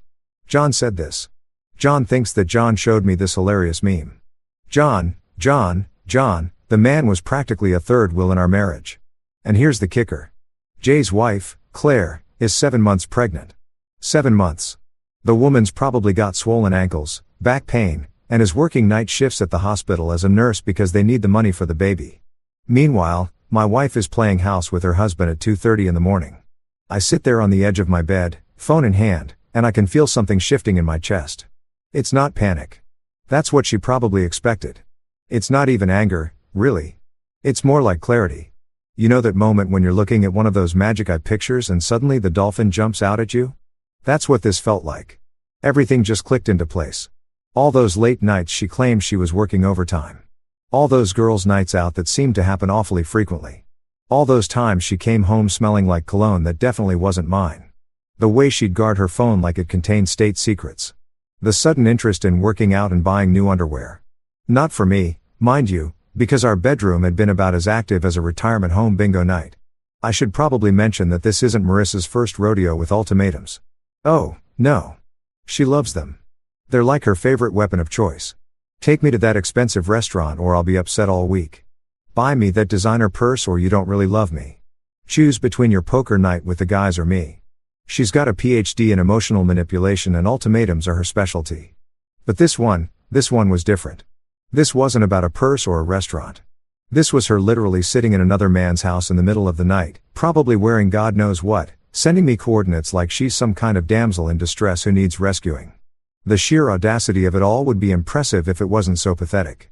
So, I'm sitting there and part of me, the part that's been trained by 3 years of marriage to jump whenever she says jump, is thinking maybe I should go get her. Maybe there's some innocent explanation. Maybe she got drunk at some work thing and ended up there by accident. Maybe John's just being a good Samaritan, letting her crash on his couch because she was too wasted to drive home. But then I remember Claire.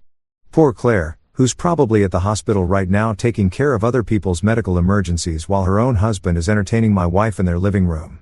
Claire, who sent me a friend request on Facebook last month and seems like a genuinely nice person from her posts about pregnancy cravings and nursery decorating. And that's when it hits me. I'm not the victim here.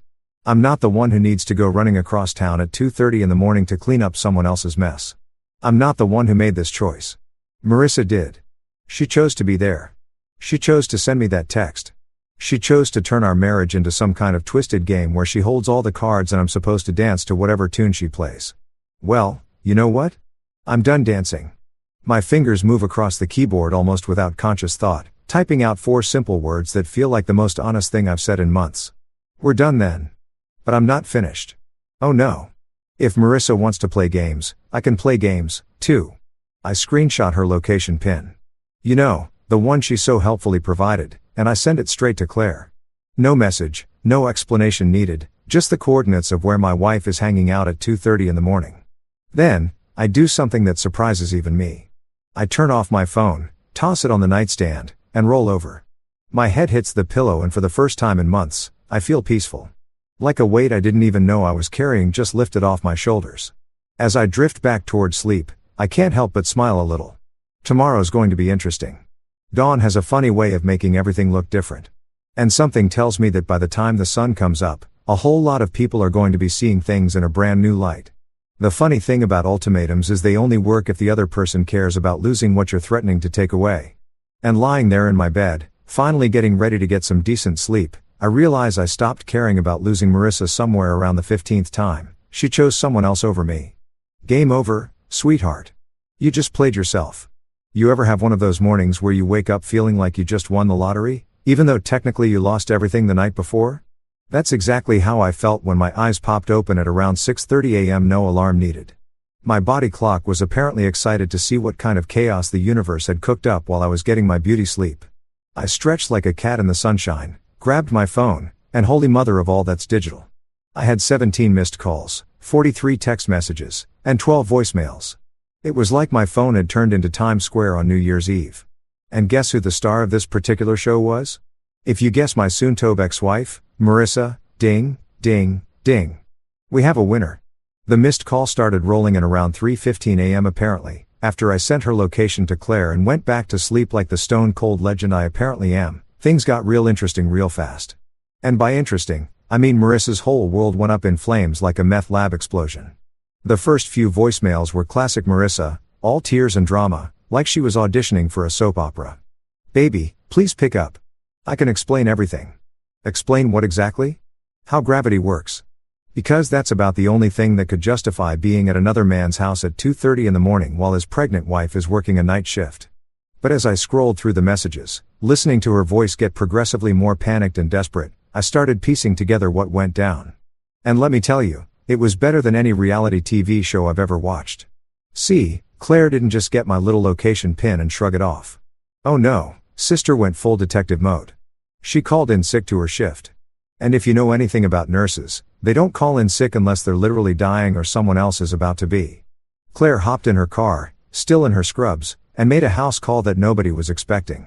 According to Marissa's increasingly frantic messages, Claire showed up around 3 a.m. and started pounding on her own front door like the FBI. When John answered, probably looking guilty as sin and smelling like whatever cheap perfume Marissa was wearing, Claire pushed right past him and found my darling wife in their living room. And here's where it gets good. Marissa wasn't just hanging out like some innocent little lamb. Nope. She was wearing one of John's shirts. His shirt at 3 o'clock in the morning in his living room while his pregnant wife was supposed to be at work saving lives, and I mean, come on.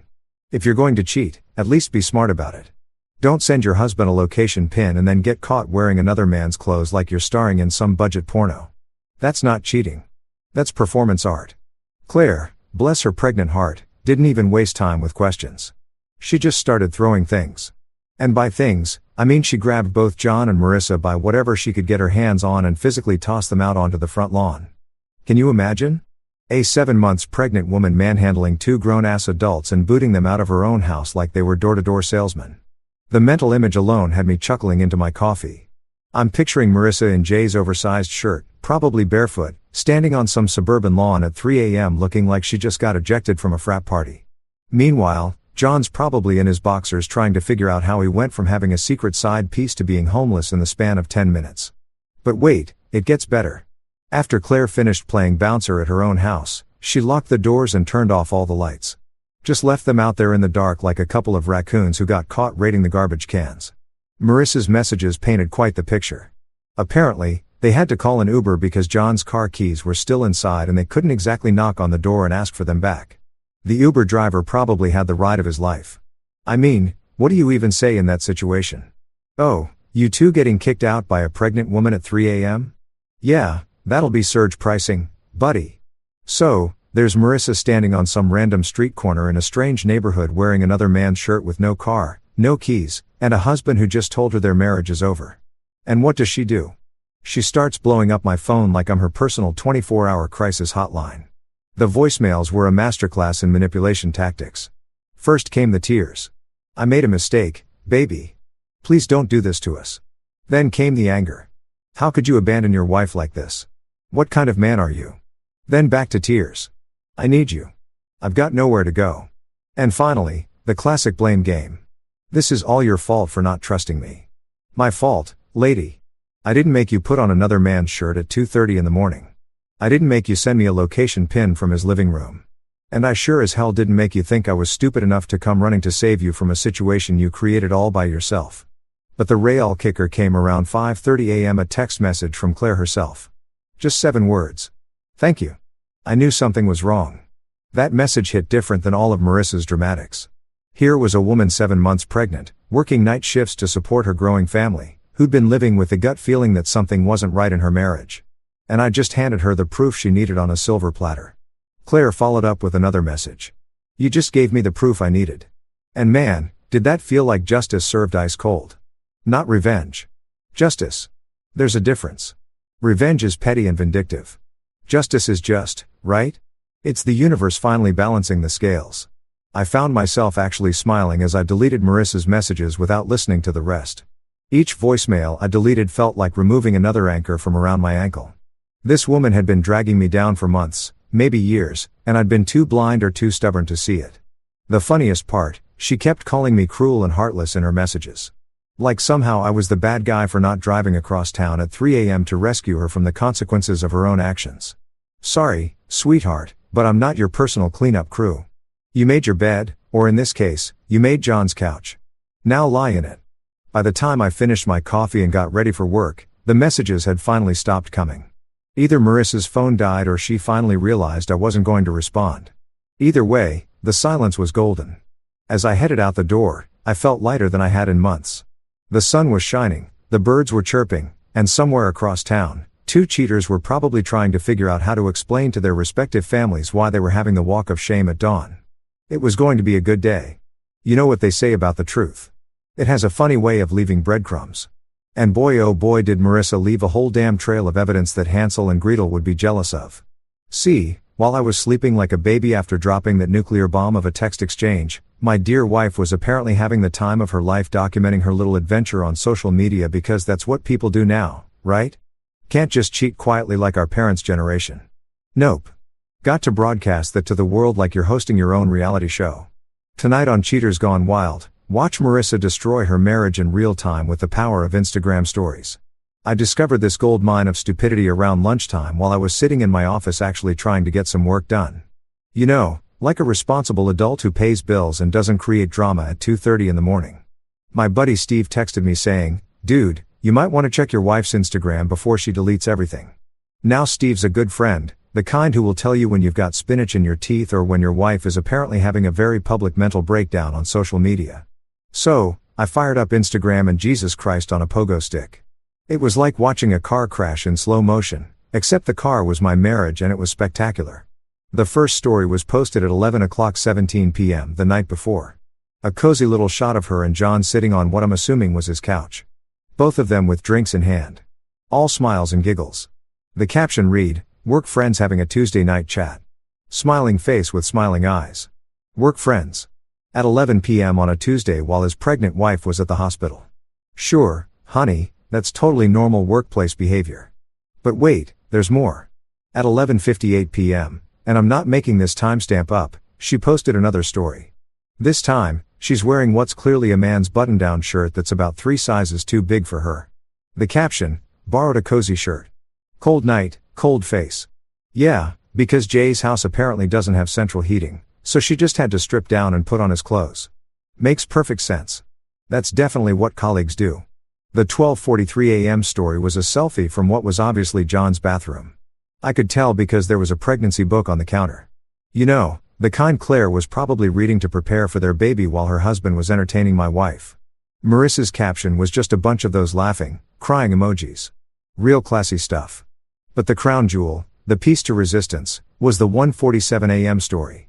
A picture of her and John on his couch with the caption "Netflix and chill vibes," smirking face, wine glass, Netflix and chill at 1:47 in the morning in his shirt while his pregnant wife was working a night shift. The woman literally documented her own affair like she was trying to make my divorce lawyer's job easier. The 2:15 a.m. story was just her feet up on his coffee table with some romantic comedy playing in the background. No caption needed. The message was loud and clear. And then radio silence. Probably because that's around the time she decided to send me that brilliant ultimatum text. I'm sitting there in my office chair scrolling through this digital train wreck and I can't decide if I should laugh, cry, or nominate Marissa for some kind of award for most incriminating evidence voluntarily provided by a cheating spouse. I mean, prosecutors have built murder cases with less evidence than what she handed me on a silver platter. But here's the thing about Instagram stories. They disappear after 24 hours. And by the time I was looking at them, they were already starting to vanish. But your boy here didn't get to where he is by being stupid. I screenshotted every single one of those bad boys. Every timestamp, every caption, every incriminating detail because I had a feeling I was going to need them. And wouldn't you know it, by the time I finished saving all the evidence, she'd already deleted the whole lot. Gone. Disappeared like they never existed. But surprise, surprise, sweetheart, the internet is forever, and screenshots are a beautiful thing. I was still marveling at the sheer stupidity of it all when my doorbell rang around 6:30 that evening. I'm thinking maybe it's a delivery or something, so I wander over to the peephole and nearly fall over laughing. There on my doorstep stands Marissa looking like she just walked through a hurricane with her mother Diane right behind her looking like she's ready to storm the beaches of Normandy. Now Diane is a piece of work. Think of the most entitled overbearing mother-in-law stereotype you can imagine. Then multiply that by about 50. She's the kind of woman who thinks her daughter can do no wrong and everyone else is always the problem. She's also about as subtle as a freight train and twice as loud. I open the door and before I can even say hello, Diane pushes past me like she owns the place. "We need to talk," she announces like she's the star of her own daytime talk show. Marissa follows behind her, looking sheepish, but trying to play the victim card with those big sad puppy dog eyes that used to work on me back when I was young and stupid. "You can't just abandon your wife like this." Diane starts in on me before the door even closes. "What kind of man leaves his wife stranded in the middle of the night?" "Marissa made a mistake, but you're being heartless." "A mistake?" She called it a mistake. Like, Marissa accidentally slipped and fell onto John's couch wearing his shirt at 2 a.m. Like, she accidentally documented the whole thing on social media. Like, she accidentally sent me coordinates to come collect her like she's a lost dog. Marissa's standing there nodding along like a bobblehead, trying to look remorseful. "Baby, I know how it looked, but nothing happened. We were just talking and I had too much wine." "And stop." I cut her off. "Just stop. I've got screenshots of your Instagram stories, Marissa. All of them. The timeline, the captions, the whole damn production. You want to tell me again how nothing happened?" Her face went white as a ghost. Apparently, she forgot about her little social media documentary. Diane, meanwhile, was still going full steam ahead, completely oblivious to the fact that her daughter had basically live-tweeted her own affair. "I don't care what some pictures show."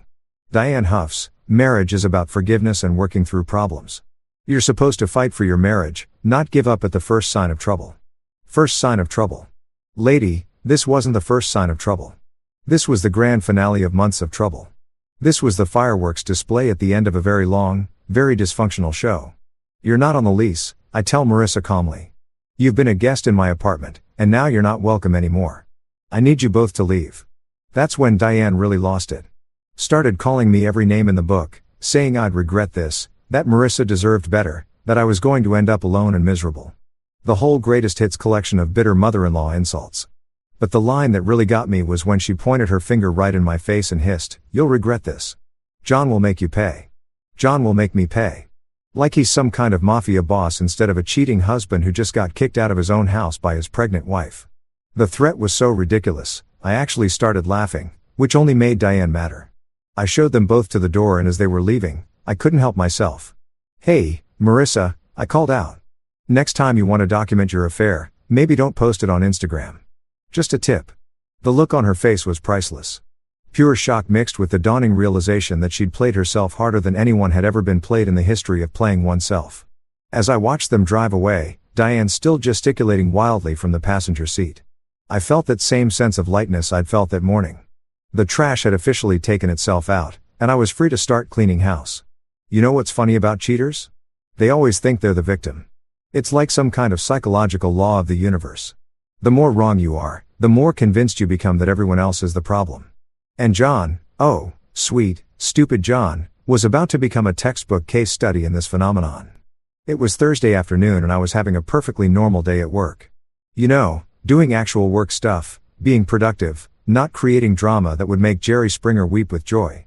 I was sitting in my cubicle, minding my own business when Sharon from reception called my extension. "Hey, there's some guy here asking for you," she said, and I could hear the concern in her voice. "He's got 2 other guys with him and they look intense." Intense.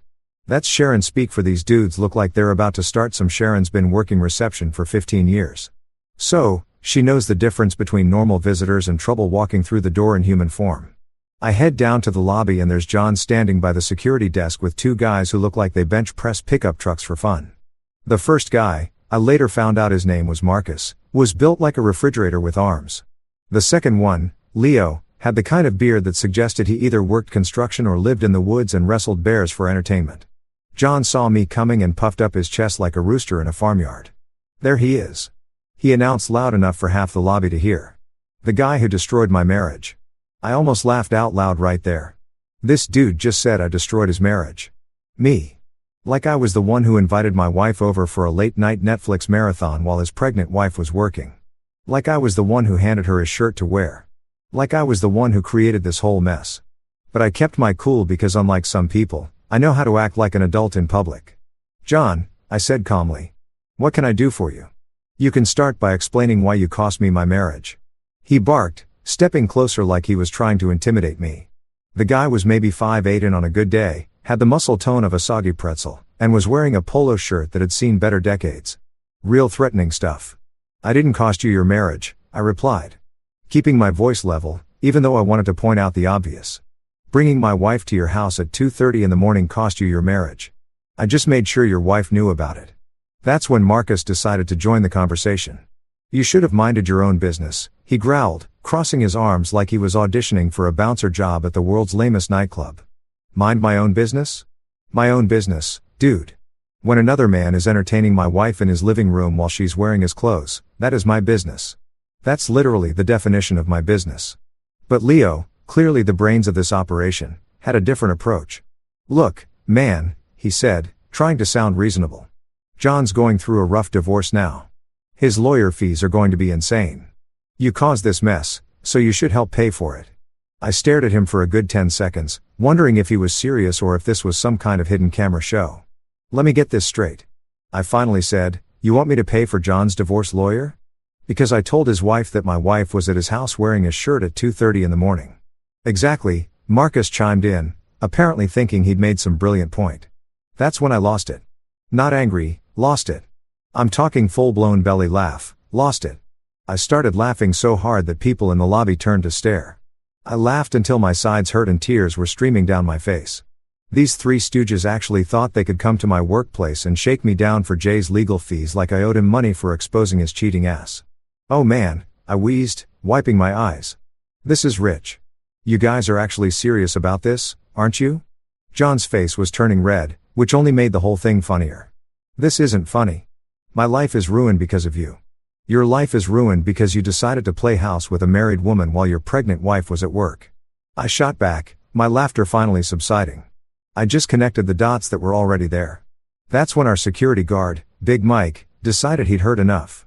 Mike's this massive ex-military guy who doesn't mess around when it comes to workplace drama. He'd been watching this whole circus from behind the security desk. And apparently 3 guys confronting one employee was enough to trigger his "this is about to go sideways" radar. "Gentlemen," Mike said in that calm but scary voice that means business, "I'm going to need you to leave the building." Marcus, being the genius he was, decided to argue with security. "We're having a conversation here, man." "No, you're harassing an employee," Mike replied, stepping out from behind the desk. "And now you're leaving." John tried one last desperate play. "This guy ruined my life. He owes me money." Mike looked at John like he was a particularly slow kindergartner. "Sir, what this man does in his personal life is none of your business. But coming to his workplace to demand money is harassment. You have 30 seconds to walk out that door or I'm calling the police and having you banned from the building permanently." The 3 amigos looked at each other, probably realizing that getting arrested for harassment might not be the best addition to Jay's already impressive list of recent life failures. They shuffled toward the door like defeated puppies, but not before John turned back and pointed at me dramatically. "This isn't over," he declared like he was the villain in some cheesy action movie. "Yeah, it is." I called back, waving goodbye like I was seeing off friends at the airport. After they left, Mike came over to check on me. "You want me to file an incident report?" he asked. "Absolutely," I said, and put all 3 of them on the banned list. I have a feeling this might not be their last brilliant idea. The rest of the day was actually pretty great. Word spread around the office about the confrontation, and instead of people thinking I was some kind of troublemaker, they were impressed with how I'd handled it. My boss even pulled me aside to say he respected how professional I'd stayed under pressure. But the real cherry on top of this whole ridiculous Sunday came that evening. I was at home enjoying a peaceful dinner for one. You know, the kind where you can actually taste your food because no one's nagging you about your chewing when my phone buzzed. It was a text from Claire.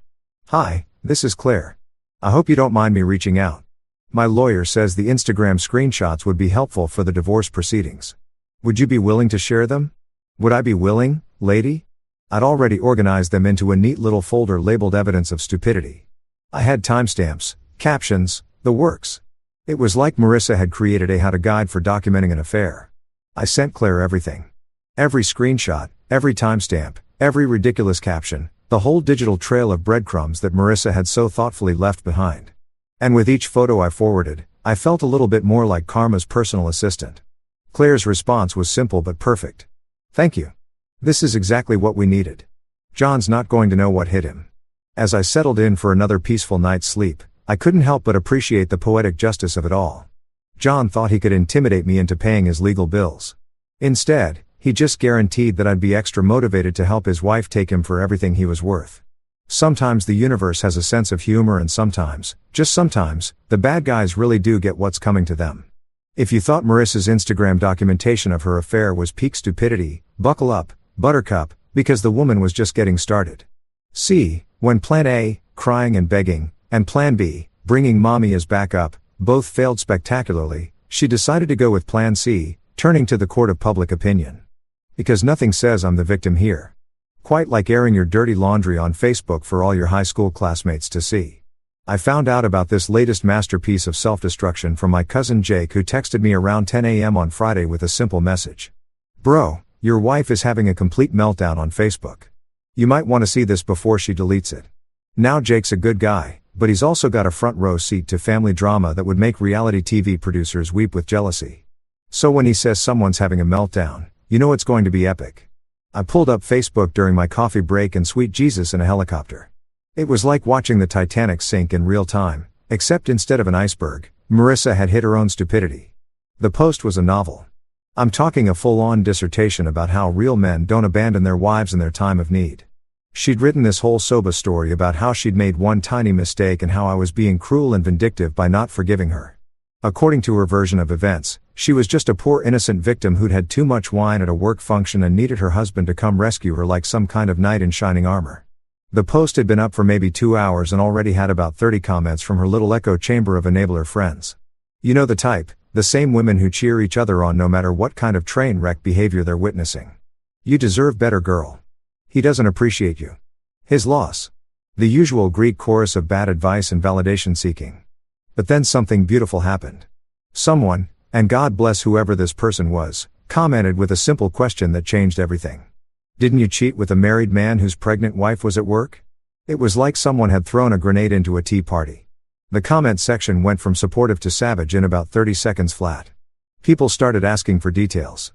Someone else commented, wait, wasn't this at 2:30 in the morning? Then another, whose shirt were you wearing in those Instagram stories? Oh yes, folks. Marissa's own friends had seen the Instagram stories before she deleted them, and they were not having it. The best comment came from her friend Jessica, who I'd always thought was pretty level-headed. Girl, you documented your whole affair on social media and then got mad when your husband didn't come rescue you from the consequences. That's not abandonment. That's natural selection. Natural selection. I nearly spit out my coffee laughing. Jessica wasn't just throwing shade. She was launching solar flares. But the real knockout punch came when someone tagged Claire in the comments. That's right. They brought Jay's pregnant wife into this Facebook fiasco. Claire didn't say much, just commented with a simple message. Thank you all for your support during this difficult time. The truth has a way of coming out. Classy, dignified, everything Marissa wasn't. Within an hour, the post had turned into a complete disaster zone for Marissa.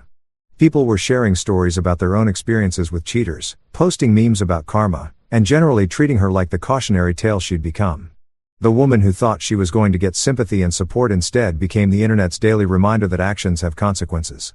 By noon, she deleted the post. But you know how the internet works.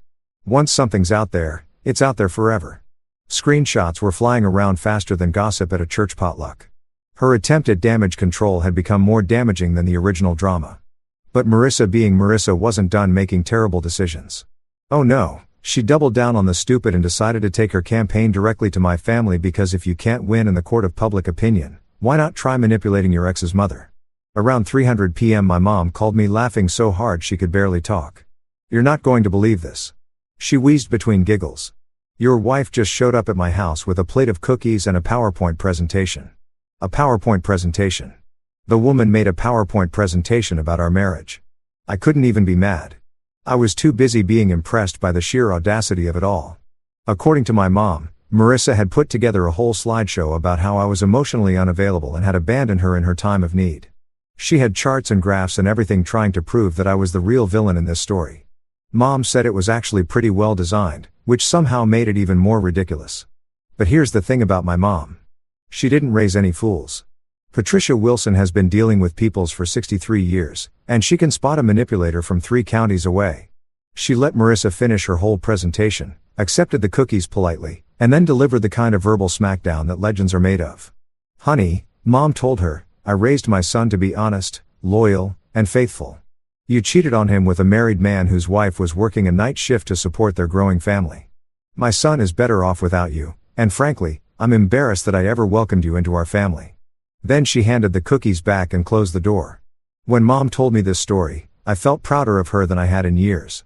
The woman didn't just shut down Marissa's manipulation attempt. She did it with the kind of grace and dignity that makes you remember why you turned out to be a decent human being in the first place. But apparently Marissa wasn't done embarrassing herself yet, because around 6 p.m. she showed up at my office building. Security called up to let me know she was in the lobby crying and asking to see me. I went downstairs and there she was, mascara running down her face, looking like she'd been through a blender. The same woman who'd been confidently posting Instagram stories about her Netflix and chill adventure 3 days earlier was now a complete wreck. "Please," she begged. "Just talk to me. 5 minutes. I can explain everything." "Marissa," I said, keeping my voice calm and professional. "There's nothing to explain. I saw the Instagram stories. I know what happened. We're done. But I love you." She wailed loud enough to make everyone in the lobby turn and stare. "You love John, too, apparently," I replied. "Love's not the problem here. Loyalty is." Security escorted her out after that, and I went back upstairs feeling like I'd just dodged the world's most dramatic bullet. As I settled back into my work, I couldn't help but think about how different my life was going to be without all this chaos. No more wondering where she really was when she said she was working late. No more checking her phone when she wasn't looking. No more of that nagging feeling in my gut that something wasn't right. For the first time in months, maybe years, I felt like I could breathe again. The truth was finally out there, and it was setting everyone free. Even if some people weren't smart enough to appreciate their freedom yet. You ever watch two people dig their own graves with such enthusiasm that you start wondering if they're going for some kind of world record? Well, that's exactly what happened next in the Marissa and John show, because apparently getting kicked out of his house, confronting me at my office and having their affair exposed to everyone wasn't rock bottom. It was just the opening act. It was Monday morning and I'm sitting at my desk with my coffee, actually enjoying the peace and quiet of a drama-free existence when my phone starts buzzing with notifications. Not the angry, desperate kind I'd gotten used to from Marissa, but the holy you need to see this kind from friends and family. The first text was from my brother Mike. "Dude, your ex-wife and her boyfriend just went Facebook official. You're going to want to see this train wreck." Facebook official. These two absolute geniuses decided that what their situation really needed was more public attention, because nothing says we're serious about this relationship quite like announcing it to the world. While John's divorce papers are still warm from the printer and his pregnant wife is figuring out how to raise a baby as a single mom. A mistake. She called it a mistake. Like Marissa accidentally slipped and fell onto John's couch wearing his shirt at 2 a.m. Like she accidentally documented the whole thing on social media. Like she accidentally sent me coordinates to come collect her like she's a lost dog. Marissa's standing there nodding along like a bobblehead trying to look remorseful. "Baby, I know how it looked, but nothing happened. We were just talking and I had too much wine. And stop." I cut her off. "Just stop. I've got screenshots of your Instagram stories, Marissa. All of them. The timeline, the captions, the whole damn production. You want to tell me again how nothing happened?" Her face went white as a ghost. Apparently, she forgot about her little social media documentary. Diane meanwhile was still going full steam ahead, completely oblivious to the fact that her daughter had basically live-tweeted her own affair. I don't care what some pictures show. Diane Huff's marriage is about forgiveness and working through problems. You're supposed to fight for your marriage, not give up at the first sign of trouble. First sign of trouble. Lady, this wasn't the first sign of trouble. This was the grand finale of months of trouble. This was the fireworks display at the end of a very long, very dysfunctional show. You're not on the lease, I tell Marissa calmly. You've been a guest in my apartment, and now you're not welcome anymore. I need you both to leave. That's when Diane really lost it. Started calling me every name in the book, saying I'd regret this, that Marissa deserved better, that I was going to end up alone and miserable. The whole greatest hits collection of bitter mother-in-law insults. But the line that really got me was when she pointed her finger right in my face and hissed, "You'll regret this. John will make you pay. John will make me pay." Like he's some kind of mafia boss instead of a cheating husband who just got kicked out of his own house by his pregnant wife. The threat was so ridiculous I actually started laughing, which only made Diane madder. I showed them both to the door, and as they were leaving, I couldn't help myself. "Hey, Marissa," I called out.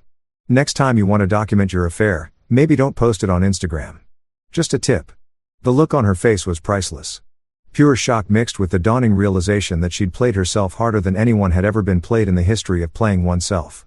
As I watched them drive away, Diane still gesticulating wildly from the passenger seat. I felt that same sense of lightness I'd felt that morning. The trash had officially taken itself out, and I was free to start cleaning house. You know what's funny about cheaters? They always think they're the victim. It's like some kind of psychological law of the universe.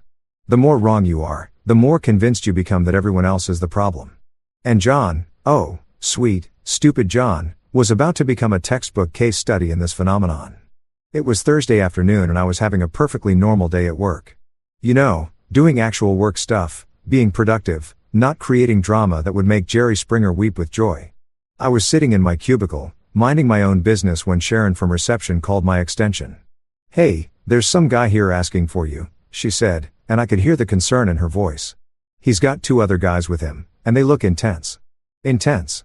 That's Sharon speak for these dudes look like they're about to start some. Sharon's been working reception for 15 years. So, she knows the difference between normal visitors and trouble walking through the door in human form. I head down to the lobby and there's John standing by the security desk with 2 guys who look like they bench press pickup trucks for fun. The first guy, I later found out his name was Marcus, was built like a refrigerator with arms.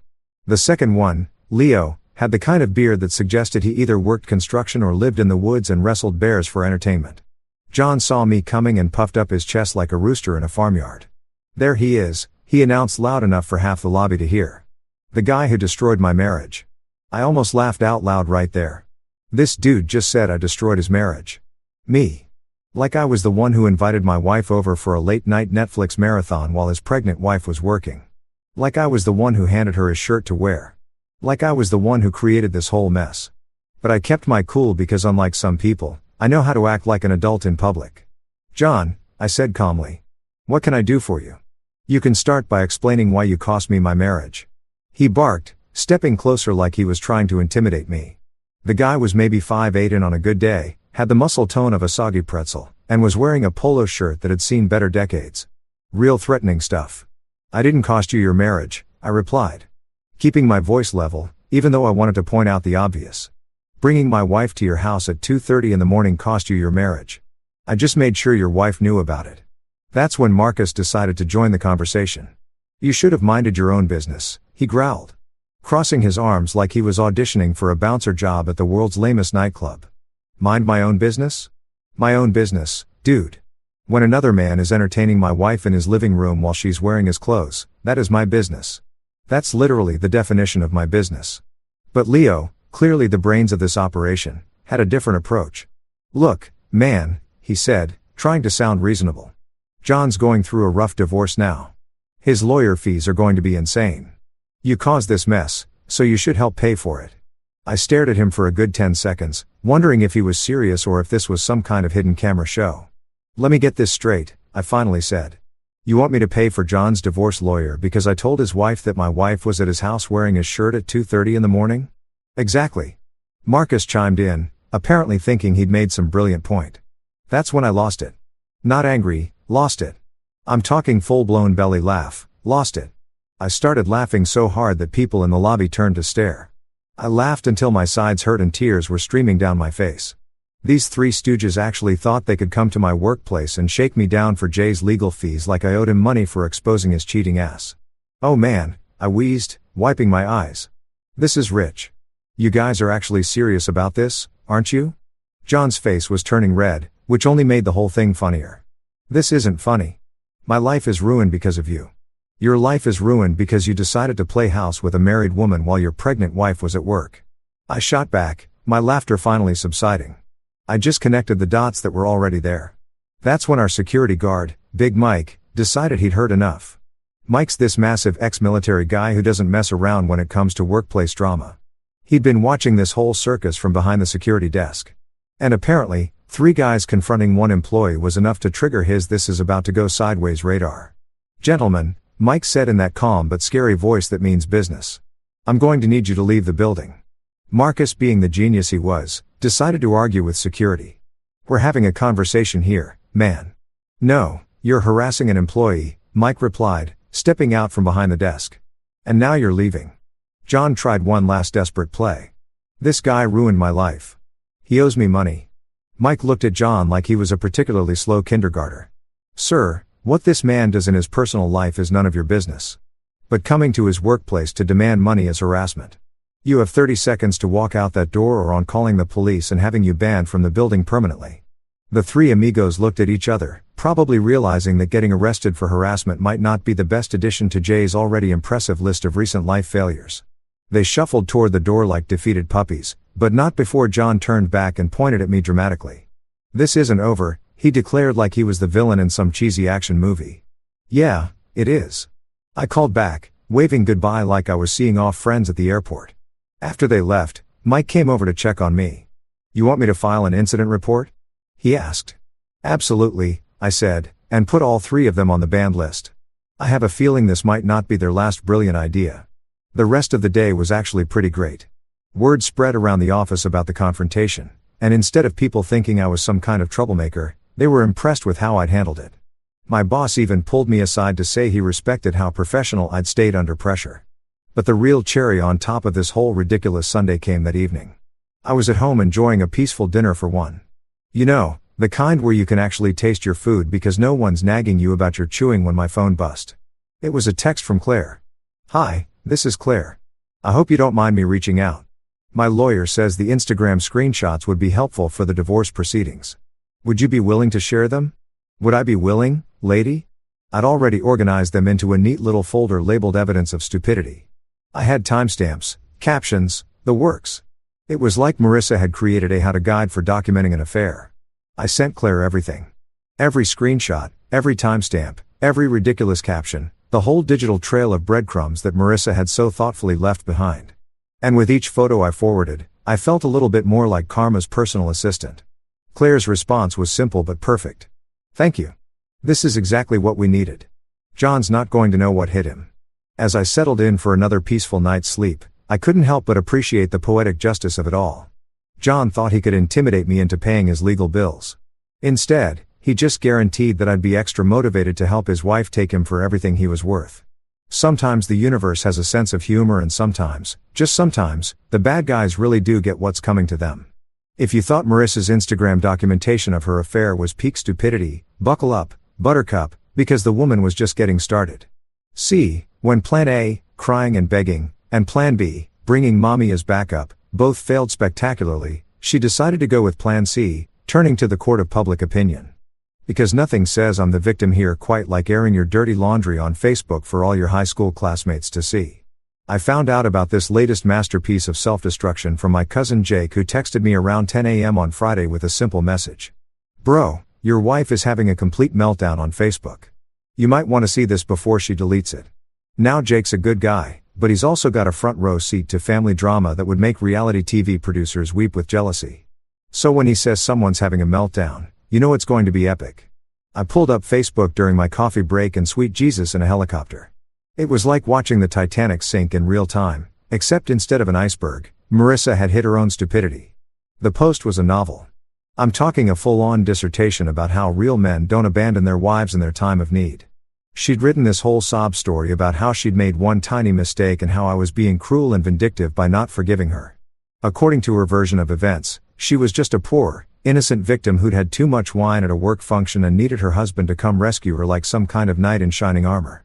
The post had been up for maybe 2 hours and already had about 30 comments from her little echo chamber of enabler friends. You know the type, the same women who cheer each other on no matter what kind of train wreck behavior they're witnessing. You deserve better, girl. He doesn't appreciate you. His loss. The usual Greek chorus of bad advice and validation seeking.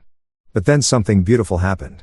Someone, and God bless whoever this person was, commented with a simple question that changed everything. Didn't you cheat with a married man whose pregnant wife was at work? It was like someone had thrown a grenade into a tea party. The comment section went from supportive to savage in about 30 seconds flat. People started asking for details. Someone else commented, wait, wasn't this at 2:30 in the morning? Then another, whose shirt were you wearing in those Instagram stories? Oh yes, folks. Marissa's own friends had seen the Instagram stories before she deleted them, and they were not having it. The best comment came from her friend Jessica, who I'd always thought was pretty level-headed. Girl, you documented your whole affair on social media and then got mad when your husband didn't come rescue you from the consequences. That's not abandonment. That's natural selection. Natural selection. I nearly spit out my coffee laughing. Jessica wasn't just throwing shade. She was launching solar flares. But the real knockout punch came when someone tagged Claire in the comments. That's right. They brought Jay's pregnant wife into this Facebook fiasco. Claire didn't say much, just commented with a simple message. Thank you all for your support during this difficult time. The truth has a way of coming out. Classy, dignified, everything Marissa wasn't. Within an hour, the post had turned into a complete disaster zone for Marissa. People were sharing stories about their own experiences with cheaters, posting memes about karma and generally treating her like the cautionary tale she'd become. The woman who thought she was going to get sympathy and support instead became the internet's daily reminder that actions have consequences. By noon, she deleted the post. But you know how the internet works. Once something's out there, it's out there forever. Screenshots were flying around faster than gossip at a church potluck. Her attempt at damage control had become more damaging than the original drama. But Marissa being Marissa wasn't done making terrible decisions. Oh no, she doubled down on the stupid and decided to take her campaign directly to my family because if you can't win in the court of public opinion, why not try manipulating your ex's mother? Around 3:00 p.m., my mom called me laughing so hard she could barely talk. You're not going to believe this. She wheezed between giggles. Your wife just showed up at my house with a plate of cookies and a PowerPoint presentation. A PowerPoint presentation. The woman made a PowerPoint presentation about our marriage. I couldn't even be mad. I was too busy being impressed by the sheer audacity of it all. According to my mom, Marissa had put together a whole slideshow about how I was emotionally unavailable and had abandoned her in her time of need. She had charts and graphs and everything trying to prove that I was the real villain in this story. Mom said it was actually pretty well designed, which somehow made it even more ridiculous. But here's the thing about my mom. She didn't raise any fools. Patricia Wilson has been dealing with peoples for 63 years, and she can spot a manipulator from 3 counties away. She let Marissa finish her whole presentation, accepted the cookies politely, and then delivered the kind of verbal smackdown that legends are made of. Honey, Mom told her, I raised my son to be honest, loyal, and faithful. You cheated on him with a married man whose wife was working a night shift to support their growing family. My son is better off without you, and frankly, I'm embarrassed that I ever welcomed you into our family.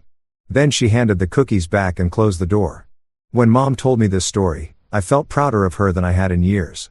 The woman didn't just shut down Marissa's manipulation attempt. She did it with the kind of grace and dignity that makes you remember why you turned out to be a decent human being in the first place. But apparently Marissa wasn't done embarrassing herself yet because around 6 p.m. she showed up at my office building. Security called up to let me know she was in the lobby crying and asking to see me. I went downstairs and there she was, mascara running down her face, looking like she'd been through a blender. The same woman who'd been confidently posting Instagram stories about her Netflix and chill adventure 3 days earlier was now a complete wreck. Please, she begged. Just talk to me. 5 minutes. I can explain everything. Marissa, I said, keeping my voice calm and professional. There's nothing to explain. I saw the Instagram stories. I know what happened. We're done. But I love you. She wailed loud enough to make everyone in the lobby turn and stare. You love John, too, apparently, I replied. Love's not the problem here. Loyalty is. Security escorted her out after that. And I went back upstairs feeling like I just dodged the world's most dramatic bullet. As I settled back into my work, I couldn't help but think about how different my life was going to be without all this chaos. No more wondering where she really was when she said she was working late. No more checking her phone when she wasn't looking. No more of that nagging feeling in my gut that something wasn't right. For the first time in months, maybe years, I felt like I could breathe again. The truth was finally out there, and it was setting everyone free. Even if some people weren't smart enough to appreciate their freedom yet. You ever watch 2 people dig their own graves with such enthusiasm that you start wondering if they're going for some kind of world record? Well, that's exactly what happened next in the Marissa and John show, because apparently getting kicked out of his house, confronting me at my office and having their affair exposed to everyone wasn't rock bottom. It was just the opening act. It was Monday morning and I'm sitting at my desk with my coffee, actually enjoying the peace and quiet of a drama-free existence when my phone starts buzzing with notifications. Not the angry, desperate kind I'd gotten used to from Marissa, but the holy you need to see this kind from friends and family. The first text was from my brother Mike. Dude, your ex-wife and her boyfriend just went Facebook official. You're going to want to see this train wreck. Facebook official. These two absolute geniuses decided that what their situation really needed was more public attention because nothing says we're serious about this relationship quite like announcing it to the world. While John's divorce papers are still warm from the printer and his pregnant wife is figuring out how to raise a baby as a single mom. I pulled up Facebook and there it was in all its tone-deaf glory. A couple's photo of Marissa and John. All smiles and cuddles with the caption, "Sometimes love finds you when you least expect it." Redart #new beginnings #true love #blessed. Blessed. They used the word blessed. These two people who destroyed two marriages hurt a pregnant woman and created enough drama to fuel a Spanish soap opera for 6 seasons. And they thought they were blessed. The photo itself was something else. They were at some generic chain restaurant. Looked like Applebee's or TGI Fridays trying to look like a happy couple on a romantic date. John had his arm around Marissa.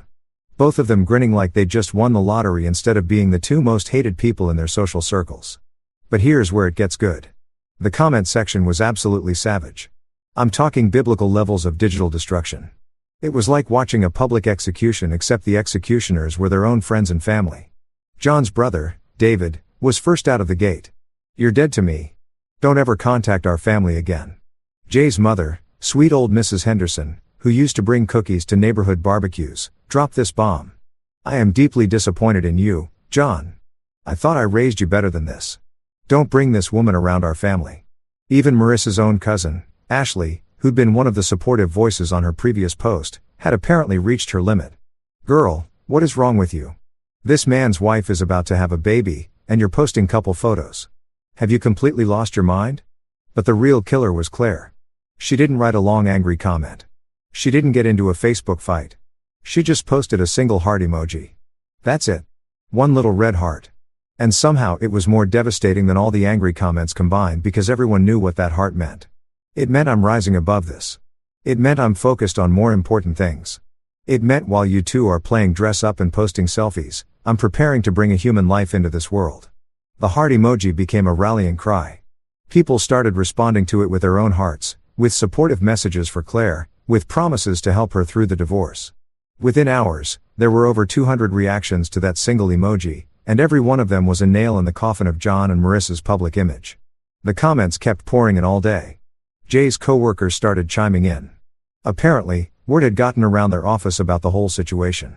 His high school friends were expressing their disgust. Even people I didn't recognize were sharing the post and adding their own commentary about what pieces of these two were. My personal favorite comment came from someone named Betty, who I think was Clazant. "I've been married for 43 years, and I can tell you that relationships built on lies and betrayal don't last. You two deserve each other, and that's not a compliment." Betty wasn't messing around. 43 years of marriage gives you the authority to deliver that kind of truth bomb. By afternoon, the post had been shared dozens of times, mostly by people adding their own commentary about karma and consequences. Someone had screenshotted and posted it in a Facebook group called Small Town Drama, where it was getting even more attention. The whole thing had gone viral in the worst possible way. John and Marissa were trending and not for anything good. Around 3:00 p.m. they apparently realized their mistake and deleted the post. But again, the internet is forever and the screenshots were already everywhere.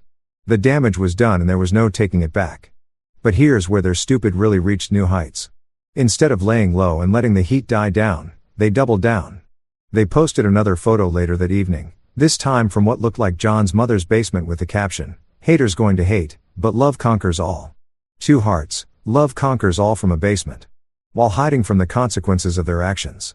The second post lasted about 30 minutes before they deleted it, but not before it got another round of brutal comments.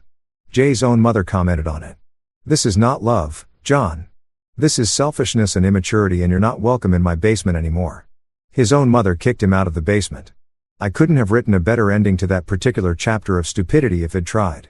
The whole Facebook fiasco had one more consequence that I didn't learn about until later. Apparently, someone at their company's HR department saw the posts and started asking questions.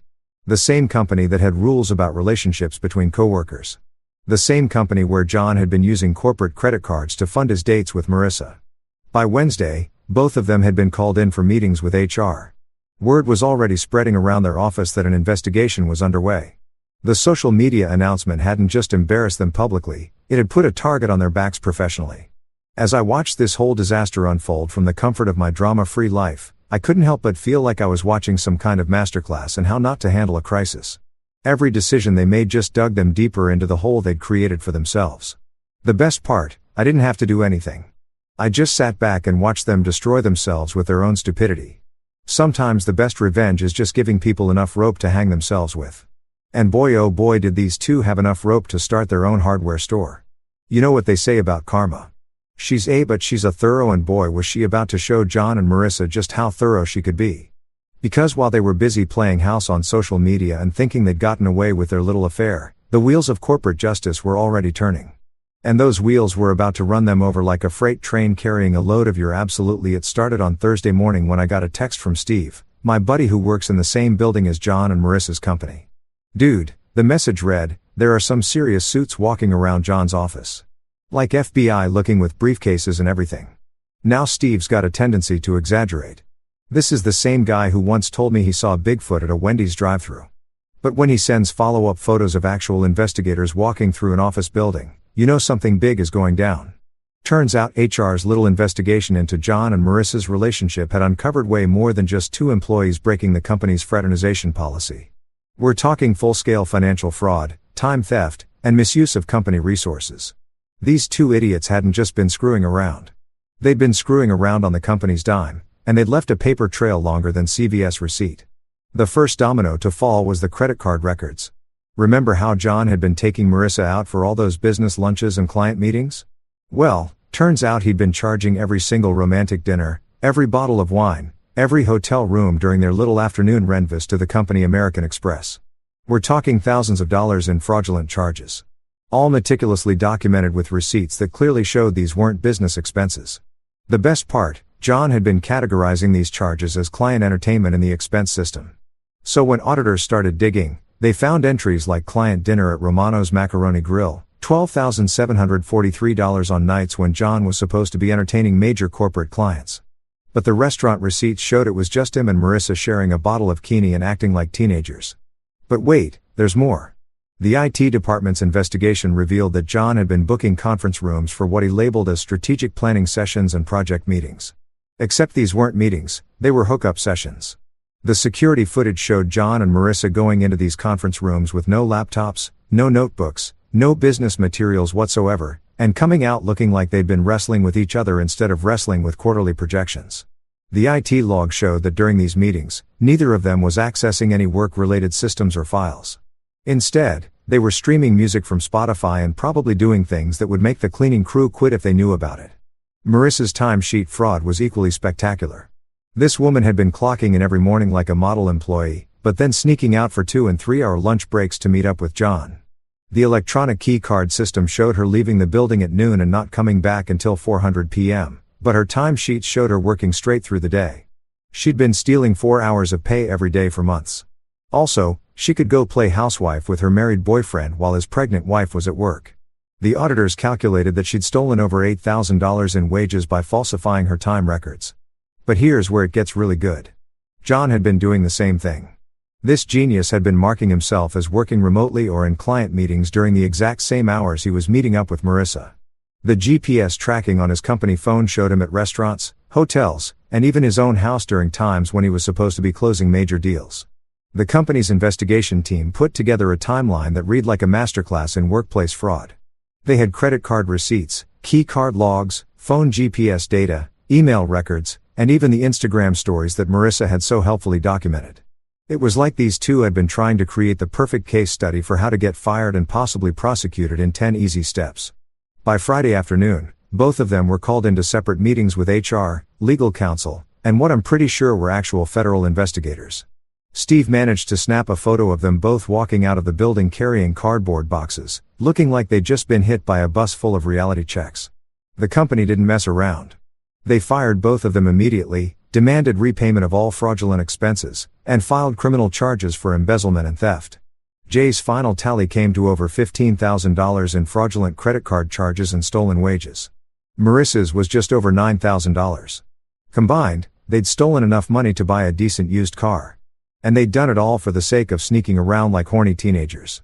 But the corporate collapse was just the appetizer to the main course of destruction that was John's divorce proceedings. Claire's lawyer had been busy. And when I say busy, I mean this woman had put together a case that would make Sherlock Holmes weep with professional jealousy. Remember all those Instagram screenshots I'd sent to Claire? Her lawyer had used them to build a timeline that showed John's infidelity wasn't just emotional or physical. It was financial. Every dinner he'd charged to the company card, every hotel room he'd booked for their afternoon meetings, every bottle of wine he'd bought with marital assets. It all became evidence that he'd been using their joint resources to fund his affair. In most states, when you use marital assets to finance an extramarital affair, the betrayed spouse gets what's called dissipation damages. Basically, the court says, you spent our money on your side piece, so now you owe your wife that money back, plus interest, plus punitive damages. Claire's lawyer calculated that John had spent over $25,000 of marital assets on his affair with Marissa. Hotel rooms, dinners, gifts, even the gas money he'd spent driving to meet her. All of it was documented. All of it was traceable, and all of it was about to cost him everything he owned.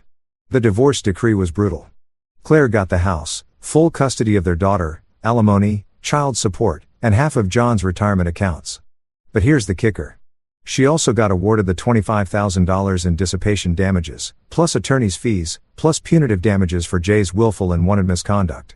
When all was said and done, John owed Claire over $40,000 in cash, plus monthly support payments that would last until their daughter turned 18. The court ordered the immediate sale of all his assets, his truck, his boat, his motorcycle, even his golf clubs to pay the judgment.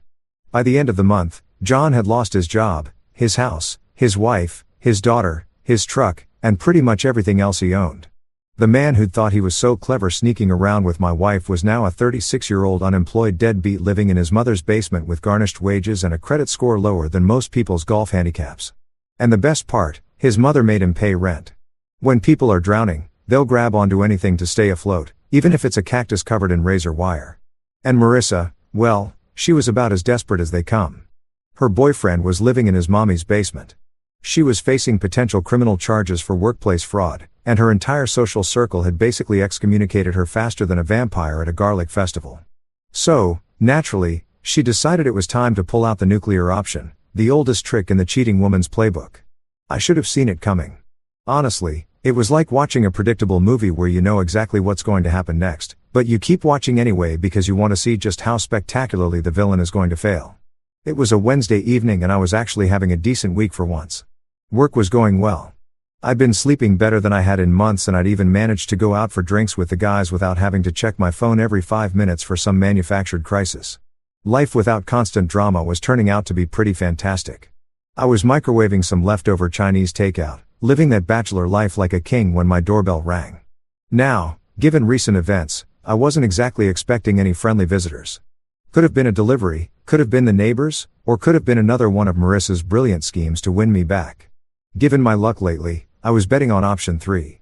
I looked through the peephole, and sure enough, there was Marissa standing on my doorstep, but she looked different this time. Not angry, not desperate, and crying like her last few appearances. She looked nervous, maybe even scared. Her hands were shaking and she kept looking around like she was worried someone might see her. I opened the door, keeping the security chain on because I'm not completely stupid. "What do you want, Marissa?" She held up a pregnancy test. A positive pregnancy test with both hands like she was presenting the Holy Grail or something. "It's yours," she said, and her voice was doing that shaky thing people do when they're lying their asses off, but really need you to believe them. Now, I've got to give her credit for creativity. I mean, after everything else had failed spectacularly, she decided to go with the classic, "Oops, I'm pregnant and you're the daddy" routine. It's like the Hail Mary pass of relationship manipulation. Desperate, low percentage chance of success. But if it works, it changes everything. The problem is, Marissa is not nearly as smart as she thinks she is. Never has been really. She's the kind of person who thinks she's playing 4D chess when she's actually playing tic-tac-toe with herself and losing. "Let me see that," I said, holding out my hand. She hesitated for just a second too long. What? "Because you just showed up at my door with a positive pregnancy test claiming it's mine, and I want to take a closer look." She handed it over reluctantly, and I immediately noticed something weird. The test looked too clean, too perfect, like it had just come out of a magazine advertisement for pregnancy tests. No smudges, no wear marks, nothing that suggested it had actually been used by a real person. I pulled out my phone and opened up Google's reverse image search. It's this nifty little feature where you can upload a photo and find out where else on the internet that exact same image appears. Takes about 30 seconds if you know what you're doing. I snapped a photo of the test and uploaded it. The results came back faster than you could say pathological liar. The exact same image, same angle, same lighting, same everything appeared on a Pinterest board from 2019 titled Pregnancy Announcement Ideas. It was literally a stock photo that some pregnant influencer had posted 3 years ago as inspiration for how to reveal pregnancies to partners. I started laughing. Not a polite chuckle or a smirk. I'm talking full-blown tears streaming down my face. Doubled over belly laughs. The kind of laughter that makes your neighbors wonder if you finally lost your mind. You couldn't even fake it properly. I wheezed, handing the test back to her. You literally Googled positive pregnancy test and printed out the first result. Marissa, this is sad even for you. Her face went through about 6 different colors, starting with pale white and ending somewhere in the vicinity of fire engine red. She snatched the test back and started sputtering some excuse about how she'd taken multiple tests and this was just one of them. But we both knew she'd been caught red-handed. Get off my property, I said, still chuckling. And don't come back. Next time you want to fake a pregnancy, maybe try actually peeing on the stick first. She turned around and practically sprinted to her car. Tires squealing as she peeled out of my parking lot like she was fleeing a crime scene, which in a way she was.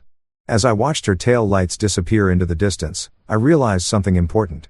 That was probably the last time I was ever going to see Marissa in person. The woman who'd been the center of my universe for 3 years, who I'd planned to grow old with, who I'd shared dreams and hopes and a mortgage with. She was driving away forever. And all I felt was relief. No more lies. No more manipulation. No more wondering what new level of crazy she was going to reach next. The trash had officially taken itself out and I was finally free to move on with my life. Later that night, I deleted her number from my phone. It felt like closing a book on the worst chapter of my life and getting ready to start writing a much better one. You know what's funny about rock bottom? Most people think it's a single moment, one big crash where everything falls apart at once. But the truth is, rock bottom is more like a slow-motion avalanche. You tumble down, think you've hit the bottom, then discover there's a whole new level of suck waiting for you underneath. And for John and Marissa, that avalanche was about to get a whole lot more interesting. It had been about 2 months since Marissa's pathetic fake pregnancy stunt, and the universe seemed to be settling into a new normal. A normal where consequences actually meant something, where actions had lasting repercussions, and where karma wasn't just some feel-good Instagram quote, but an actual force of nature that apparently had a really twisted sense of humor. The first bit of news came from Claire herself. She'd started texting me occasionally, not anything romantic or inappropriate, just updates on how things were going and the occasional thank you for helping her get the evidence she needed. It was like having a pen pal who happened to be living through the aftermath of the same explosion that had blown up my marriage. Victoria and Henderson was born this morning.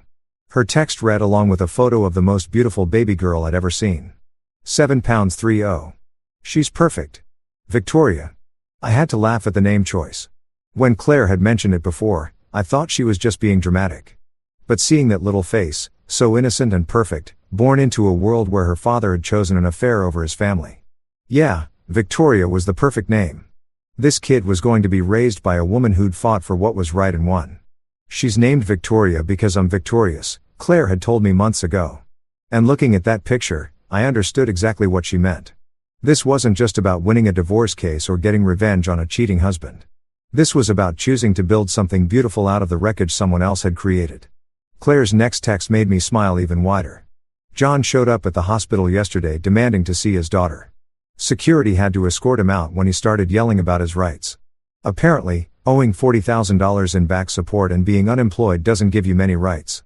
The mental image of John getting bounced from a maternity ward by hospital security was almost too perfect.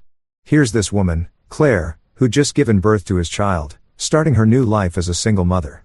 And this jackass shows up thinking he can just waltz in and play daddy after everything he'd done. But the real kicker came in Claire's follow-up message. The best part, he brought Marissa with him to the hospital where I was giving birth to his baby. They're still together, apparently, living in his mother's basement and thinking there's some kind of tragic love story. John and Marissa, still together, living in his mother's basement like a couple of teenagers whose parents won't let them have sleepovers. The two people who destroyed their lives for each other were now stuck with each other, probably because no one else would have them. I learned more about their living situation from my cousin Jake, who'd become my unofficial source for all the juicy details about their continued downfall. Apparently, John's mother, who I'd always thought was a sweet old lady, had turned into a prison warden. She's charging them both rent. Jake told me over beers one Friday night. But here's the best part. She made them sign a lease with rules like actual written rules posted on the refrigerator. No overnight guests, no alcohol, no loud music after 9 p.m. and my personal favorite, no inappropriate behavior anywhere in the house except their room. And the room has to stay unlocked during the day. The image of John and Marissa, both in their 30s, living under house rules like grounded teenagers, was so absurd, I nearly choked on my beer. Gets better, Jake continued. She makes them do chores. John has to mow the lawn and take out the trash. Marissa has to clean the bathrooms and do laundry. And if they don't do their chores, she docks their rent money. But the really beautiful part of their basement existence came from John's work situation. Remember how this guy used to be some hotshot account manager making decent money and driving a nice truck? Well, those days were dead than disco. After getting fired for embezzlement and having his wages garnished for child support, the only job John could find was stocking shelves at the local Walmart from 11 p.m. to 7 a.m. That's right. The man who used to wine and dine my wife on the company credit card was now wearing a blue vest and scanning barcodes in the middle of the night. And because of the garnishment order, about 60% of his paycheck went straight to Claire before he ever saw it. Jake had a friend who worked the same shift. And according to him, John was a walking disaster. Dude shows up every night looking like he hasn't slept in weeks. Jake's friend reported keeps muttering about how this is all temporary, how he's going to get back on top. But meanwhile, he's 45 minutes late half the time because he has to take the bus and he screwed up the inventory system so bad last week they had to retrain him the bus. John was taking the bus because they'd repossessed his truck to pay Claire's settlement. The man who used to pick up my wife for their little afternoon adventures was now catching public transportation to his midnight grocery store job. But John's fall from grace was nothing compared to what had happened to Marissa. If John was living in a basement purgatory, Marissa was experiencing her own special level of hell. She'd managed to find work barely. After weeks of being turned down everywhere she applied, apparently word travels fast in a town when you're internet famous for all the wrong reasons. She finally landed a job at a call center about 2 towns over. The kind of place that hires anyone with a pulse because their turnover rate is higher than a McDonald's during a health inspection. The commute alone was killing her. Without a car, hers had been repossessed for missed payments after she got fired. She had to take a combination of buses that turned what should have been a 30-minute drive into a 2-hour journey each way. She was spending 4 hours a day on public transportation to get to a job that paid minimum wage and treated employees like replaceable widgets. But the real beauty of Marissa's situation was how completely isolated she'd become. Remember all those friends who used to enable her behavior and cheer her on during her Facebook meltdowns? Yeah, they were long gone. The turning point had come when Marissa tried to crash a girls' night out that her former friend Jessica was hosting. According to Jake's girlfriend, who knew someone who was there, Marissa showed up uninvited and immediately started hitting on Jessica's boyfriend. She was literally flirting with him right in front of Jessica. Jake's girlfriend told us, like touching his arm, laughing at everything he said, the whole 9 yards. Jessica told her to leave, and Marissa started crying about how everyone had abandoned her and she just needed friends. But the friends weren't buying it anymore. They'd watched her destroy her marriage, ruin John's family, get fired for fraud, and now she was trying to seduce their boyfriends. Even the most enabling friend has limits, and Marissa had blown past those limits at about 100 meters an hour. Jessica had apparently delivered the kind of speech that becomes legendary in social circles. You're not a victim, Marissa. You're a tornado. Everywhere you go, you leave destruction behind you. We're not abandoning you. We're protecting ourselves. After that night, Marissa was completely cut off from her old social circle. No more girls' nights, no more supportive texts, no more shoulders to cry on, just her, John, his mother's basement rules, and the daily grind of a minimum wage call center job in a town where nobody knew her name. Even her relationship with her own mother had turned toxic. Diane, who'd once been Marissa's biggest supporter and enabler, had apparently reached her breaking point, too. She was charging Marissa rent to stay in her old bedroom when she wasn't at Jay's mother's house. And according to neighborhood gossip, their fights were loud enough to hear 3 houses away. Your mother's telling everyone who listened that she's embarrassed by you.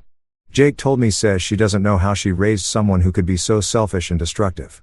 The final nail in Marissa's social coffin came from an unexpected source, Jay's church. Apparently, Pastor Graham had decided to use John and Marissa's situation as a teaching moment for his congregation. Not by name, of course, but everyone knew exactly who he was talking about when he delivered a sermon series called The Destroyer in Your Midst, Recognizing and Avoiding Those Who Bring Chaos. Jake's mom went to the same church, and she said it was brutal.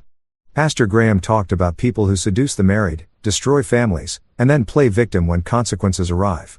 He spoke about the importance of protecting your community from those who spread discord like a virus. The best part, John had to sit there every Sunday in the front row where his mother made him sit listening to his own pastor essentially deliver a weekly sermon about what a piece of he was. And because his mother controlled his living situation, he couldn't exactly stop going to church without facing even more consequences at home. The church community had rallied around Claire. Of course, they'd organized meal trains for her after Victoria was born, helped set up the nursery, and provided the kind of support system that John had thrown away when he decided an affair was more important than his family. Meanwhile, John and Marissa sat in that basement every night. Two people who destroyed everything good in their lives for a few months of sneaking around, now stuck with each other because literally no one else would have them. It was poetic justice on a level that Shakespeare would have appreciated. They'd gotten exactly what they'd wanted, each other, and it was turning out to be their own personal hell. You know what's wild about rock bottom? While some people are busy hitting it with the force of a meteor crashing into Earth, others get to watch from a safe distance while their own lives actually start getting better. And that's exactly what happened to me. While John and Marissa were living their basement love story nightmare, I was discovering what it felt like to actually enjoy my own existence for the first time in years. It started with work of all places. Remember that whole office confrontation where John and his knuckle-dragging buddies try to shake me down for his legal fees? Well, it turns out that handling workplace drama with professionalism and grace is exactly the kind of thing that gets you noticed by management. Who knew? About a month after John's spectacular firing, my boss called me into his office. I'll admit, for a hot second, I wondered if somehow John's corporate fraud investigation had splashed back on me. But instead of getting fired, I got the kind of news that makes you want to do a victory dance in the hallway. "We've been watching how you handled that situation with the terminated employees," my boss said, referring to John and Marissa like they were some kind of natural disaster. "The way you stayed calm, didn't escalate the confrontation, and maintained your professionalism throughout this whole mess. That's exactly the kind of leadership quality we need in our senior management team." Senior management. They were promoting me. Not just a little bump in pay or a fancier job title. We're talking actual leadership responsibility, a corner office, and a salary increase that would let me finally afford that vacation to Europe I'd been dreaming about for years. The best part, my new role put me in charge of reviewing expense reports and ensuring compliance with company policies. Basically, they put me in the perfect position to make sure no one else could pull the kind of financial fraud that John and Marissa had been running. It was like the universe had a sense of humor and decided to make me the guardian against exactly the kind of stupidity that had blown up my marriage. But the real game changer came a few weeks later at the most unexpected place imaginable. A weekend coding workshop. I'd signed up on a whim, thinking it might be good to learn some new skills and maybe meet some people who weren't connected to the whole John and Marissa show. You know, expand my horizons beyond the soap opera my life had temporarily become. That's where I met Sophie. Sophie was this brilliant software engineer who could debug code faster than most people could read it, had a laugh that could light up a room, and possessed the kind of sharp wit that could cut glass. She was taking the workshop to learn some new frameworks and I was there trying to figure out if I was smart enough to understand basic programming concepts. During the lunch break, we ended up sitting together and somehow the conversation turned to recent life changes. I found myself telling her about my divorce. Not all the gory details, just the basic facts. When I got to the part about my wife sending me her location from another man's house at 2:30 a.m. and asking me to come pick her up, Sophie nearly choked on her sandwich, laughing. Wait, she said, wiping tears from her eyes. "She literally sent you coordinates to come collect her from her affair like she was a lost Amazon package." "Pretty much," I replied.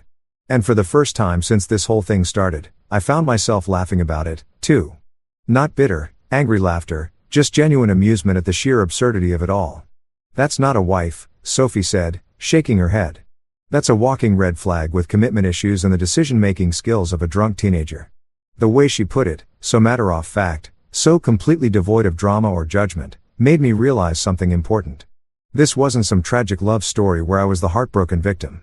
This was a comedy about dodging a massive bullet and being too stupid to realize it until after the fact. Sophie and I kept talking through the rest of the workshop. And by the end of the day, I'd learned two things. First, I was definitely not cut out to be a programmer. And second, I really wanted to see this woman again. Our first official date was at this little Italian place downtown. Nothing fancy, just good food and better conversation. Sophie had this way of looking at the world that was both cynical and optimistic at the same time. She'd been through her own relationship disasters, had her own stories about dodging bullets, and learning hard lessons about trust and compatibility. "The thing about toxic people," she said over our second bottle of wine, "is that they do you a favor when they show you who they really are. The trick is believing them the first time instead of making excuses for them. That hit different. For months, maybe years, I'd been making excuses for Marissa's behavior. The late nights, the suspicious phone calls, the gradual pulling away from our marriage. I'd explained it all away as stress, as work pressure, as anything except what it actually was. You know what the best part of your story is? Sophie asked. You didn't go pick her up. Most people would have rushed over there and rescued her from the consequences of her own actions. But you let her sit in the mess she'd made. That takes backbone. Backbone. I'd never thought of it that way, but she was right. I'd stopped being someone who enabled bad behavior and started being someone who let actions have consequences. It was probably the most adult thing I'd done in years. 3 months later, Sophie and I were officially together, and it was like living in a completely different universe. No drama, no games, no wondering where she really was when she said she was working late. Just two adults who enjoyed each other's company and treated each other with actual respect. The contrast with my marriage to Marissa was so stark it was almost funny. With Sophie, I could leave my phone unlocked on the counter without wondering what she might find. I could work late without getting interrogated about who I was really with.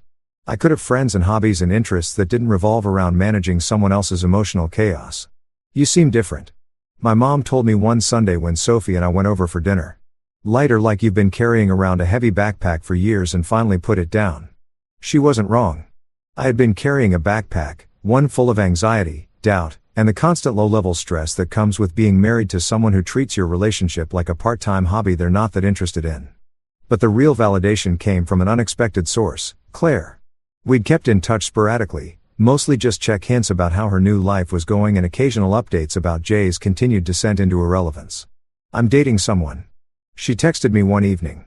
Victoria's pediatrician. He's kind, stable, and thinks being a single mom makes me stronger, not damaged. Funny how different life can be when you're with someone who actually wants to be there. She'd attached a photo of her, Victoria, and a guy who looked like he'd stepped out of a Good Guys Finish First commercial. They were at some family-friendly restaurant. Victoria in a high chair making a mess with her food. Claire and her new boyfriend both laughing at something. It was the kind of normal, happy family photo that John had thrown away for a few months of sneaking around with my wife. Claire's next message made me smile. By the way, John and Marissa are apparently engaged now. They can't afford a wedding and they're still living in his mother's basement, but they bought a $20 ring from Walmart and made a Facebook announcement. The comment section is not supportive. Engaged. John and Marissa were getting engaged. Two people who'd lost everything for each other were now planning to make their mutual destruction official. It was like watching someone pour gasoline on a house fire and calling it home improvement. I showed Sophie the messages and she just shook her head. They deserve each other, she said. And more importantly, you and Claire deserve so much better. As I sat there in my comfortable apartment with a woman who actually wanted to be there, looking at photos of Claire's new happy life, I realized something profound. I hadn't lost a wife. That night, when Marissa sent me her location, I'd lost an anchor that had been dragging me down without me realizing it. The 2:30 a.m. ultimatum that had seemed like the end of my world had actually been the beginning of my real life. The text that was supposed to manipulate me into playing her games had instead given me permission to stop playing entirely. Sometimes the best thing that can happen to you is someone showing you exactly who they are. And sometimes the best choice you can make is believing them the first time and walking away. I'd made that choice without knowing it in the middle of the night when I was too tired to overthink it. And it had saved my life. That's it for today. I hope you enjoyed the stories. Let me know what you thought in the comments below. Don't forget to like and subscribe for more, and I'll see you in the next one.